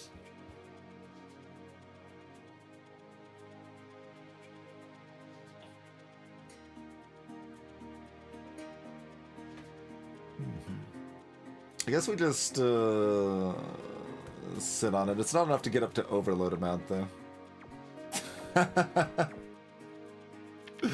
I don't really want to cast a Pact, I feel like.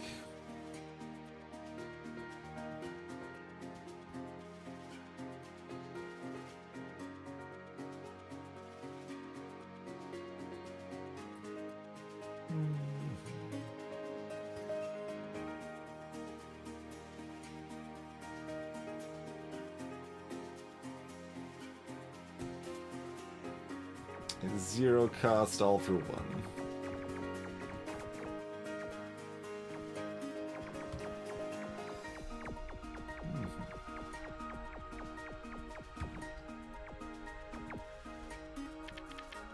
Oh yeah, we want to bite because it actually heals us by 1 too. That's another thing we should keep in mind here.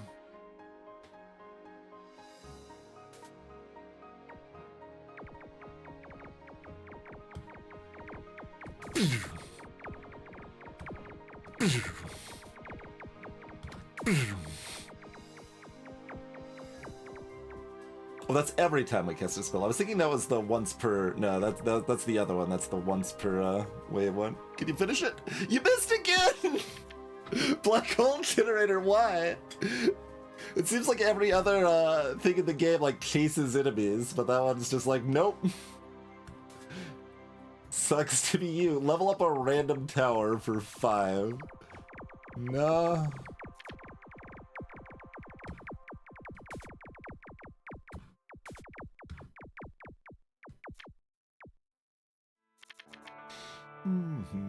Okay, we just need to bite immediately to gain an extra health, and nothing else really matters.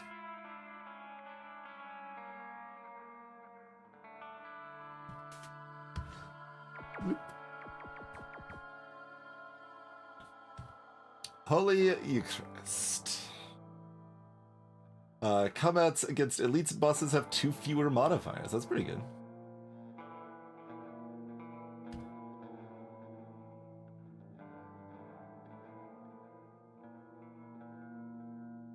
How do I feel about... I think I'm gonna take the scrap recycler. I think that's worth having a cantrip in the deck just to have a little more reliability at the cost of a couple crystals.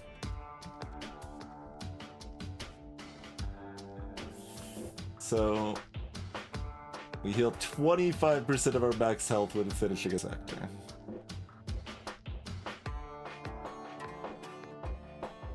So we heal 8. We'll heal to full, right? I'm sure we won't lose any more health.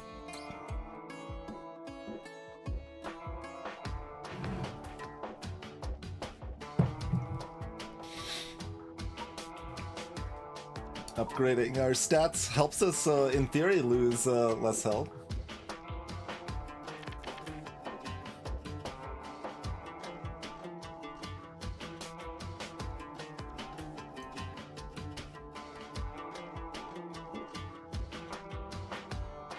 I also haven't been tracking that, Kinshuru. Have not been tracking that at all.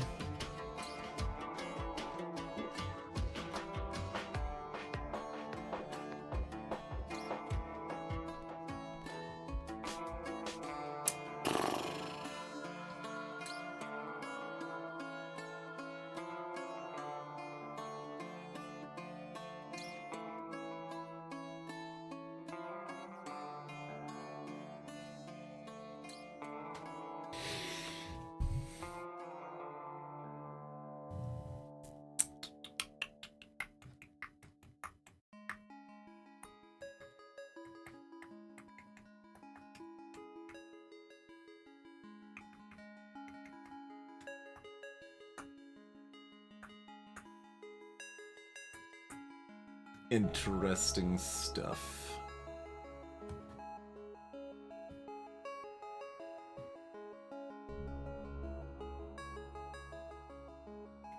I think this like here is actually pretty interesting. Yeah, this does give a new card. That's a good point.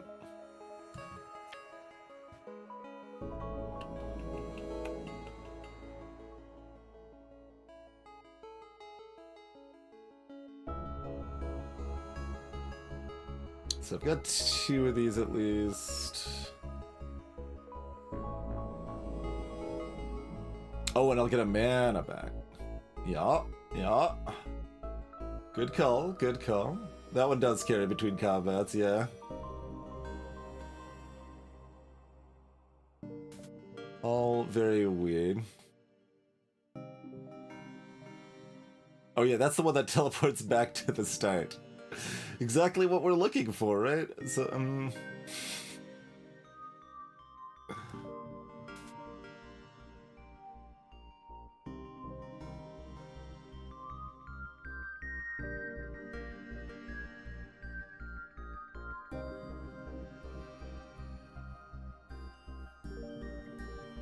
that's probably enough. I think the high cost is just that like cost 5 or something. It's mana cost. But it is weird that that's in the description, I agree.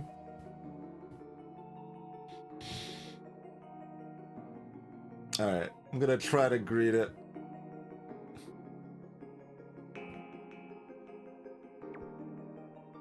Yeah, okay. Easy. Give me that extra mana. Oh, goodness. Okay, let's play this.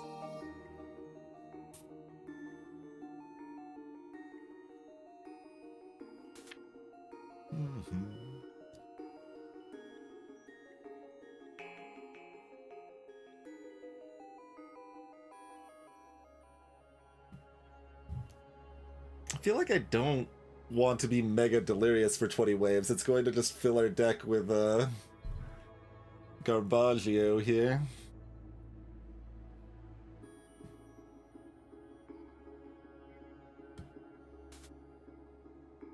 Okay, a decently positioned, like, fine tower. It's not like good, but it's at least positioned well, and it's a damaging tower.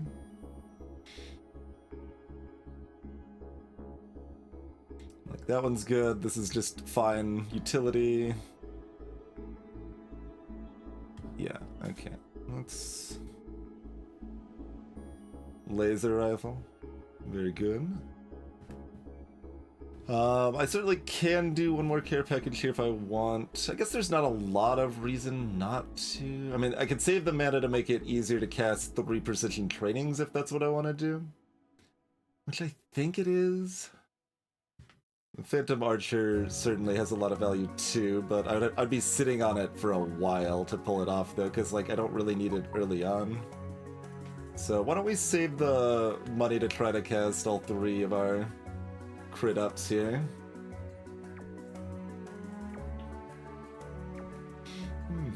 Look at this projectile!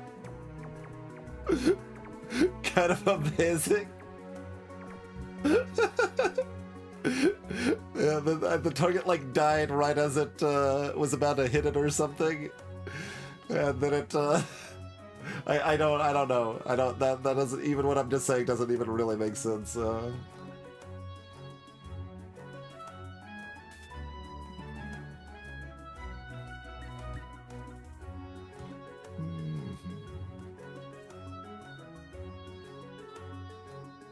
Alright, got all the crits. Yeah, it still hit something too. That was the best part. Loved it. Oh, we got the extra mana. I'm gonna bite those. Give me that extra health.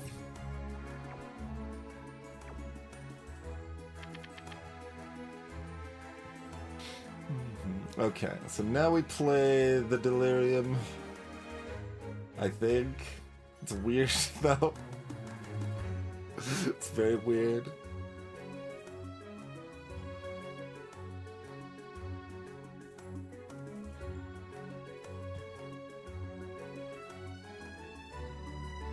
Black hole generator that I get to choose where I place it. Yeah.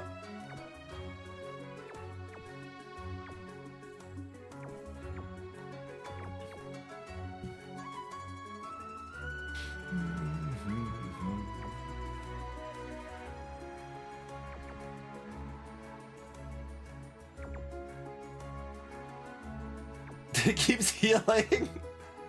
Can you soft lock?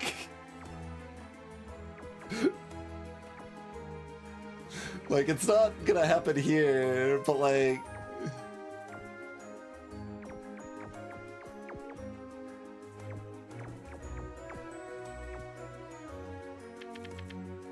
I am curious now. There's probably a catch for it. I imagine. Yeah, this could actually hit all the way over here. It seems a decent enough place.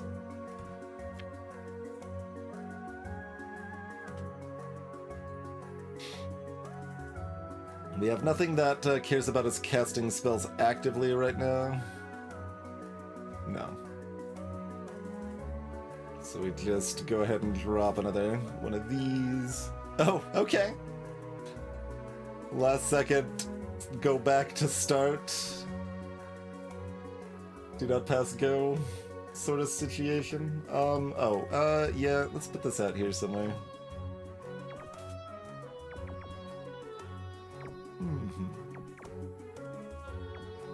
I mean, it did land on the Holy Sigil spot, which is kind of weird. Although, I guess, I don't know if we care about this having more range. Because it just teleports an enemy, right? Yeah, it doesn't teleport everything within range. But that's okay.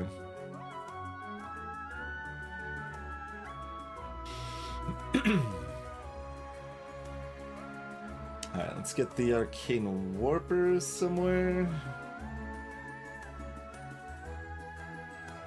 Somewhere like here. Probably here. That's the one that can keep sending things back a bit as you cast spells.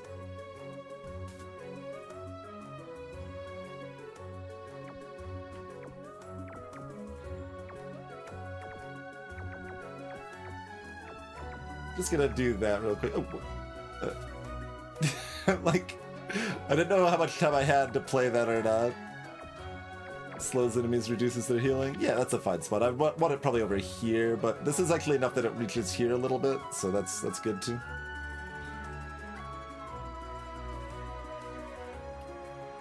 Get more Arcane Warpers going here. I'm gonna go ahead and do one care package in advance, even though I probably shouldn't have.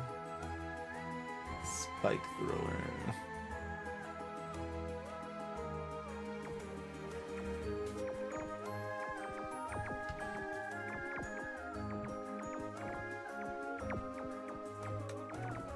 Go back to start, but this time we can actually target you. How about that?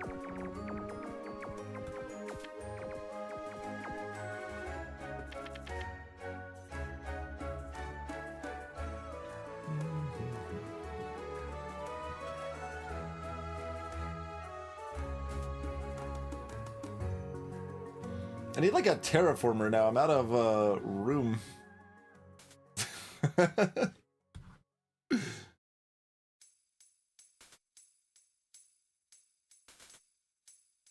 Draw 2 extra cards next round, sure.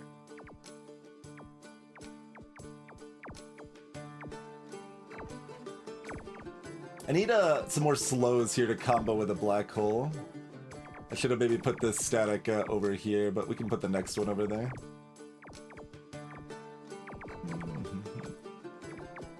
Get that premonition out in time.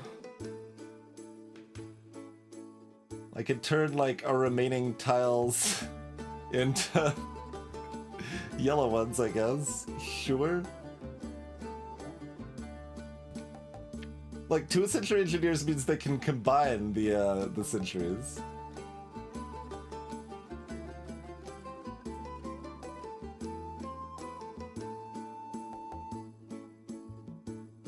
Get slightly more range.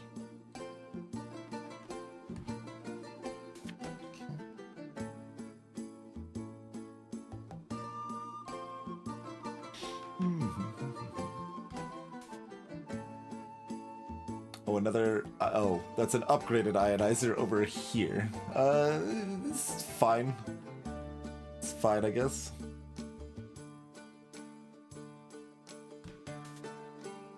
Terraformer, there we go, great. Give you some more tiles. Beyond all limits, each wave, all towers have a 25% chance of being deactivated. What? Oh, each tower. Wow. I'm gonna decline that one, I think.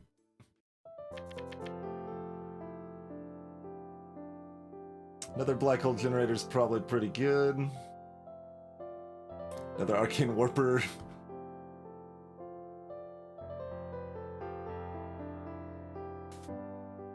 Whoa! I did not think the range on that went up that much. Holy crap. This is only the second black hole, but second black hole is quite good.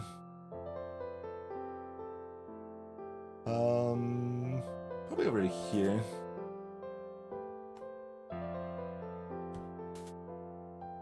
Magic launcher.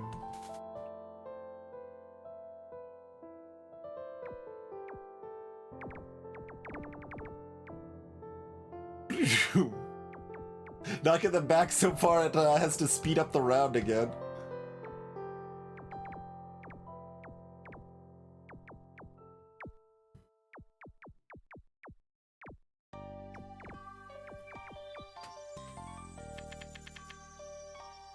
Okay, I'll upgrade my Century Engineer.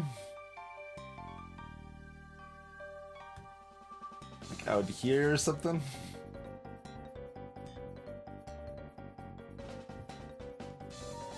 This goes over here to combo with the black holes a bit. We're in really, really good shape here. Not much can be a problem. Give me 3. Got a Reaper, got a Snipper, and a Vortex. Give me another one. Ballista, give me another one. I'm trying to get something that makes me money. But fine, we'll just have a 4th precision trading. Yeah, Vortex just vortexes.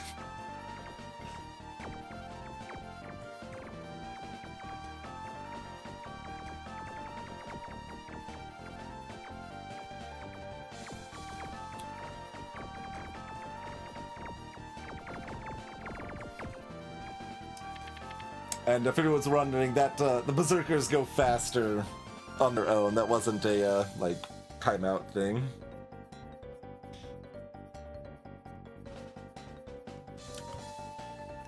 Like, I guess this still goes over here.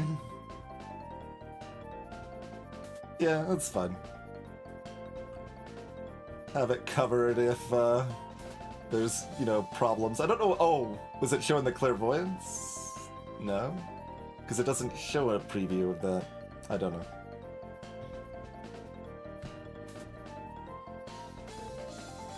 The tactical displacer combined to go over here.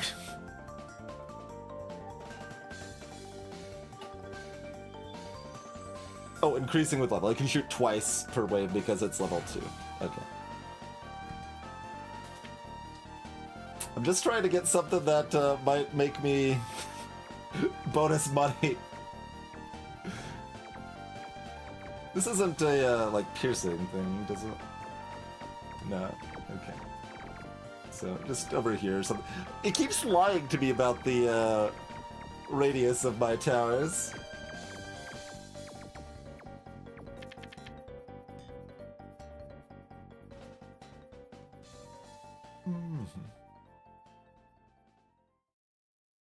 So apparently level 2 towers are like, I don't know, 10% or something. 2.5% for level 3. Yeah, not very good.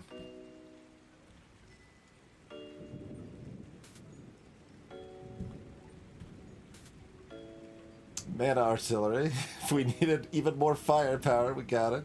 Somewhere we picked up an armor ore over here too.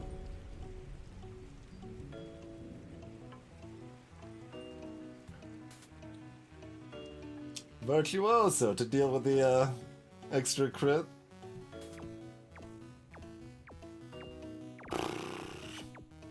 Century Engineer? No, thank you. Oh, you are struggling over there, aren't you, friendo? Alright. Yeah, there we go. Crystal Miner. Give me money. We are thoroughly degenerate at this point, I would say. For this, okay, what's You don't get more range. Okay. You just... Oh! The attack rate just goes up to a bajillion. Yes. Makes sense. So, the big radius is a lie. Just everything I put down is lying about what its radius is now.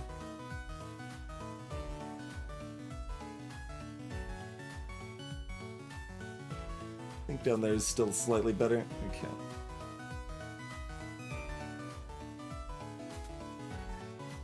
We got one of those resonators again. Yeah, good luck. Good luck. I'm not gonna play another scrap recycler now. Omniscience. Spells cost 1 less. Down to a minimum of 1. Fine. Chomp. We got most of our health back from all the biting.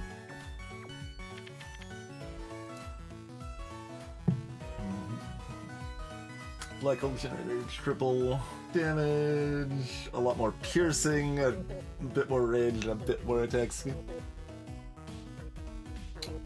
But having 2 is kind of really nice.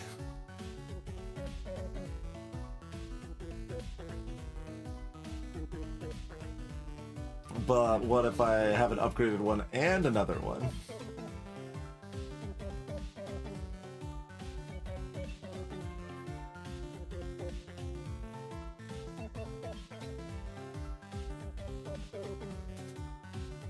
More centuries. Oh, another mana artillery.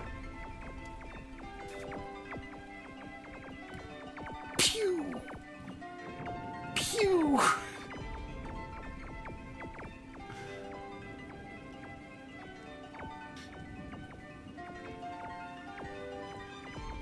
This is a Holy Sigil, plus 25% all towers of the same type as the one... 25% range to towers of the same type as the one in there.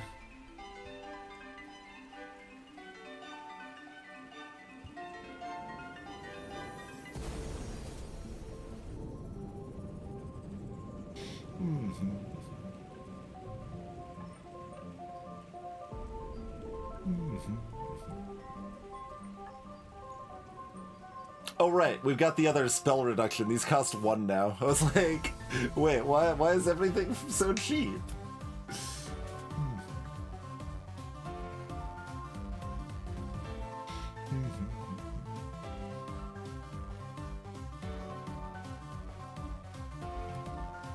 So yeah, we'll just start playing these here.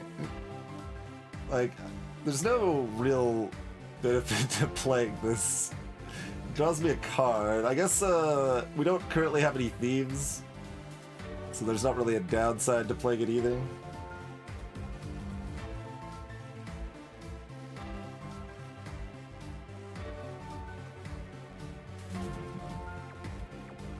Vortex.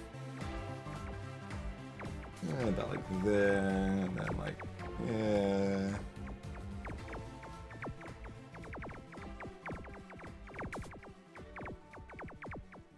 I have no idea what just got summoned.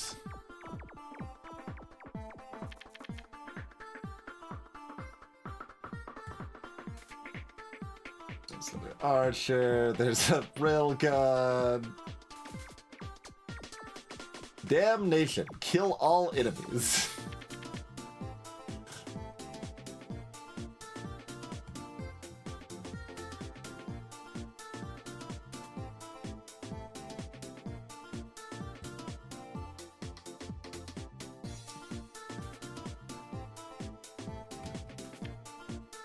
Gatling gun at the finish? Sure.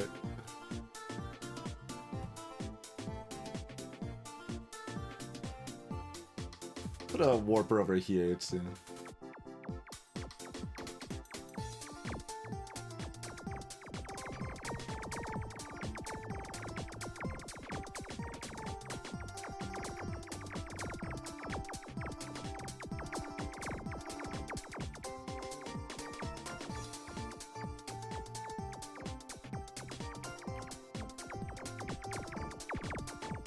Like looking at its health or its speed go down actively there.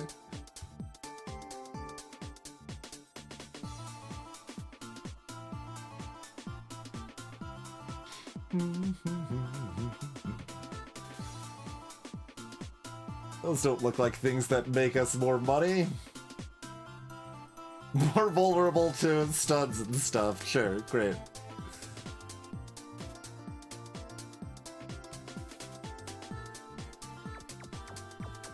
We gain 2 shields because of an emblem of hope.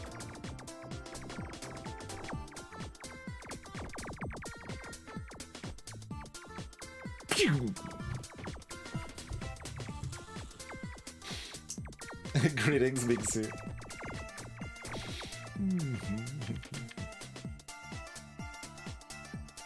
We can upgrade our Giant Spade right before the boss.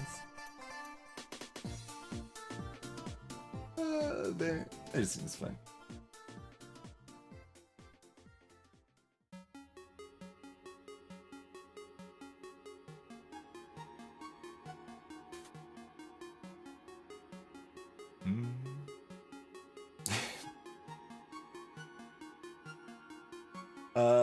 Like, when you have this much just random garbage, it's like... Okay, so we got an Arcane Warper here and here. As far as our spell casts bumping enemies around. Although casting this early is maybe better, because, like, new turrets go over here towards the front.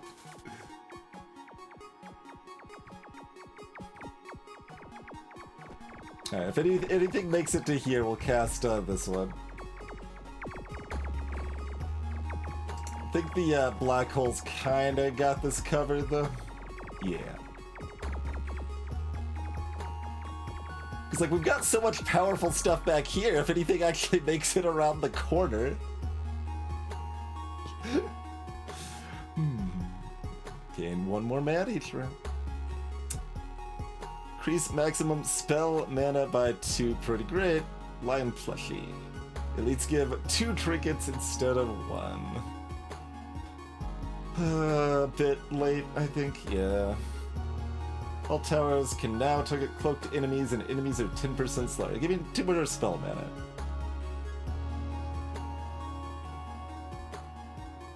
Yeah, something like that, Kedgar. I don't remember, they were all over the place.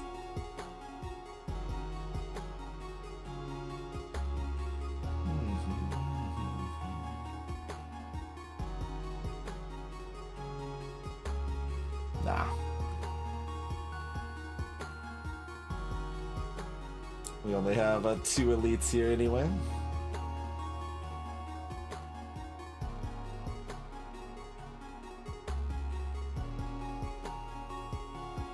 Oh, curious. That's positioned both ways?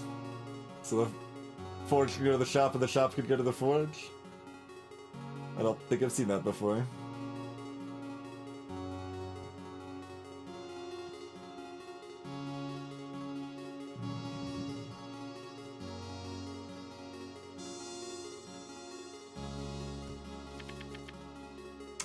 What are these? EMP shield.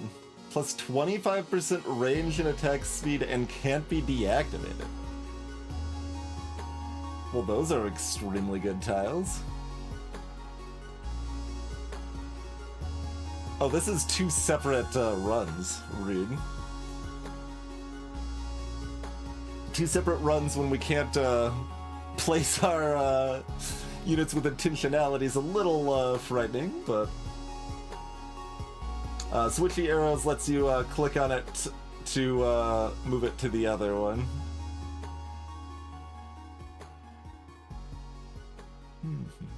There's a holy sigil up here. What's this one? Oh yeah, that's the mana refund if we're playing things from hand there.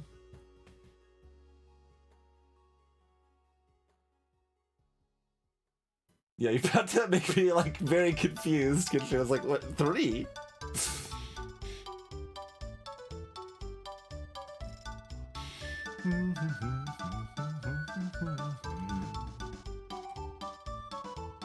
So, like, not the exciting thing to get on one of these tiles, but it covers... Okay, I guess we want it to one side a bit, right? So it covers both sides and covers one side really well.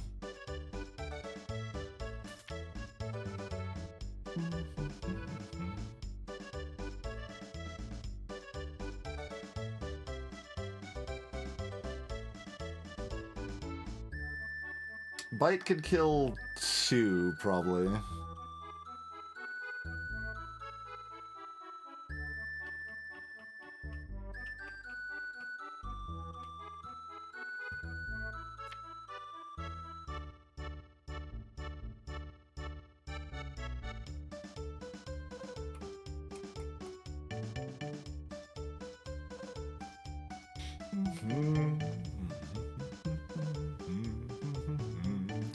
That was what I was hoping to draw. Yeah, I better just Arsenal gear here. Okay, so that covers a little bit of both sides with kind of a explosive. That gives us more spell mana. That's fantastic. That means we're pretty covered for a good chunk of the game at this, or the fight off of that alone. Disruptor does something. Okay, I think I go ahead and do another care package. Black hole generator. Okay.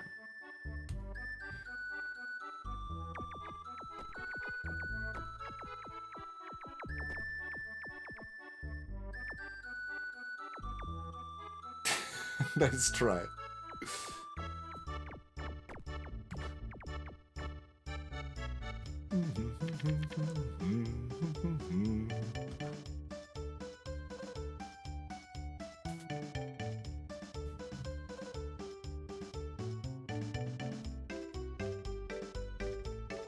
Get ourselves a warper in the middle too, probably.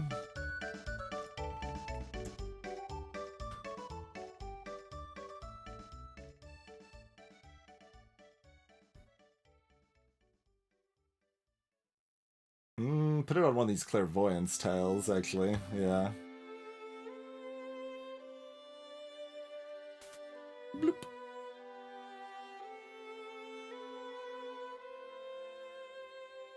Think that's worth not getting the overload here.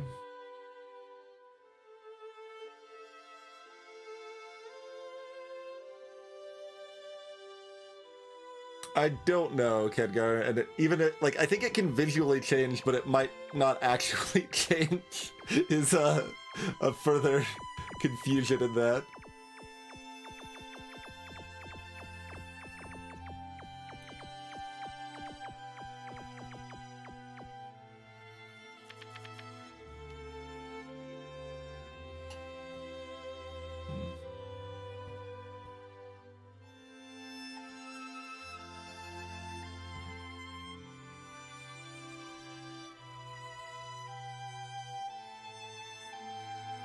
Oh wait, these count as spells. I should be waiting on this.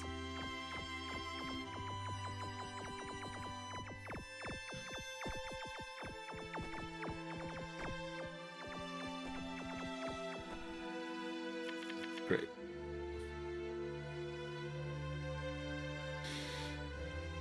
Alright, we're basically at the spot of just throw in more stuff to try to get more money.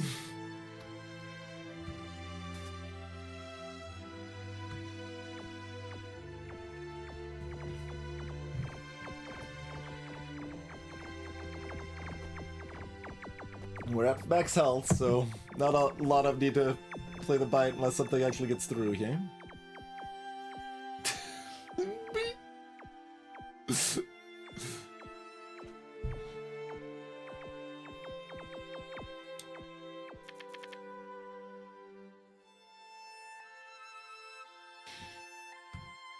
Give me a little delirium. Delirium is a little bit nicer in small doses, I would say.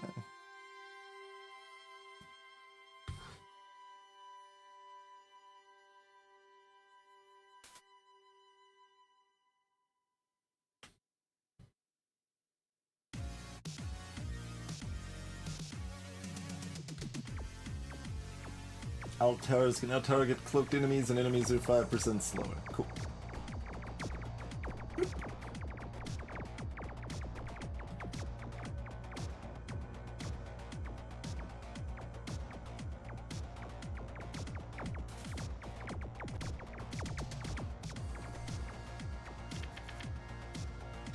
A little closer than I would have liked.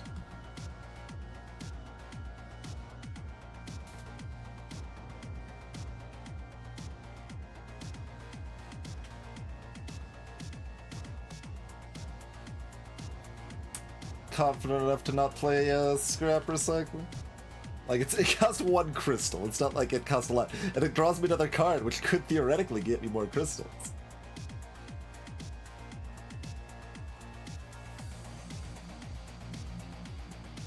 Alright, we'll put one over here.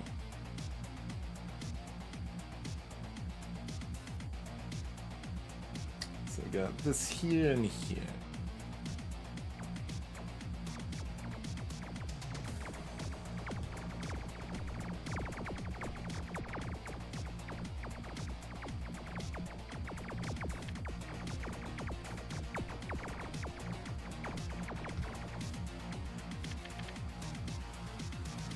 Not even really seeing what upgrades we're getting from these care packages now, or new turrets. It's so hard to keep track. We got a Reaper over here. We might have already had that.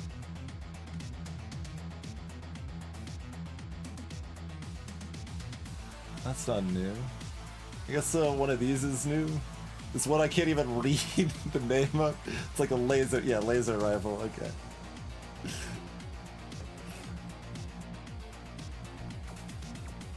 Sweet Vengeance. Oh yeah, that's the Martyr one. That's not very good.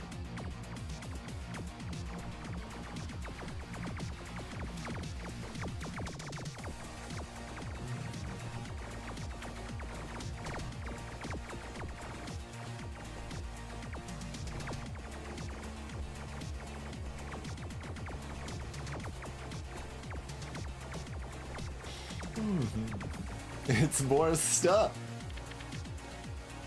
Well, if I get like thieves or something, I want to know where they're at to try to take advantage of it. It doesn't actually change that much.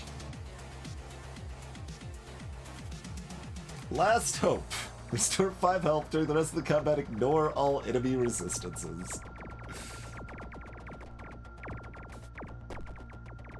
I comboed that. I teleported them back and then the black hole hit them afterwards. Oh, they're already all gone.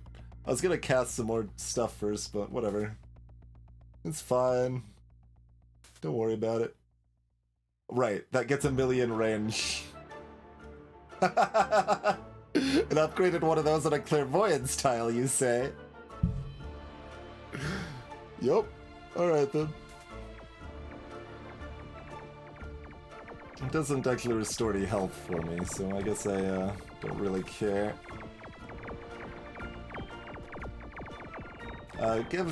Play that so I can draw a card.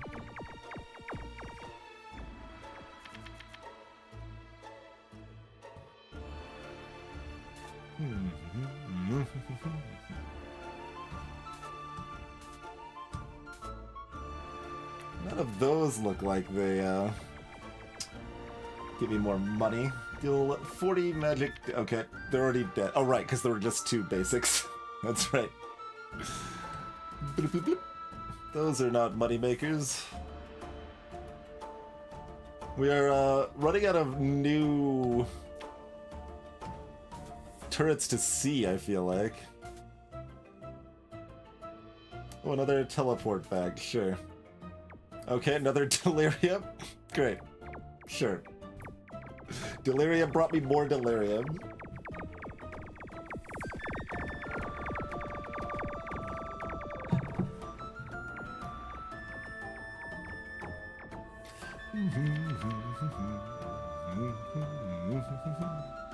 I guess it doesn't really matter that I have another one of these, probably.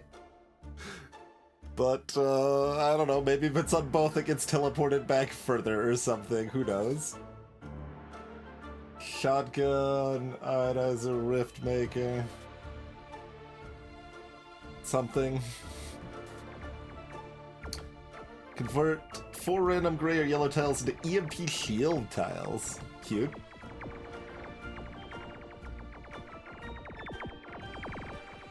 Okay, nothing's even getting to the spot of teleportation, so... we will just take them out, make sure I cast the spell.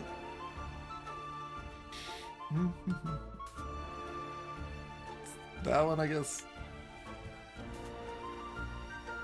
Money! Yes! It's a bit late, but you know.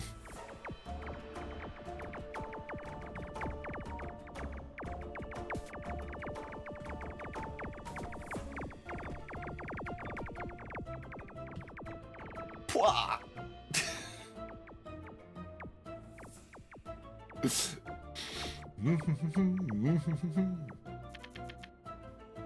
Yeah, pretty much, Kid Guy. That's why we built a few things like the scrap recycler into the deck to give me a little bit more early consistency, you know?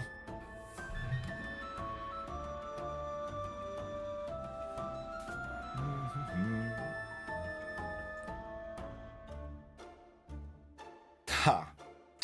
That's a exponential claw.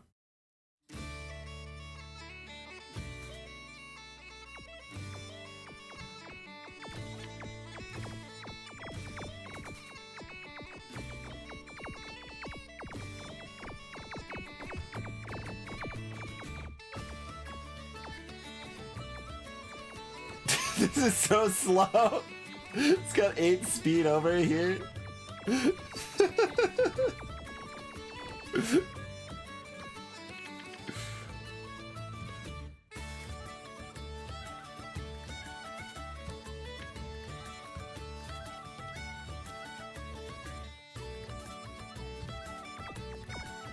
Ethereal Blaster.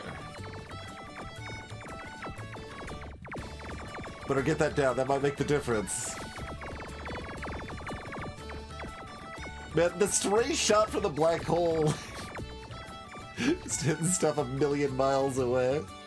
Enhanced reinforcements. Affects that spawn town. Spawn an additional 0-cost tower.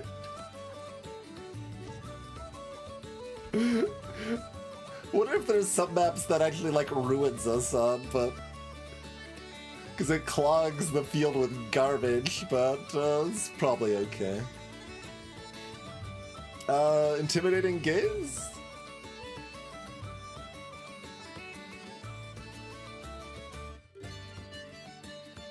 Yeah, let's have the ability to silence enemies. That sounds kind of good.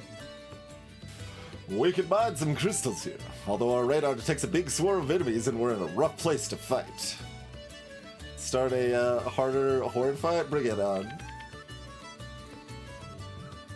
I can't sell them, Mr. Anther. Not with this deck.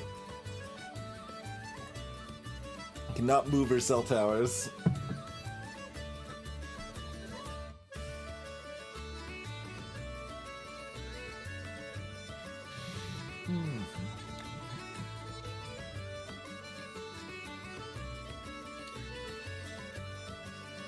Ha.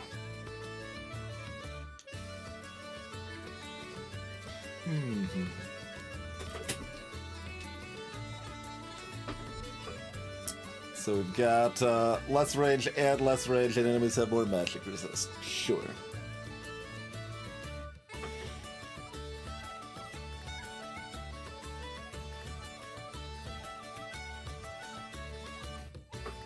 So assumedly this is very good in Horde Waves.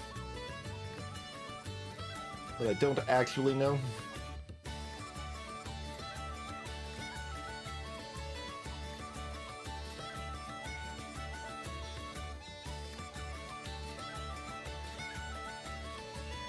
I'm gonna just kind of assume it is here.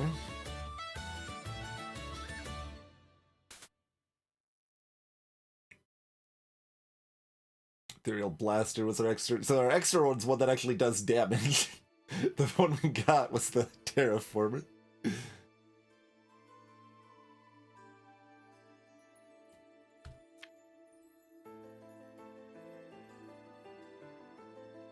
Can you take that out, or?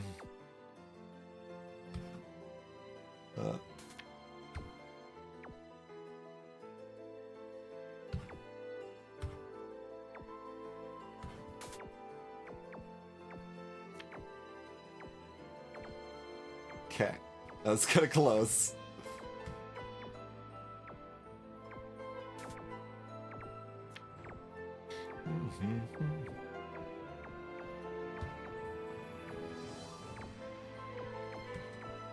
Mystery box? Star. Okay. We're just gonna do that real quick. Next enchantment you cast this round costs 2 less.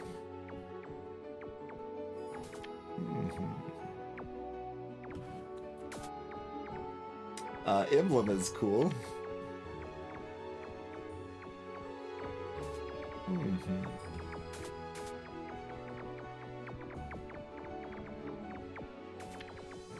Fires a mana laser. Summon a random tower. Sure. Give me some more of that. What does this actually do? Spawn a random non-basic tower if you have 7 or more cards in hand. Sure. Okay. We're probably already there then.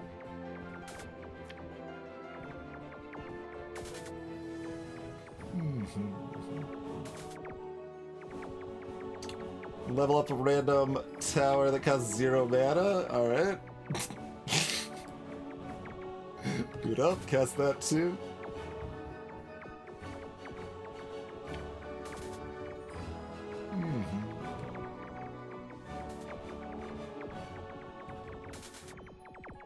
And, you know, cast some more stuff just so that I have a chance to get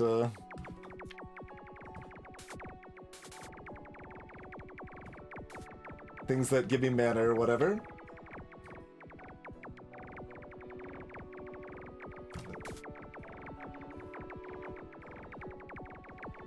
I was probably supposed to cast this on something, but everything was too dead for me to care.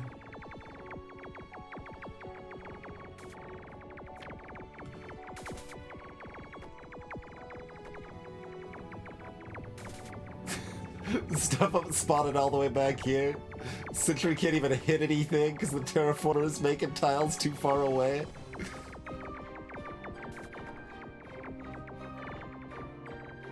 Restore all my spell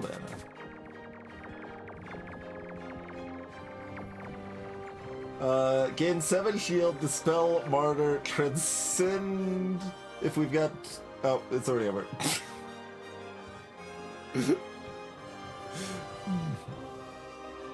Alright, harder than average horde weight. Revitalize! Like, theoretically that might be good. Like, that's probably actually somewhat broken if we have 3 of those that all cost 2, but, like, I don't want to.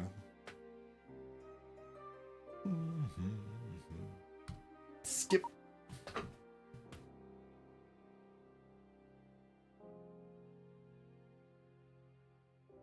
I'd probably rather... Well, I'd rather... Like, the event's faster. Let's do the event. That'll end the run sooner. You receive a message from a hostile spaceship nearby. We've got IPU officials hostage. Pay or they'll get executed.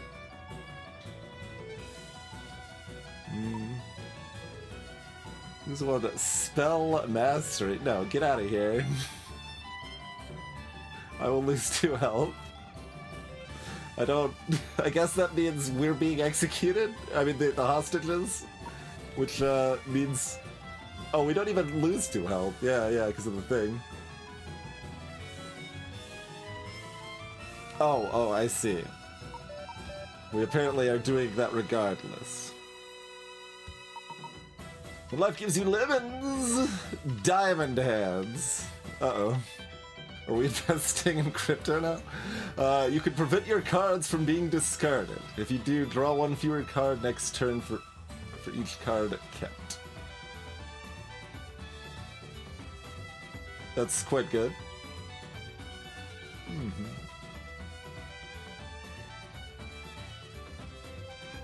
I don't know what you mean, Migzu. I was choosing between an elite and an event, and I said the event was faster, so I chose the event. 5 max health.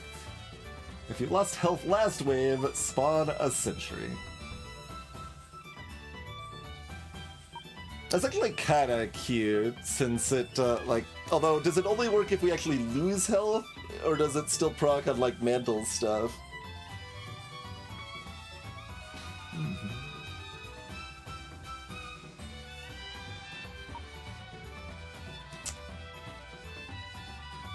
But that's pretty good.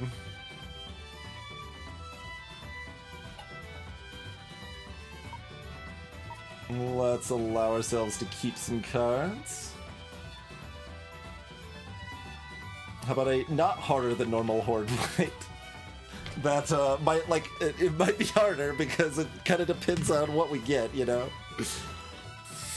But when we've got 6 spell mana and we can overload immediately somewhat reliably, it helps quite a bit, but I don't know, if we just, if neither of these care packages gives us a damaging tower in a reasonable place, it could actually be a big problem. Like, I feel like I could still just lose in a horde wave if we get really unlucky. Like, it's pretty high on level of unluck, but it seems possible with this deck. So, I don't know, we'll see. It is break time, though. Thank y'all for tuning in. Consider dropping a follow if you're new to the stream. See you back in about 5 minutes, everybody.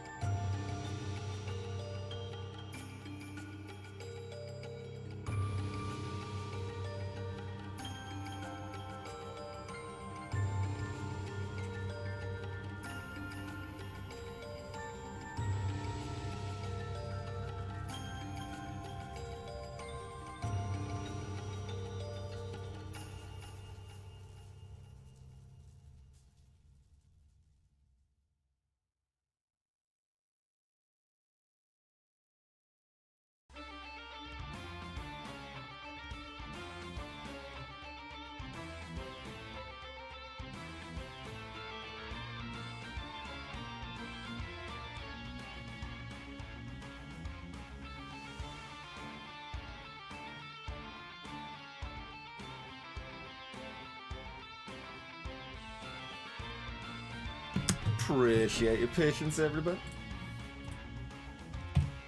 Let's be ready for a horde.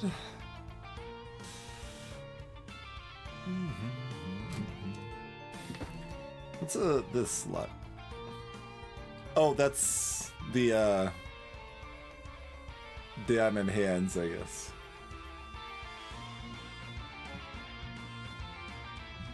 So it's all or nothing on the save, I guess.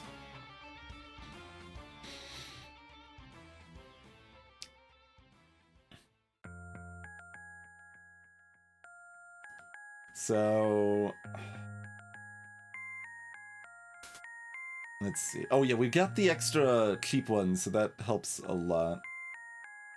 Okay, that can only hit one side, but it does hit one side well early. I mean, it's not like it's not the best horde wave tool, but that's okay. Greetings, Opta.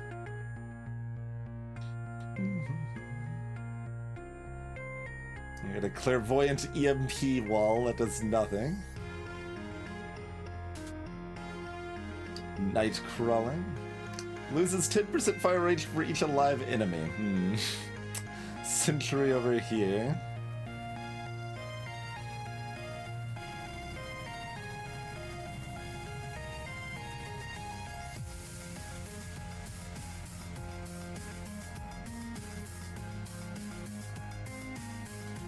Put an arcane warper there. Oh, that means I don't get the overload.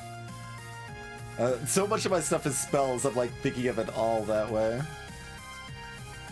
It's okay.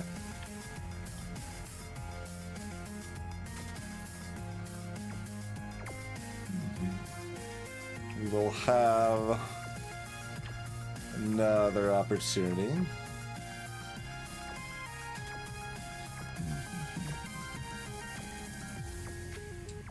To get that overload, man. Or, I mean, constant opportunities for it.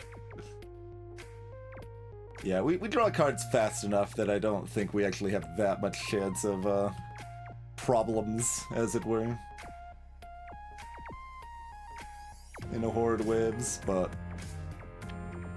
Oh, well, okay, given that we've got the enhanced reinforcements, it's really hard for there to be problems now, I guess. That's the biggest one, probably.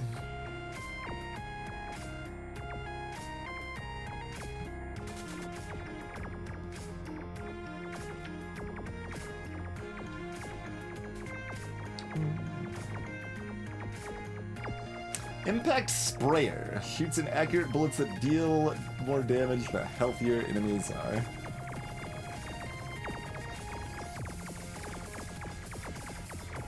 You probably want to shoot the last enemy.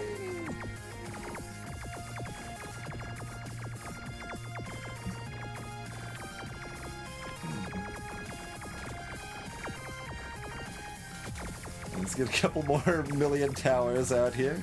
And then extra towers each thing.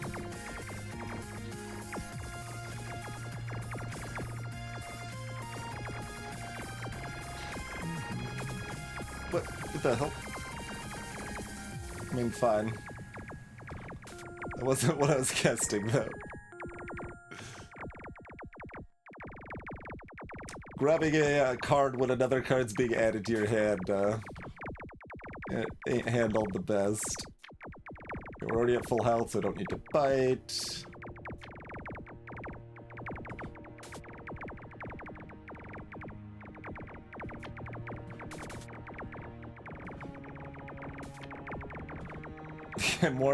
more spray. Go nuts.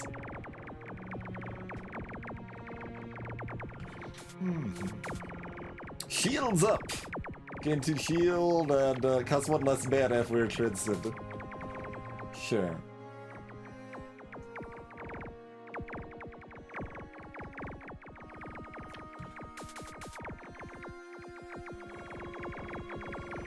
We have 35 mana, by the way.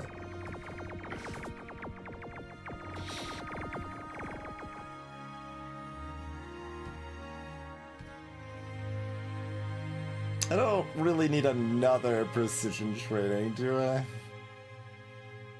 Think we skip this. I've still got 2 rerolls.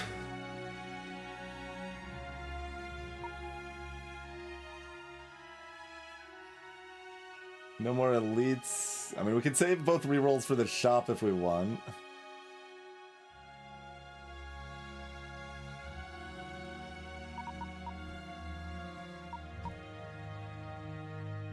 Try to buy some spicy good trinket. We just keep getting this event. This is great. Just choose one of 3 trinkets. Altair's. Wait, we already have. No, that was the last run. Okay. 1 extra mana and draw 1 extra card each round. Add 10 random cards to your deck. I'm like, that's way too good. What's the downside? Yeah, pretty big downside. Yeah, targeting cloaked enemies is fine. Nothing too special, but it's fine. Is fine. Looks like this is an Arsenal game. Got a thief! We've only got 5 waves though, it's not gonna make much money. The spike thrower, you know, I don't think it's gonna really manage to do much over here. Sniper is good. And this is damage everybody. And then 2 EMP walls. Great.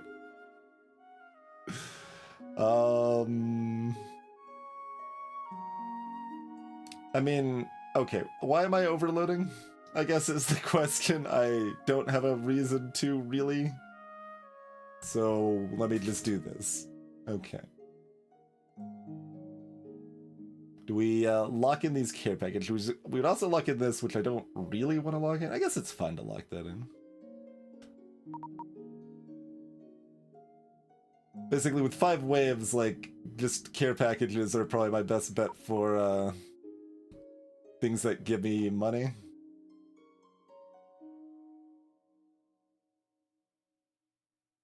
least have a railgun over here. And a spike thrower that's actually in range over here. That's the diamond hands that lets me keep my hand. And kind of runic pyramided up, I guess.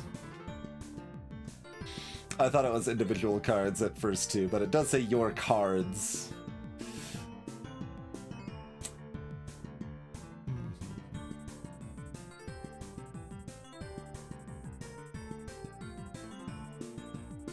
Kind of different. I guess I want to up the, like, find my precision thing so I can make the thief have better chances to get money.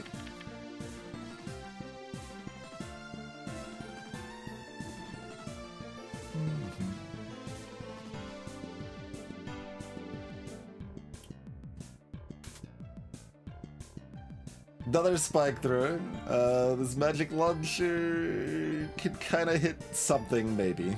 Not much. Alright, well this is also damage, or maybe I just do this, though.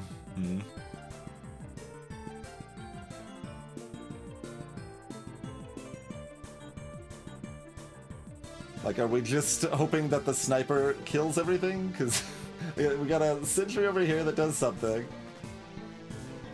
Half of the enemies this thief does something against. We got these stupid EMP walls everywhere. This does something. This does a decent amount.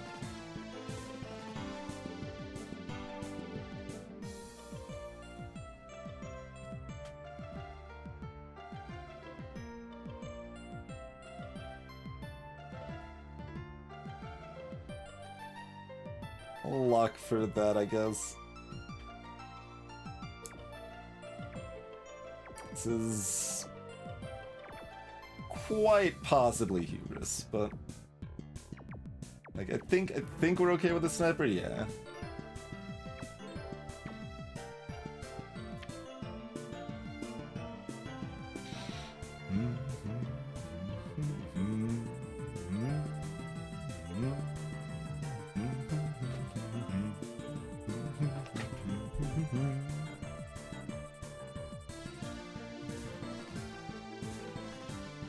Not a great map for arcane warping either.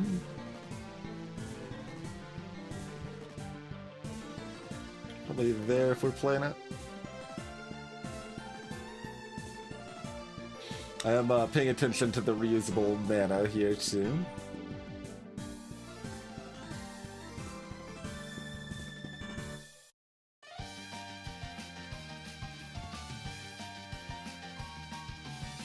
Two runners, two 2-star vanguards.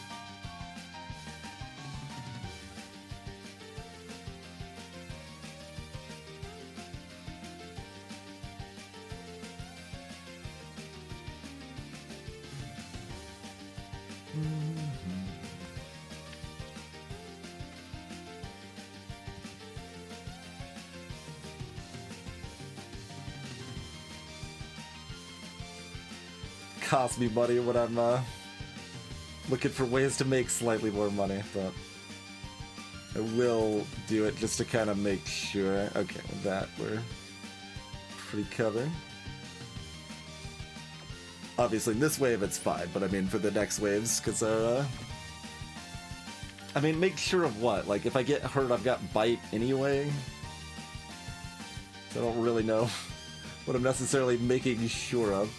Okay, this freaking enhanced reinforcements, all it does is spawn EMP walls.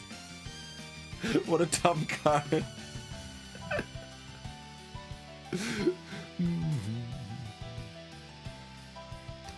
Silence!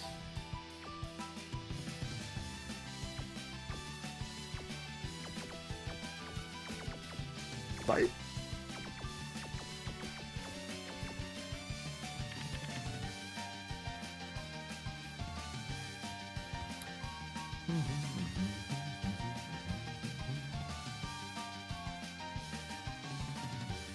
Oh, the dark matter thing's over here. I guess that's actually a fine plot, though. It's probably fun.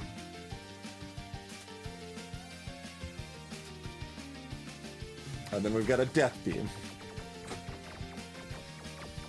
Oh, no, I never played the Warper. Okay.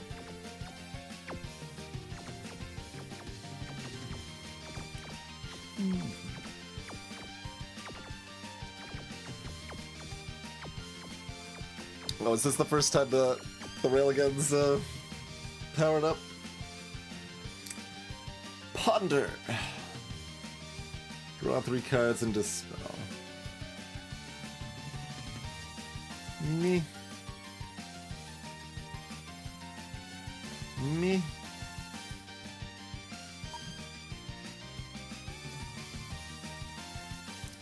Last of it, you came across the remains of a holy guild ship. Perhaps we can salvage something from the wreckage. Choose a card to add to your attack or 10 crystals. Alright, what do you got? More Delirium.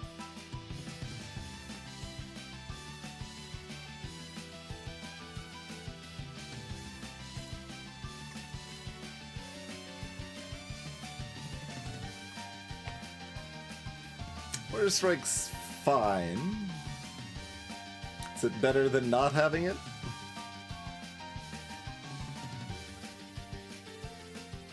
It's really hard to argue with 2 costs spells being reduced to 1 cost. Like, that's value.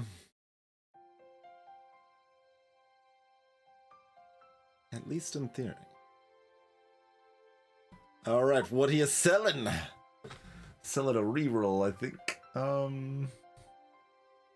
Blocking Ritual is potentially worthwhile.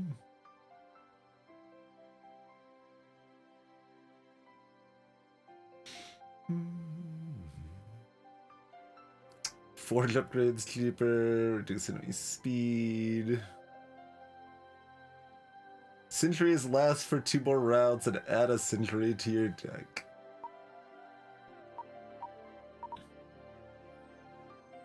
And almost definitely want to duplicate the cool power, yup.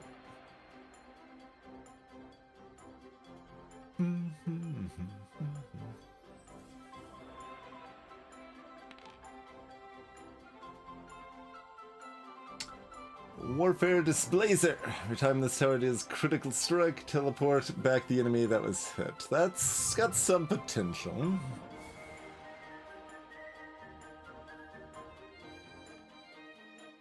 Your basics are mediocre. It's very short range.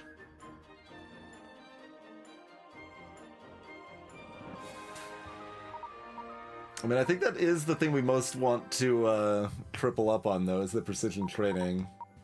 And then that leans into that pretty nicely. What else we got? Increase the number of cards and trinkets available in upcoming shops. Gain crystals at combat end for each trinket you own. More magic and armor pin.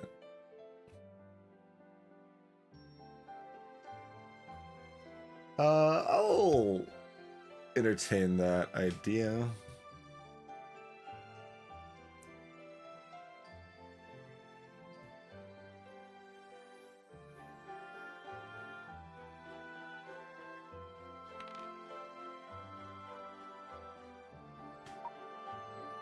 Death Scythe. Critical strikes deal more damage, maybe.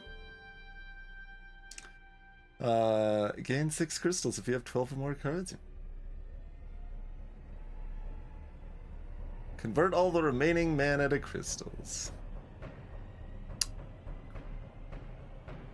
Got lots of money for the forge. Okay, do we want the Death Scythe?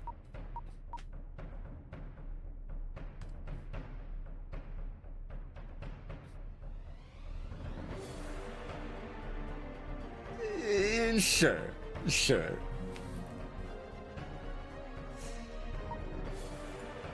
Playful enough, let's do it.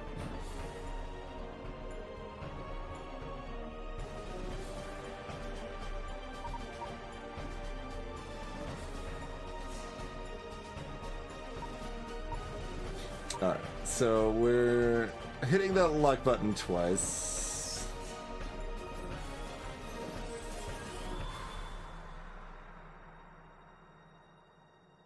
Oh, do you have a, like, for 5 seconds, disable 2 random towers for 5 seconds.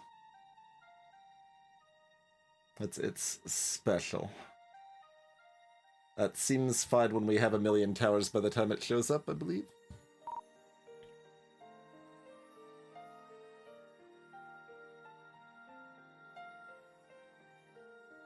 Like, this is a little cute, but I don't think it's actually that worth it.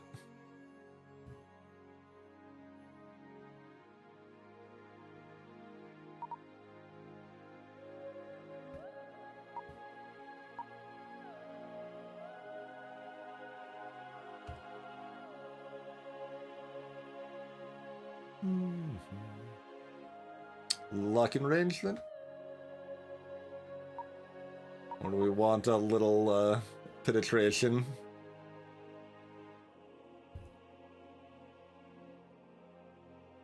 Like, it would help if I knew how the formula worked and stuff.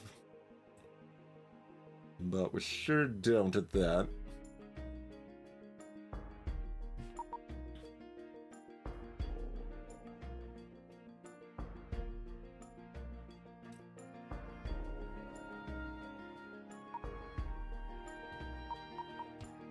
Sure. Oh yeah, that's only 1%. That's worse than I thought. I thought it gave me 5 luck. I thought it was at least like 1.6 or something.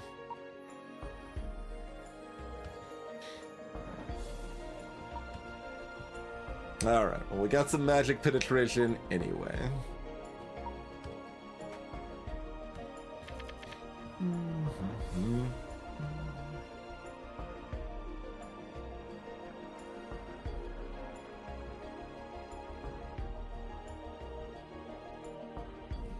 Blip, blip, blip, blip, blip. Alright. Got a blast over here. We got a purifier up front. Pretty good. Bomber. Ionizer's fine. And then stupid EMP walls.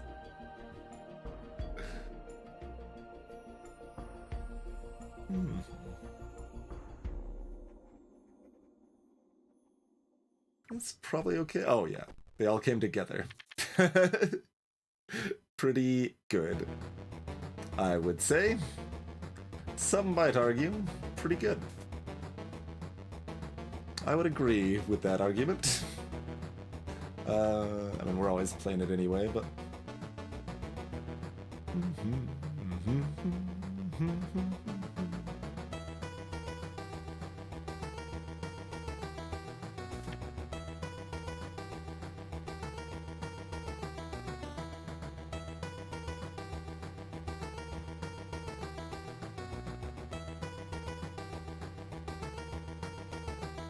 Where's our other teleport spot? Oh, it's here. Okay. So I could move that over here if I prefer. This is a pretty fine front volley, though. I think that's okay.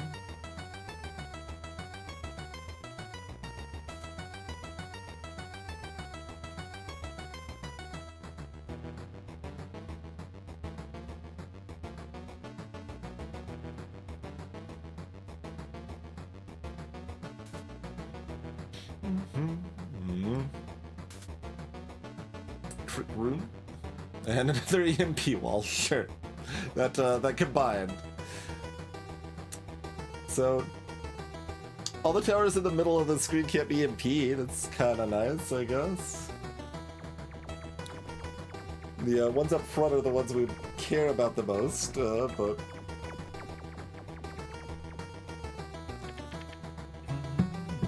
There's our precision training. And a pollination. Blip, blip, blip, blip, blip. Blip, blip, blip. Already looking in pretty good shape.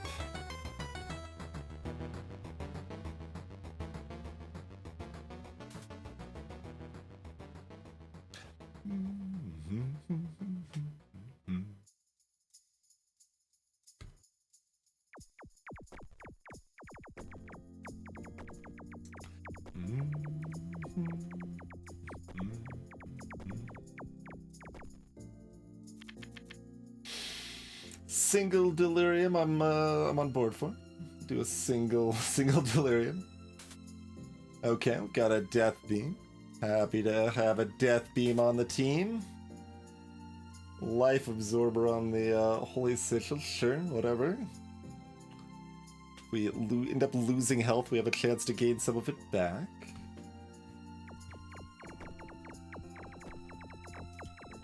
Level up a random tower. Oh, come on. Did that not activate, or can I not activate it mid-wave? I was trying to keep that.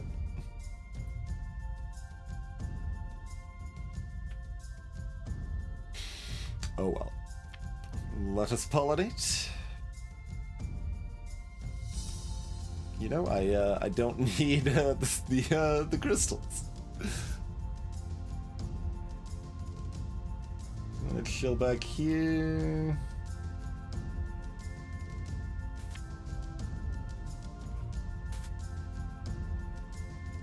Hey, look, it's another EMP wall.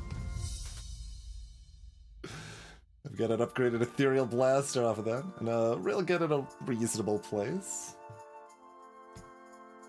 Avid reading. Draw one more card each round. Sure. I'm on board.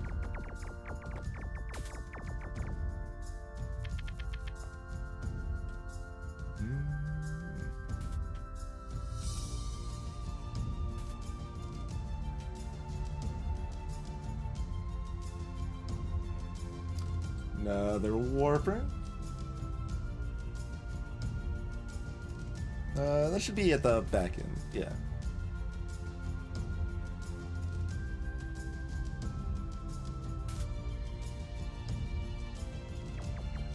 Restore all of my spell mana, you say?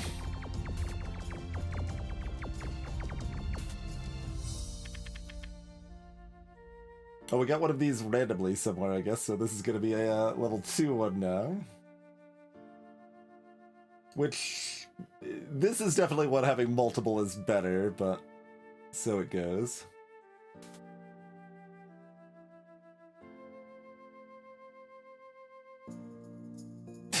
It's cost 5. This isn't actually good. I just wanted to cast it. But yeah, no, that isn't actually good. Let's get some more towers in the field, though. Heart of the cards. Yeah. Discard my hand. Get another displacer. Get another care package. Oh, I wanted the other warper, but didn't respond in time.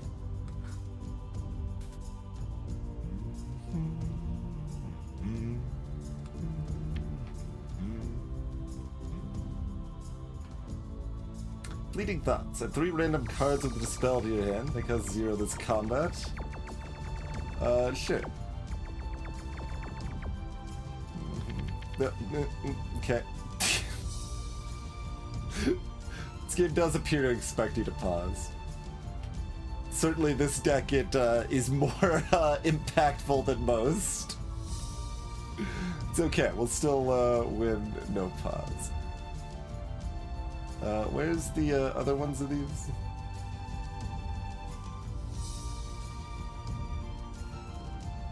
Oh, we got a warper upgraded over here. That's pretty good.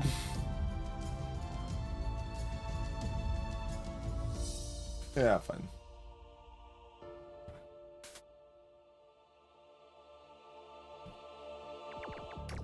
Basic as bomber. Barricade. You lose less shield after each wave. Okay, whatever.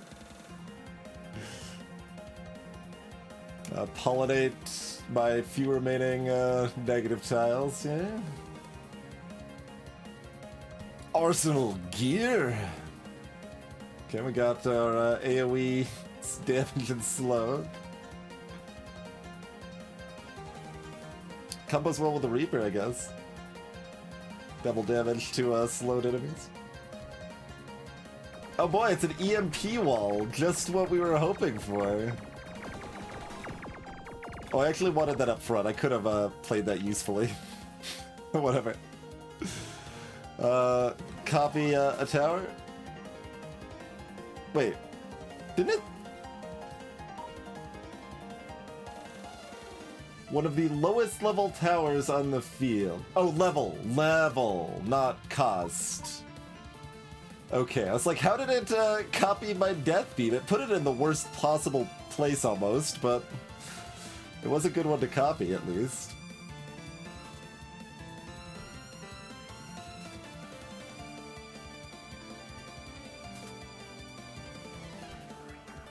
Harvest Knowledge. Add 2 random spells to your head. They cost 2 less this combat. Okay. Decimate the Weak. Basic Barber. Arcane Rifle. We need to spot a Terraformer eventually. We still got quite a bit of space, I guess.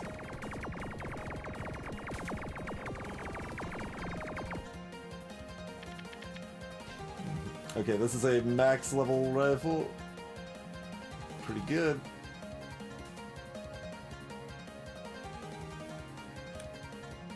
I'm just gonna put that on a minus spot so better stuff can appear on the other spots. I missed what you were saying targeted all enemies like this does.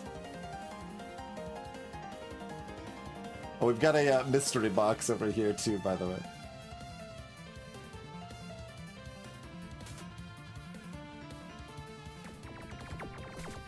We can take a pact.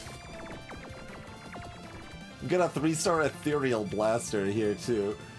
That's the tower that improves more than other towers. Oh, because it's a 0 cost. So that one's hitting a lot with the enhanced reinforcements. Okay.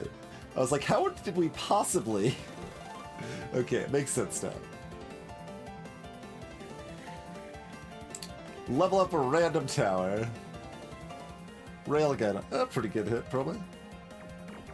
Protection artifact. Gain shield and restore health and stuff. I don't know. We can stay in there if for some reason we need it. Another Gatling gun right up front. Seems very good.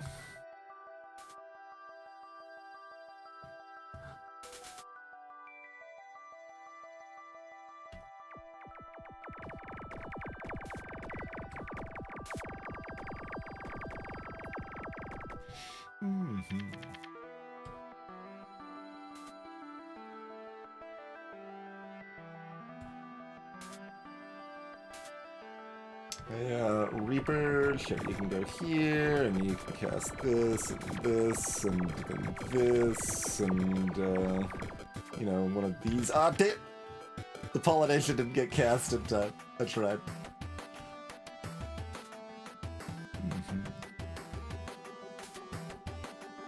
Lightning Rod. Cast copies of Thunder spell on nearby enemies. Does that do anything if I'm not casting the Thunder spell? It says the Thunder spell. But like maybe it happens... Like you cast a spell and it thunderbolts or something.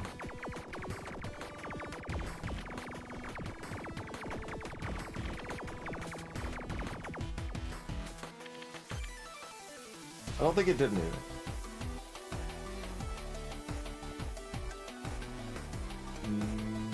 No, I don't think so.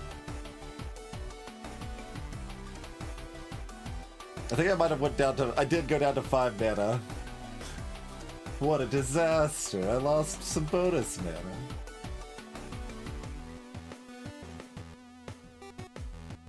Pithing Needle. What is this? Lose 1 health. Silence all enemies in range while they're in range. Sure.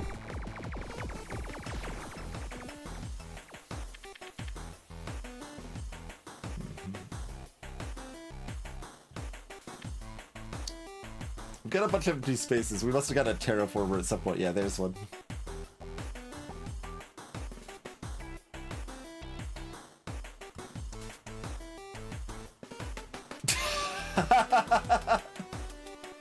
Max level EMP wall with 1,000 range, huh? You know, it doesn't really matter where that one is. It might not reach the corner to corner, I guess. Okay, what if I cast Electric Beam? Does that get duplicated as a lightning spell? I don't know. Oh, another one of these. Yeah, give me another one of those.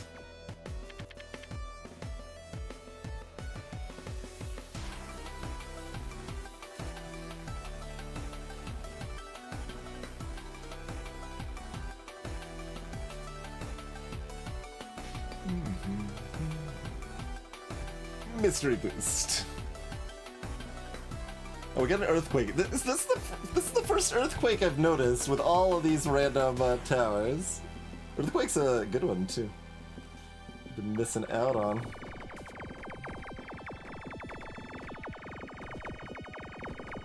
We could deactivate like 1/4 of our towers randomly for no benefit.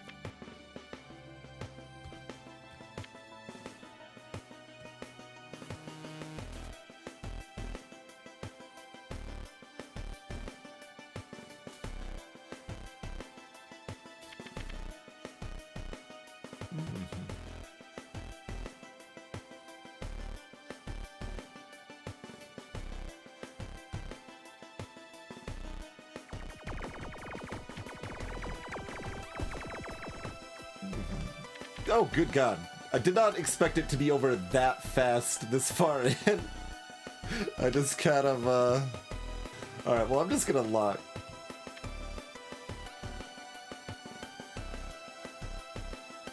Like...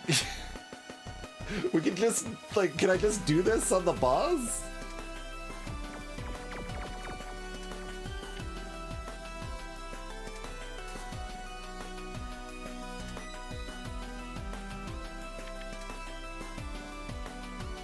Certainly gonna try.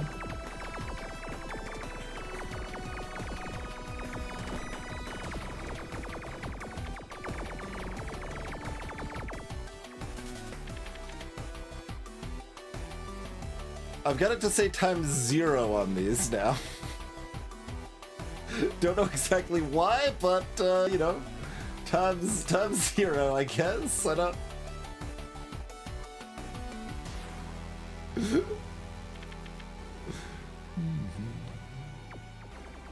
Oh no, the boss still comes in play, okay.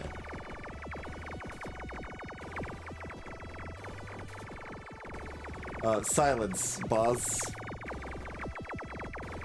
Don't disable any of my towers randomly, which you were probably doing before. I can't even fit the Gatling gun. Okay, that's already dead. Would you like to do a victory lap? No.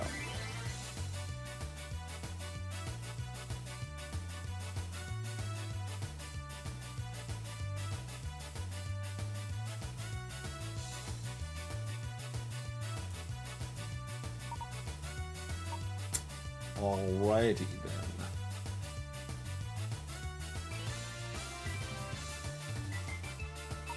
then. That deck seems pretty strong. We also got kind of lucky though. We had a lot of synergy. Like, some of it was, I don't know, well-connected synergy or whatever, but a decent amount of it was just like, okay, well that just fell into our hands.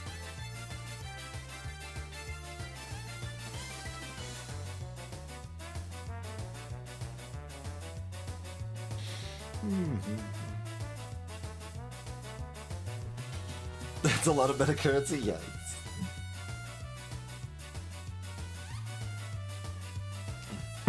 You can see how I'm using it thoroughly. Oh yeah, what was the other things in Lux?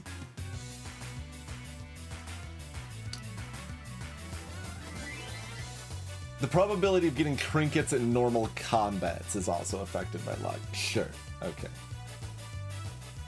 Seems like a pretty weak stat.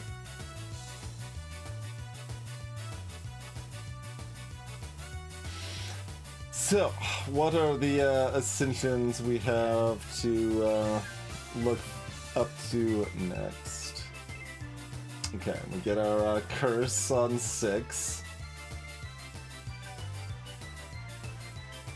Start with half health, sure, whatever. Enemies have more magic resistant armor. Bosses and elites have one extra modifier, and more magic and armor resist again. Like, I don't actually know if that makes armor pin and magic pin more important or not. Like, I wish... Like... Because it's not flat, so I don't know what it is, but...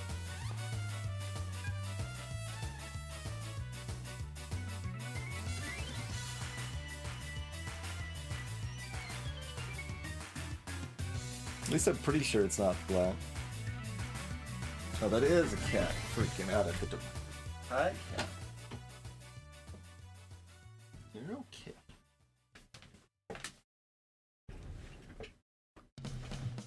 So, that seems still pretty doable without... Like, I think we win the run we just did on Ascension 10. Probably, right?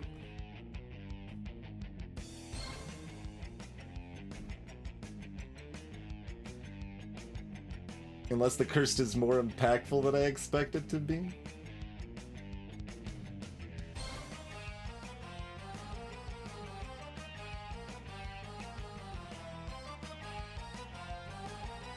Yeah, like we would have lost health more often, probably, but we would have still won that with that deck, I think.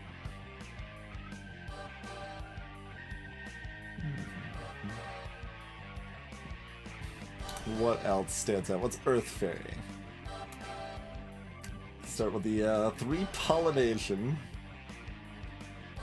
Gatling guns, silences, and earthquakes.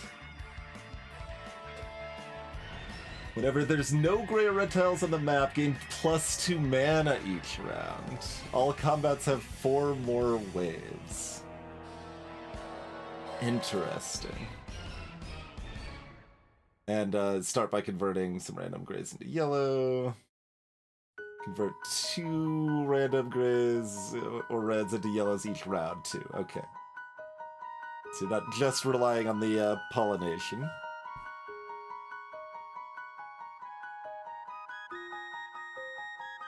It's kind of interesting. I could see doing that one.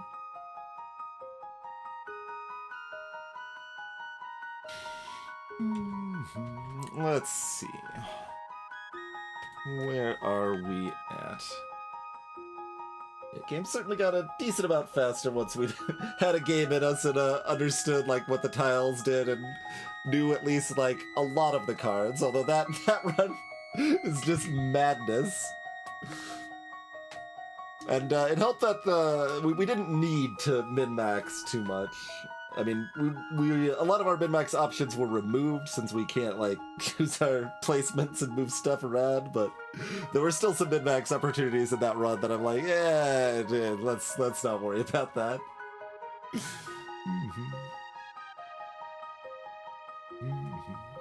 We learned that there are not very many zero-cost turrets. Are there just like 3? Let's see, maybe 4?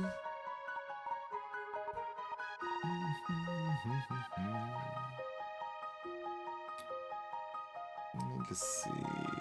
Turrets. Yeah, I guess oh, beam cannon. Did we? I don't feel like I saw a beam cannon. Oh, because if you have at least one beam cannon in play, gain 1 less mana each round. That's not on the random list because it would be debilitating? Okay. That's why we didn't see a beam cannon. Noted.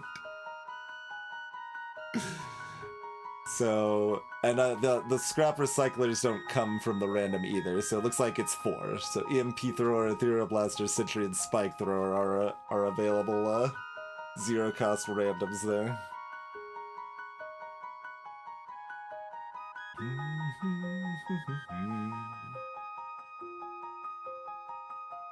Is there anything we didn't see? We only saw this like once, the one that like synergizes super well with what we're doing, but we only saw the Pithing Needle near the end. I think we only saw 1 mini Inferno. Although, I mean, we weren't paying that close of attention. There's plenty of them that might have been summoned. Chaos Pillar. This tower gains a secret random attribute that alters the game rules. Excuse me? That alters the game rules? Yeah, I guess that's probably not in the random pool then.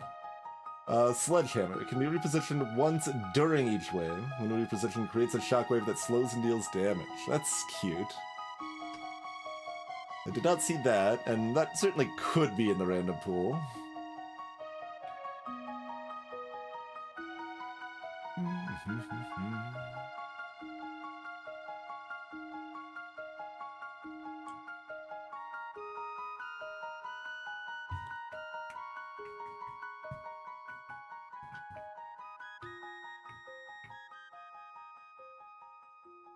I wonder if this can reduce Red Star down to level 3.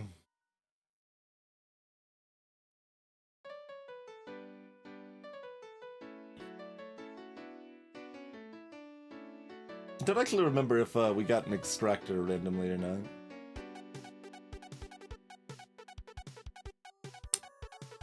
Can't be played or removed from the deck. Okay, this just, like, I guess this is the curse, it appears. I don't have a wide array of silly curses. The normal tower cost gets up to 5. I mean, that's why it says high cost, I guess, because 5 is the highest normal cost, but it's not like this one says high cost, but, you know.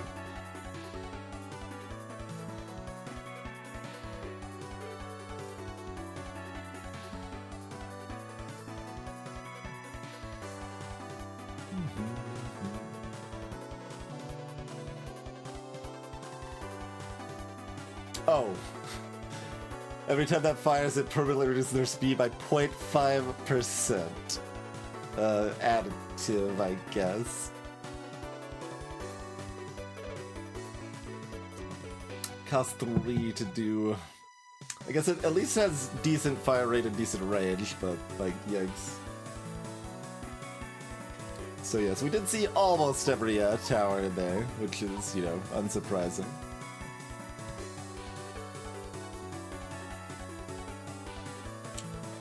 There are Red Star rookies, they exist.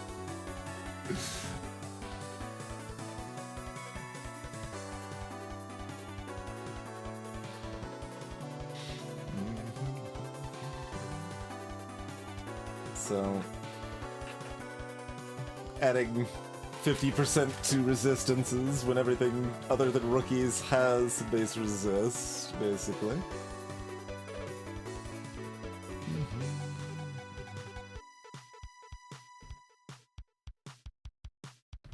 I don't know why it doesn't like just show you the stats when you hover over the incoming enemies, though, given that it's like here in the bestiary, and if you hover over it during mid-fight, it does show you, but...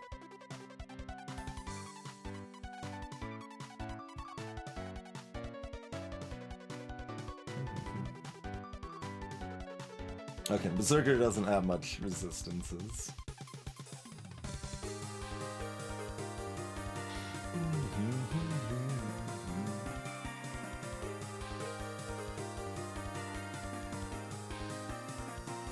This implies that, like, doesn't this unit just feel like some point during testing there was some really degenerate shield builds and they were figuring out if they needed to, like, nerf that directly or having trouble doing so? It's like, okay, we'll just add another enemy that if it hits you, it removes all of your shields.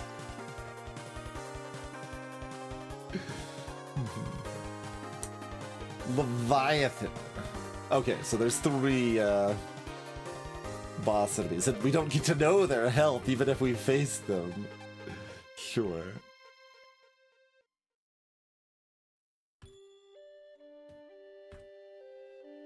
Certainly we got the easiest one for our build, like, disable 2 random towers, you say? Well, we've got about 17,000 towers, so, you know, good luck with that. Good luck with that.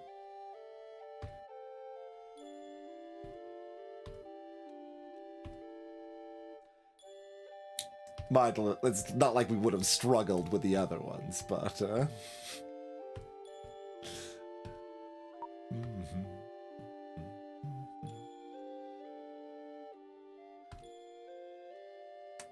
Yes, we also had... That's true, we did have the max range EMP wall, so it also could not disable our towers anyway. Quite true, quite true.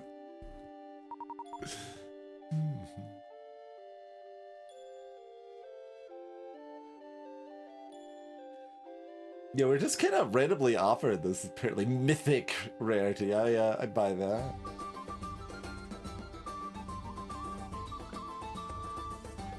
And yeah, this can only be one you start with.